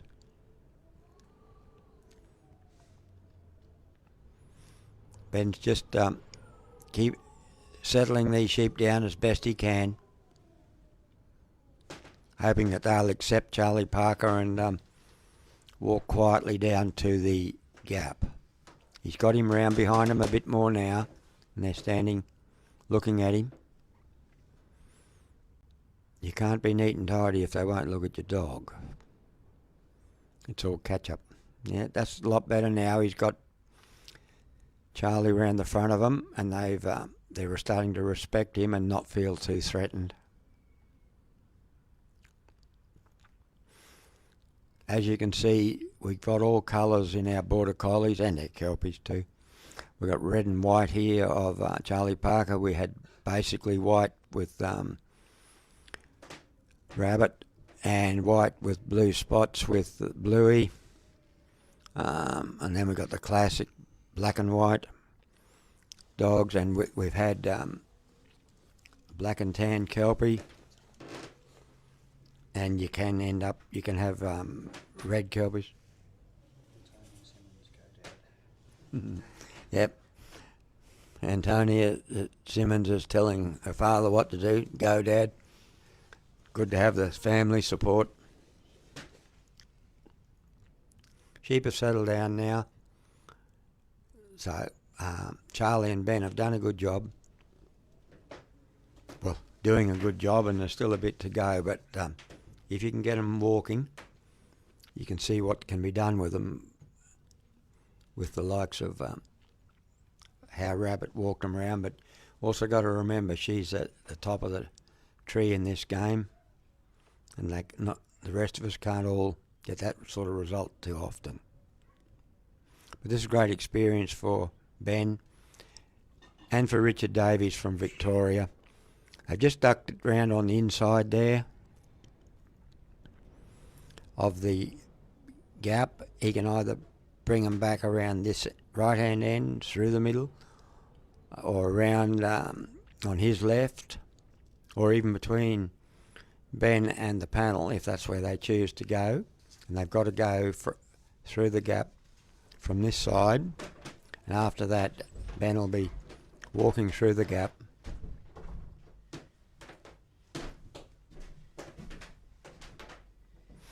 And another thing, notice with Charlie Parker, long-haired Border Collie. Some of our Border Collies from the north are short-haired and shiny, but I'm pretty sure that these longer-haired dogs wouldn't feel the cold as much as our fine-coated northern dogs. So that's a big plus.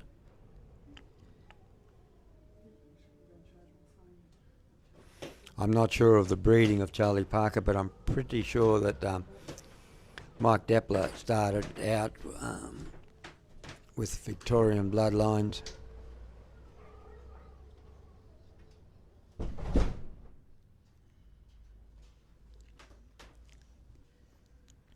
The prefix that the dog has tells you who owned the bitch at the time that the pups were born. So Depler's Charlie Parker was bred by Mike Depler. It doesn't mean that the sire is owned by Mike, but at that time Mike obviously owned the dam or mother of Charlie Parker. All breeders in Australia have got a registered prefix, so it makes it easy to trace pedigrees.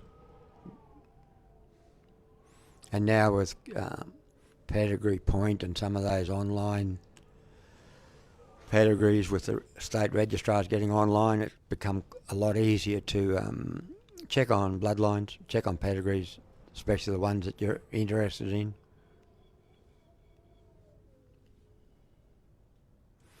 Charlie's just easing these sheep back quietly towards the gap, which is good. There's no use having them scarfing it round and round, because that makes it very difficult to do anything with them. Just about got them through.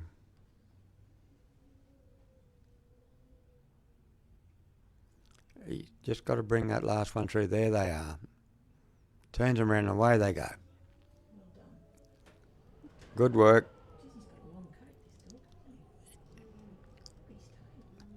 Ben walks through the gap Well, Charlie, he says, calls him back over on this side because they do tend to lean towards a let out.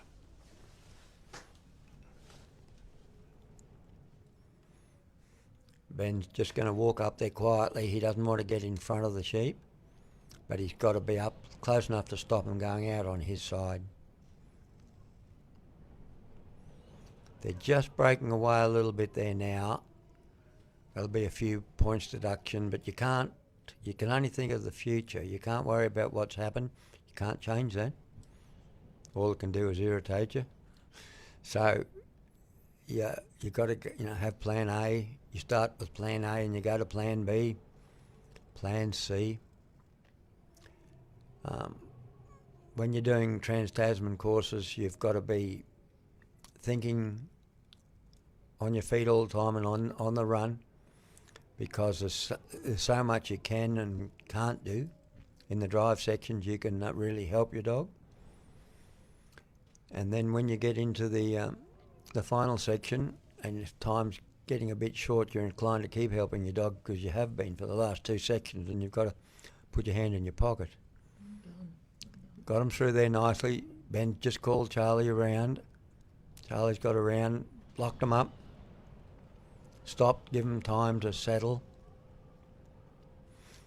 You've got to put them through from roughly where they are now. They may be a little bit far over. Ben's got to block his side. He just two broke away, came through on his side. He can't swap over to the other side on this second entrance. He's got to stay where he is in that. Oh dear, that's wrong. That's inexperience. When things start going wrong out here, it's hard to remember where you should be. I've seen that happen at test level. Now he's come back onto the right side.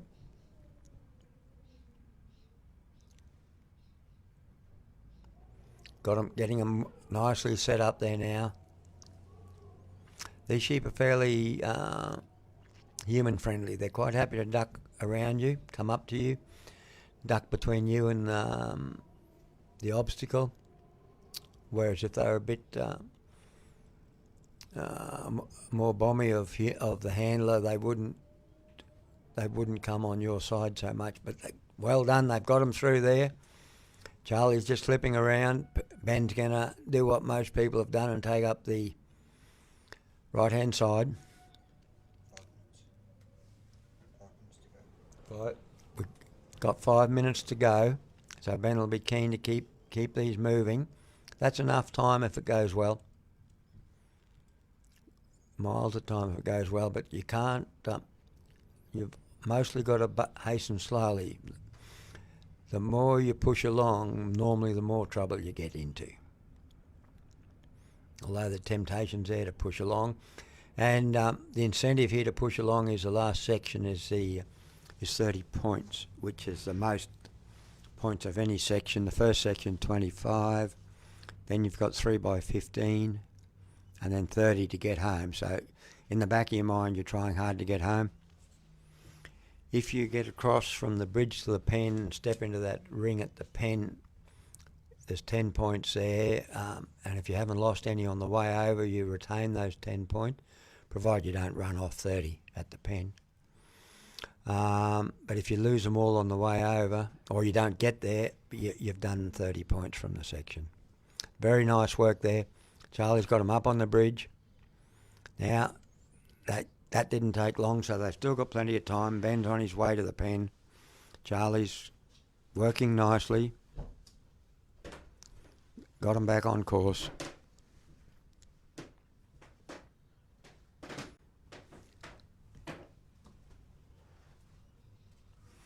If they go into the pen, which they're unlikely to do before Ben gets there, he's got to step in the ring and then he can step out and shut the gate. He's got 3 minutes, which is enough time, especially if the sheep stays fairly settled down. And of course this is a section that Charlie's used to working, and he's actually used to having the gate further open, so to speak, in line with the entrance. So he's just got to adjust to having the gate on the angle, but he'd probably find that easier. He hadn't got to do quite as much work. Ben's not far away now from stepping into the ring at the pen. Charlie's just bringing these sheep up. Ben's stepped into the ring. It's slightly different for him too, of course, because he's used to the gate being further around. These sheep tried to go around the outside. Charlie blocked them there, but they've slipped across on the inside, but not a lot of damage done. He's got them pulled up there now.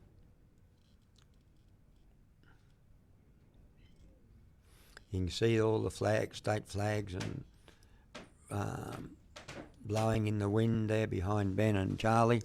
Quite breezy here today, which upsets your sheep a little bit too. But we work in rain, hail and sunshine, basically, windy still. We can't control the weather, never will be able to, so we've got to work with it. Oops, I just ducked around there. They're not worried about humans, and they've just ducked there between Ben and the gate very comfortably.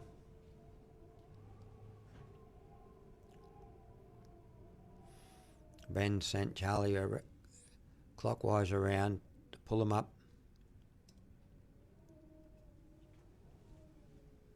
1 minute. About a minute left. He's just pushing them down the gate now. They're in a pretty good position. I've had a look in, and they're in. So Ben's going to step out now. Charlie's holding there, and he said to Ben, "You got to shut the gate." Well done to Ben Simmons and Depless Charlie Parker.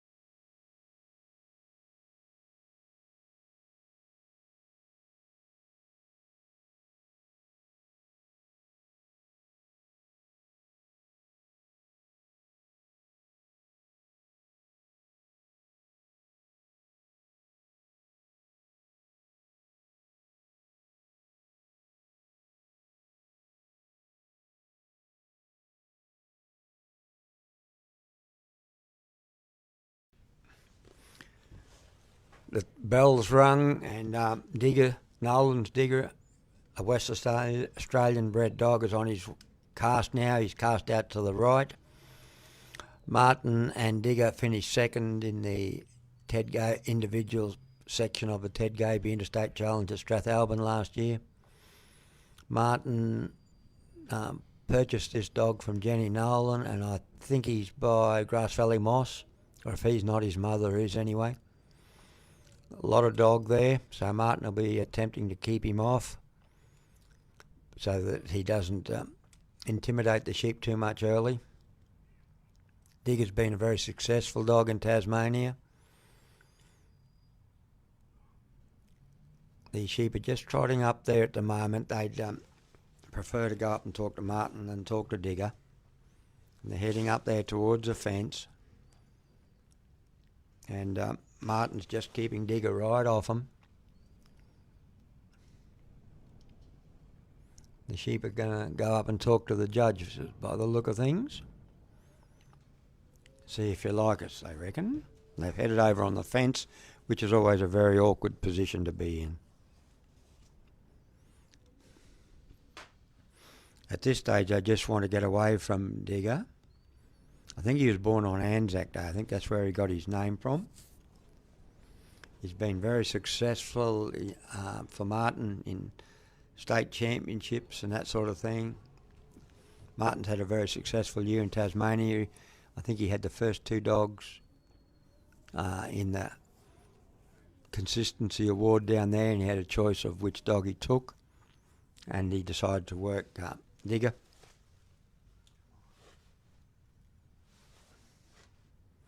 So these sheep are delivered. They've gone around the casting peg, although they were quite wide, that doesn't matter. But Martin is just trying to settle them down. He doesn't want them back down the bottom here in the next 15 or 20 seconds. He wants them to walk if possible. And Digger's got made better contact now. When a dog can't make contact with his sheep, it's very difficult to be tidy.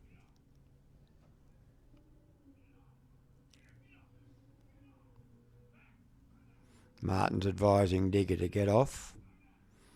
Digger's saying to him, "You sure? I could do it another way if you like." Martin's let him know that he doesn't want him to do it any way bar what he's telling him, and he's got him off better now.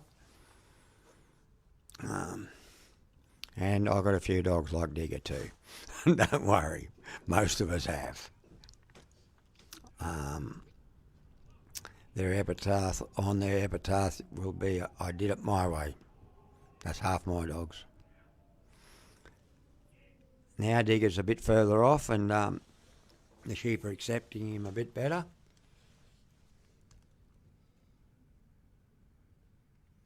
They're having a look at him, and they're saying, "Oh, you're all right, but don't come too close, or we'll peel around." Digger's a very athletic dog.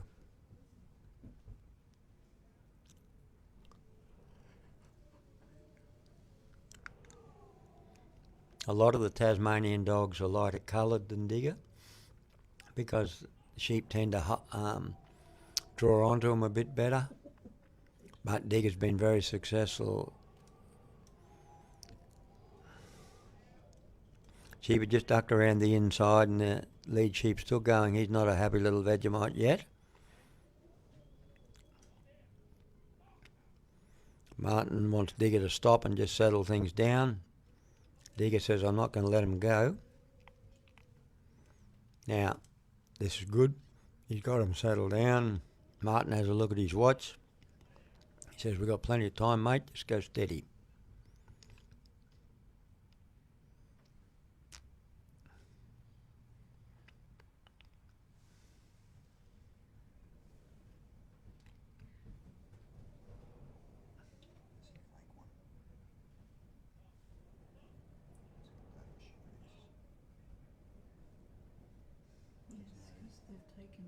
They've taken that picture.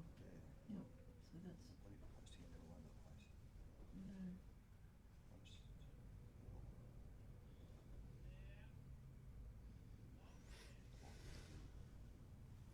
Digger's just walking in quietly on him, just trying to move him, get him to walk, turn around and walk quietly. But they don't really want to take their eye off him because they feel a little bit threatened at the moment, but he's got them going. You're going to have to be quick. Oops, that gone straight through.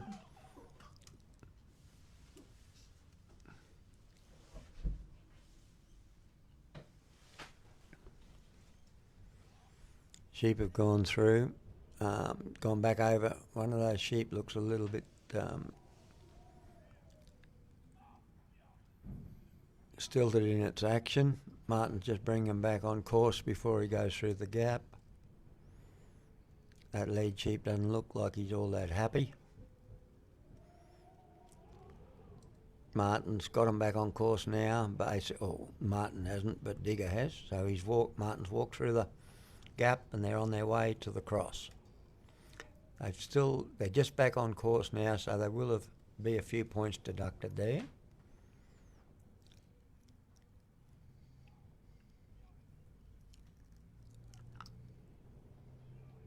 There may be a deduction too for Martin being so far behind. That's up to the judges, and I'm not telling them what to do.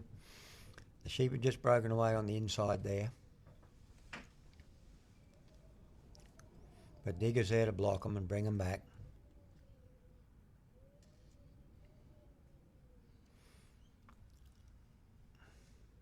Martin can step into the free working area as soon as he gets there, because that free working area line actually extends to either fence. So he's there ready to block them when Digger brings them back around towards the entrance to the Maltese cross.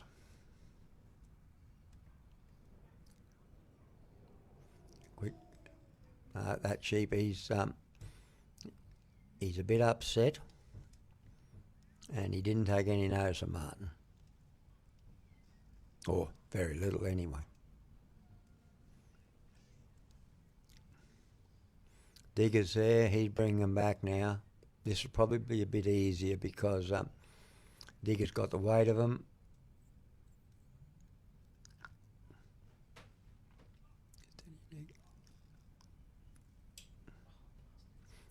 Bit of bad luck there, they've just slipped up into that corner. One's in the entrance. Digger's, there they are. Digger's caught them as they came around. Ooh. Just let them get out of that, into that other corner and out of it a little bit. So Martin stepped back to give Digger room to bring these sheep around again. Probably both Martin and Digger have got a fair bit of presence. There they go, through they go.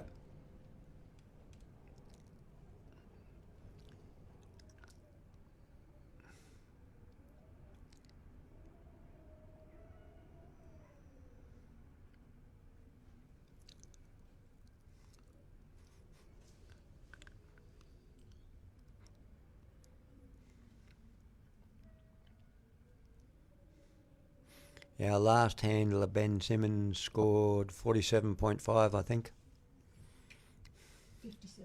Sorry, 57.5. Sorry, Ben. It wouldn't be better if I added 10 because then you'd lose them. Job well done. It's not easy out here today.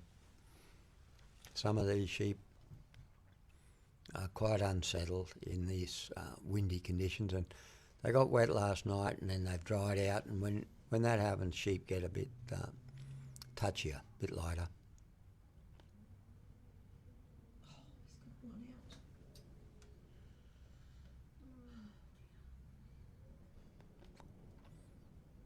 Martin's just stepping back to take up his side. And he's put Digger round.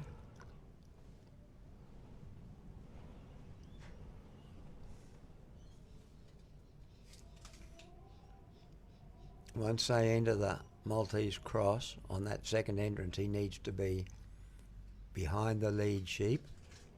But at this stage, that's not worrying him much because he's just trying to get them in there. Or trying to get them, maybe he's trying to get them through the first one. Yep, we'll dig. Got them in there now.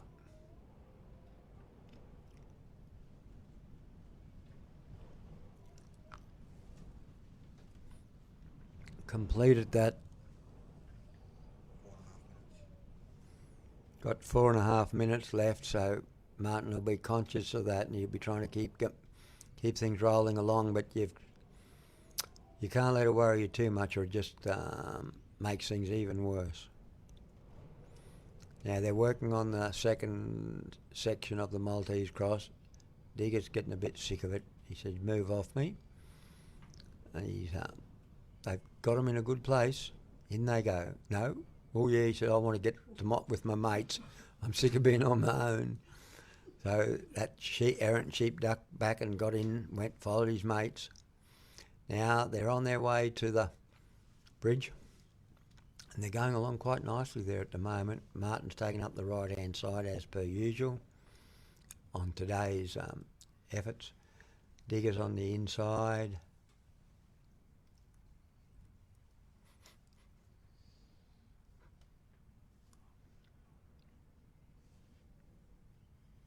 Time might be becoming a factor here. Still got 3 minutes, which is enough time if everything goes right. And these sheep probably surrendered by the look of this. They've just asked Digger where they're supposed to go, and they've gone up there, and they reckon that they'll have a breather until you come up with me. And then we think we better get off. So yes, he has got enough time, because that was a very quick bridge. Martin steps out now, and he on his way to the ring or set at the pen. And I think Digger's got pretty fair control of these sheep now. And if that's the case, they may go straight in like they did straight up the bridge and be happy to stay in there. You find that with some of these dogs with a fair bit of presence. Once they get the sheep broken in, the sheep are fairly willing to comply with them and happy to get in to the pen or go into an obstacle. Walking along nicely now.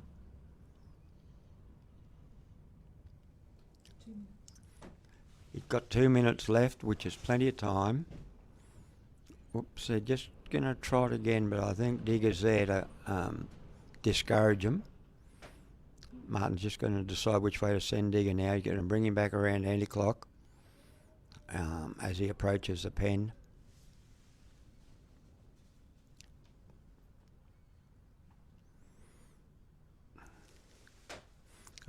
They can see a gap there between Martin and the gate, so they've ducked through it. Martin will try and guard that with Digger next time they come around. Have Digger up on that side a bit, and of course that sometimes opens the gate round the outside. But anyway, that's dog trialling. In they go. They think that there'll be a bit of respite in here, so let's get in. He's got plenty of time to get the gate shut. You only need 10 seconds from when you step out to shut the gate. And they've big hand to Martin Waddingham from Tasmania and Nolan's Digger, bred in Western Australia, but owned and worked by Martin Waddingham all his life.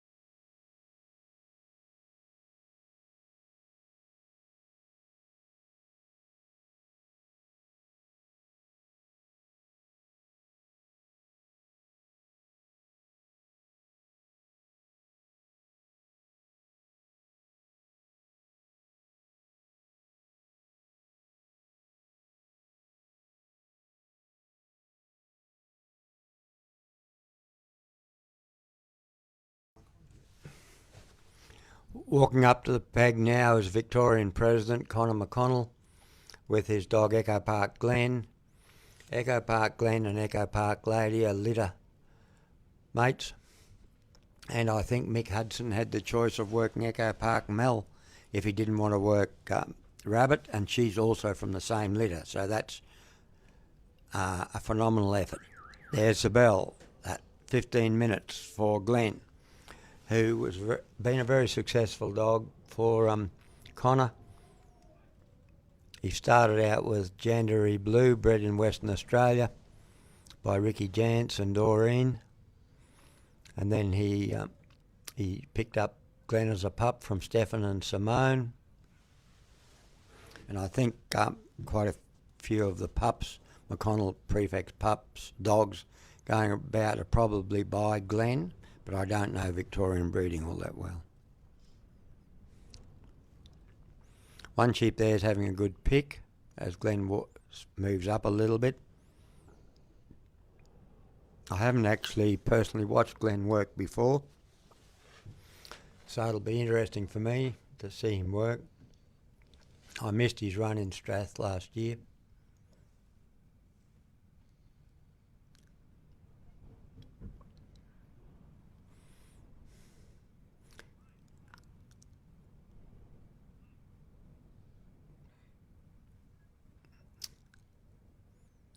I'm pretty sure he's by Wandara Snap out of Echo Park. Or it might be Queen, I'm not sure. I'll think of it, I'll find out.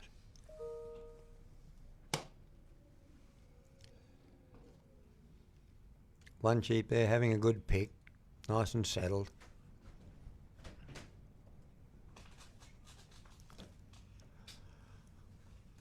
Glenn's got them trotting up there now. They've just probably come off course a little, but the judges are in the best position to see that.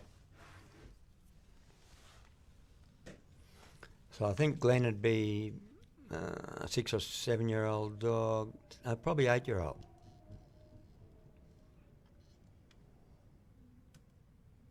Connor would just like to straighten him up a little bit so that they go around on his left side.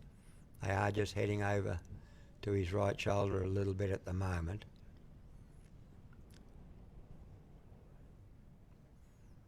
His sister, Lady, represented Australia last year in New Zealand. She's worked by her breeder, Stefan Cross.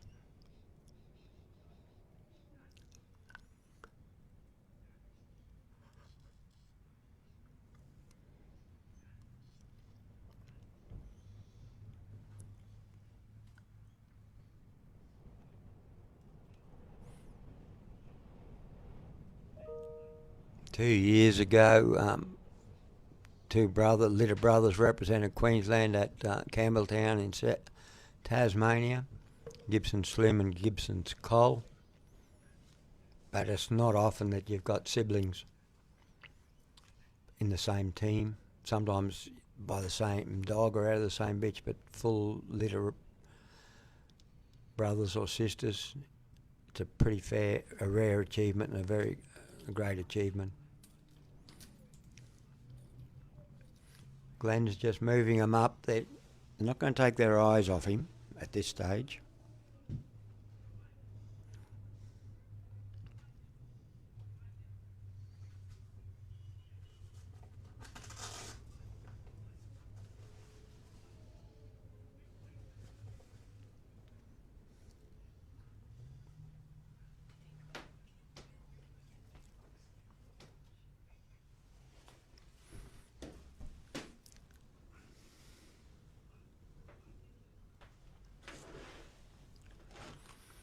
Glenn's just working fairly hard at the moment to move the sheep. One sheep there's just walking out and asking a question of him.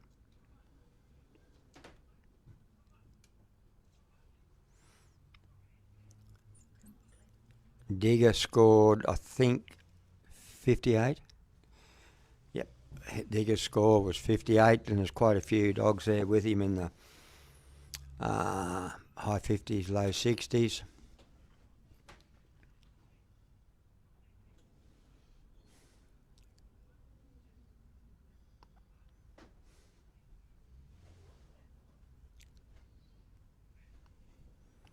Glenn's just moving these sheep up towards Connor now.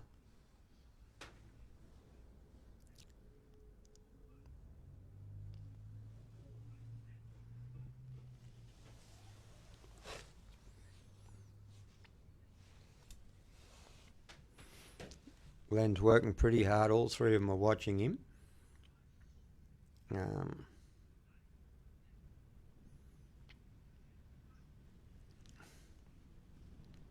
Sometimes when they're like this, when you get them around behind you, they turn and face the dog. Or other times, once you get them around the peg, they scarf it back down the ground, and you don't really know which way it's going to go. Because the survival mechanism with prey, and the sheep are the prey, in this case, is fight or flight. And depending how they're feeling, if they think they're feeling really well, flight's first option.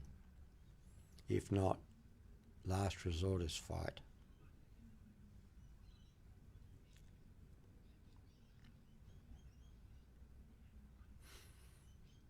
These sheep have kindly been supplied by Steve Turner, who supplies a lot of the sheep for the Victorian trials. That's a big commitment to sheepdog trialling, because without sheep and without judges, we don't have sheepdog trials.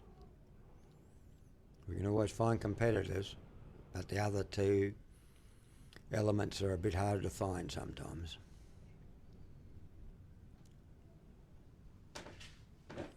And it's congratulations to the Victorian Sheepdog Workers Association. This is a big competition over a full 9 days. 3 Ted Gabies, 3 tests, about 240 dogs entered in the first round of the Supreme, and I think it's about 160, 170 entered in the novice, and that's all got through. And it's all very well for the competitors, but the people that are doing, looking after the sheep, handling the sheep, bringing them in, the timekeepers, the letter outers, all the volunteers, they've got very long days to look forward to until probably 7 p.m. Sunday the 15th or Monday the 16th. And I can guarantee you by then they'll be sick of us all. Or if they aren't, I would be in their position, because it's a big commitment, all for us to have a bit of fun out there. And it's not all fun, but you've got to remember who's making all these events successful, and their sponsors. We've got to support the sponsors, and major sponsor is the Hypro Group, along with a lot of other councils and whatever else. I haven't got a list here at the moment, but there are numerous sponsors that make this successful.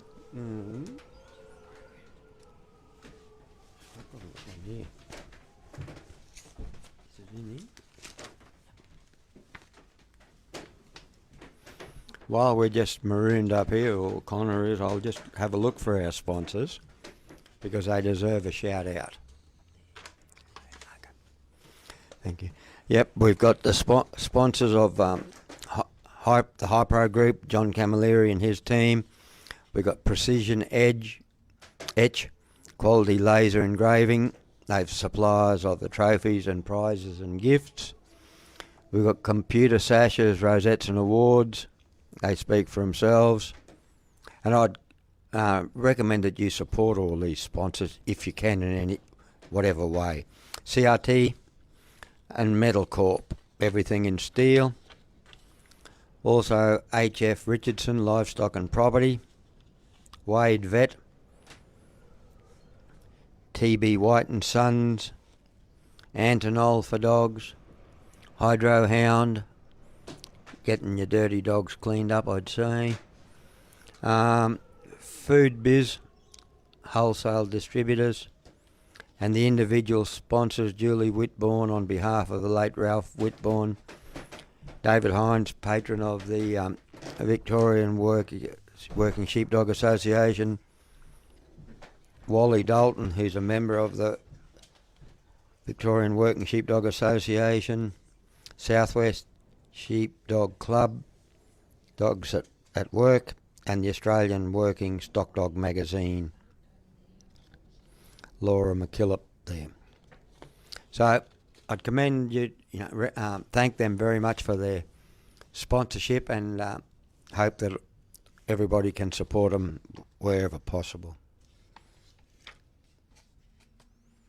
The Hypro Group are great sponsors of trialling throughout all the mainland states, and without them we'd struggle. We wouldn't be able to put on these sort of trials. They support grassroots trialling right through to this level, and that's a very big commitment. Glenn's got these sheep a bit closer to Connor, getting them up there, and he's attempting to bring them around on his left-hand shoulder as he looks down the ground.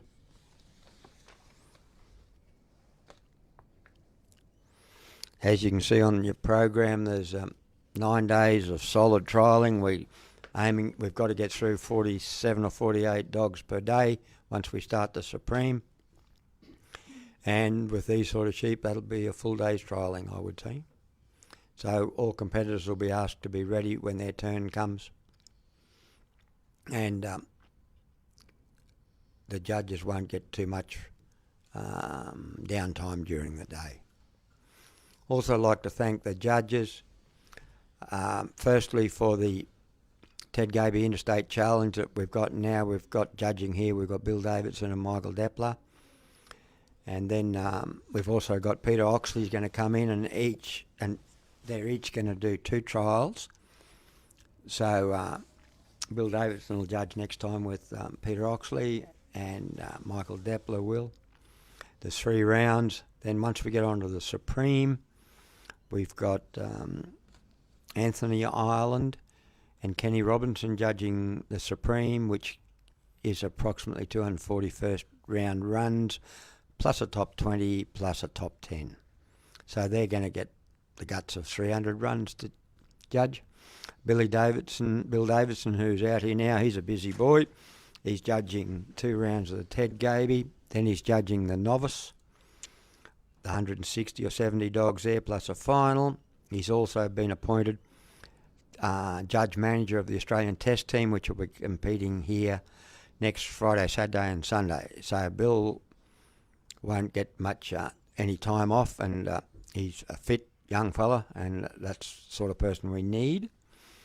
Anthony Ireland won't get a lot of peace either, because he's representing South Australia in the Ted Gaby, so he's got to work his dog 3 times in that, and then he's judging the Supreme from then on.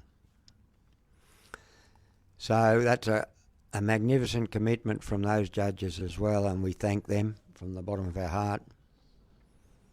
They're all very well-renowned judges. Now these sheep are just about got around, looking from here, probably another 3 feet, and they'll be passed, they'll be delivered, which Connor will be pleased about. And then he'll be hoping they scarf it down here and pull up right in front of the gap. Wait for him to get in the set before he walks through it, before they walk through it. Because if I won't say that. Time's getting away a bit, and we've all been in this situation. It's very disappointing at the time, but as I tell new trialers, you can't do anything out there that we haven't all done before. You can't make a mistake or have a problem or whatever. That we all had the same problems on our way through, just sometimes a lot more, some of us a lot more times than others. So Glenn's just about got these delivered and just about run out of time probably. Although I haven't got a clock on him myself, but I know I've been told that he hasn't got much up his sleeve. This is a competition. Out of this competition, the top 4 handlers go on to represent Australia on Friday, Saturday and Sunday. And I'd say most of them will have a poor run and a couple of good ones. That's what tends to happen. And it's not over till probably the last dog in the third round. Oh, that's unfortunate. That's time for Connor and Glenn. Connor's probably glad to hear that because of where he's up to, and I've been there too. So we'll just stop for a moment and then wait till the next fella walks to the peg. Next handler.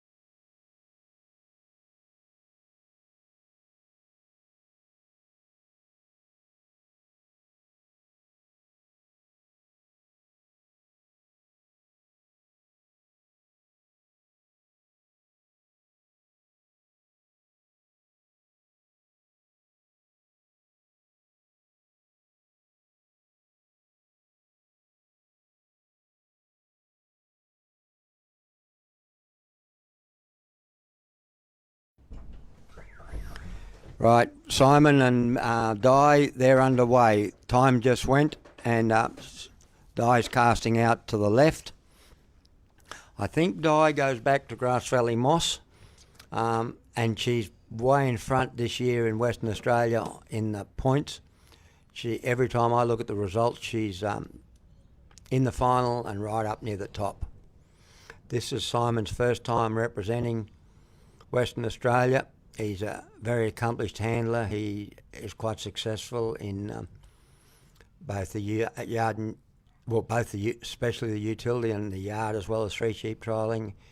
And last time I was in Western Australia, he was running courses for new handlers and also commentating, and he was a very good commentator. He's a very good commentator too. So Di's bringing these sheep up nicely.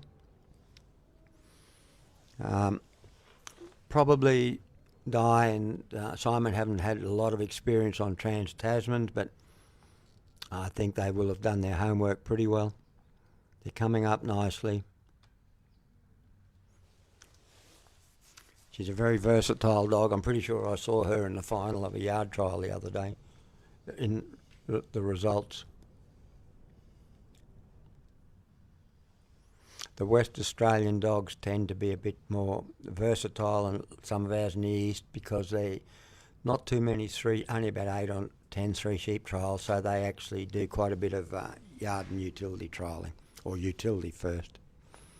And they're a little bit more versatile than my dogs anyway.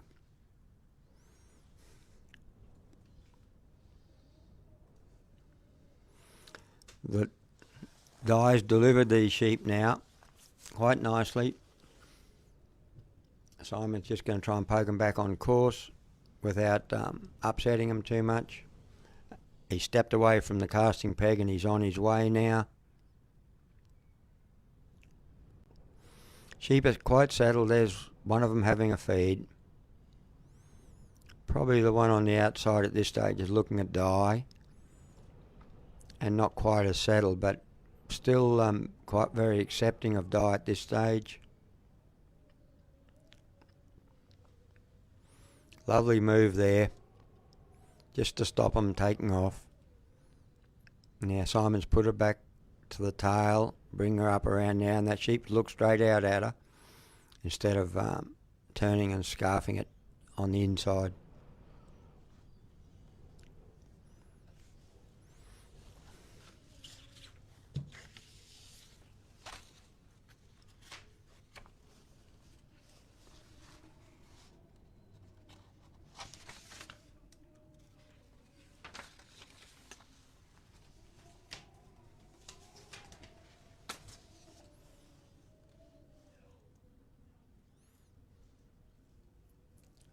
Got these sheep walking nicely down here. Di is a 5-year-old bitch, bred by Simon from a line of dogs that he's been breeding for a while.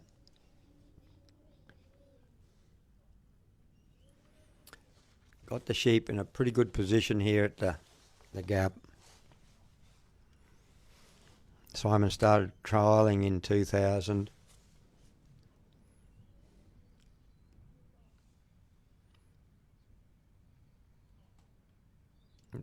These sheep seem to be taking a liking to die. Oops. Don't want to put the mocker on them. Yep, there they go, through they go. Just walk through nicely. When they shoot through like Bondi trams, your blood pressure goes up a bit. Simon goes through and they're walking down there nicely. Look at that, so far so good. Nice drive. Lead sheep there has a look at die. Says, right, okay. Where do you want us to go? Right, well, we'll go here, as long as I can have a mouthful. Just got him walking along. So far, so good. Quick. Yep, got him. Points in this section and the next section can be in halves because there's only 15 points in the section, so for minor deviations, etc., the judges may take a half point where they consider a whole point was a bit harsh. Ideally, in the perfect world, they're supposed to be where they are now, straight down the middle, not stop, just keep walking within about 10 to 15 metres of you like they are. But, there are half points available when when the sheep stop and the handler or the dog stop. And if all three are stationary, well, there's probably a point available there. And that's all up to the judges. It's their discretion. Sheep, they're just not too intimidated by Simon, so he just poked along between here and the end of the entrance of the second entrance of the cross and walked through there. So Simon stepped back on the other side where he'll be more effective and put Di around to pick them up and bring them back to the entrance, the first entrance of the cross. I think he'd be going pretty well time-wise because it's all been free-flowing, nice walking. Simon just trying to get him to look, and one's having a feed in the front of there. Now he's going to ask Di to walk in there on the shoulder of that sheep and just, yep, there they go. Nice work, like something around 8.5 minutes left, and Di's blocking them from exiting in the wrong part of the cross, brought them back, and they've just circled around there, and they're the sort of places that a half point may be deducted, may not be. The most important thing with judging is that you're consistent, so if you didn't take it to start for the other people, you don't take it on the... Now, you set your pattern early. Now they've come back through there, which is, not ideal, but it doesn't matter. He's still moving on to the second section of the cross. what we do in the game of sheepdog trialling is we start with our points and we lose them on the way round. Sometimes we discard them in small amounts, other times we discard them in big mouthfuls. There is an ideal which you're trying to achieve, but that's nearly impossible to be perfect, because we're working with 3 sheep and a dog, as well as ourselves, and sometimes the call's 50-50. Simon swapped over like most of the other handlers have, and I think they've got the sheep on course looking from here, and no, don't know. One might have snuck around the outside, but that's not for me to say, that's the judges, but they're walking along nicely, which is the most important thing. You haven't got much say in it when they're scarfing it up or down the flat or sideways, but when they're walking like that, you've got a lot more say in what's going on. You can be much more tidy. The sheep have just about entered the free working area. And don't forget, after this, we're going to have a quick break lunch for the judges and the letter outers, and then we're back into it again. The draw's in the book. I haven't got it here in front of me. Nice work there, walked up beautifully. We're going to do it all again this afternoon, and then again tomorrow morning, and after that we'll know who's in the Australian team, who's going to represent Australia on Friday against the Kiwis. The Kiwis land in Australia on Tuesday about 11 a.m. and they'll make their way here to the Geelong. And they'll run their dogs in the Australian Supreme on Thursday probably, let them get the feel of the sheep.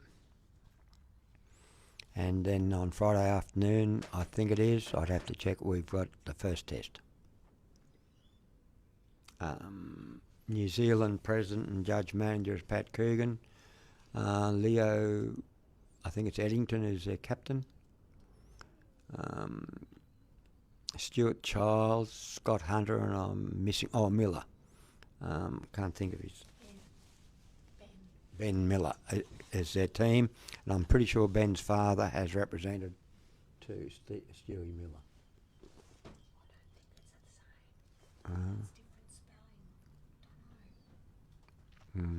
I think I'm right, but anyway, I might be wrong there. Won't be the first time or the last. Yeah, this one's no, not at all. Well, forget who told me. Only one of them, I think, is represented before their captain, Leo. He's represented New Zealand before, so they're a fairly inexperienced team, but they're a younger team and in general. These sheep are going into the pen nice. You can see lovely work there for Simon and Di, really. Simon steps out of the ring and he'd have plenty of time left, and he's closed the gate, and give him a big hand. That's Simon Leaning, first time representing Western Australia, and his great little dog, Marion Vale Di. Congratulations, Simon and Di.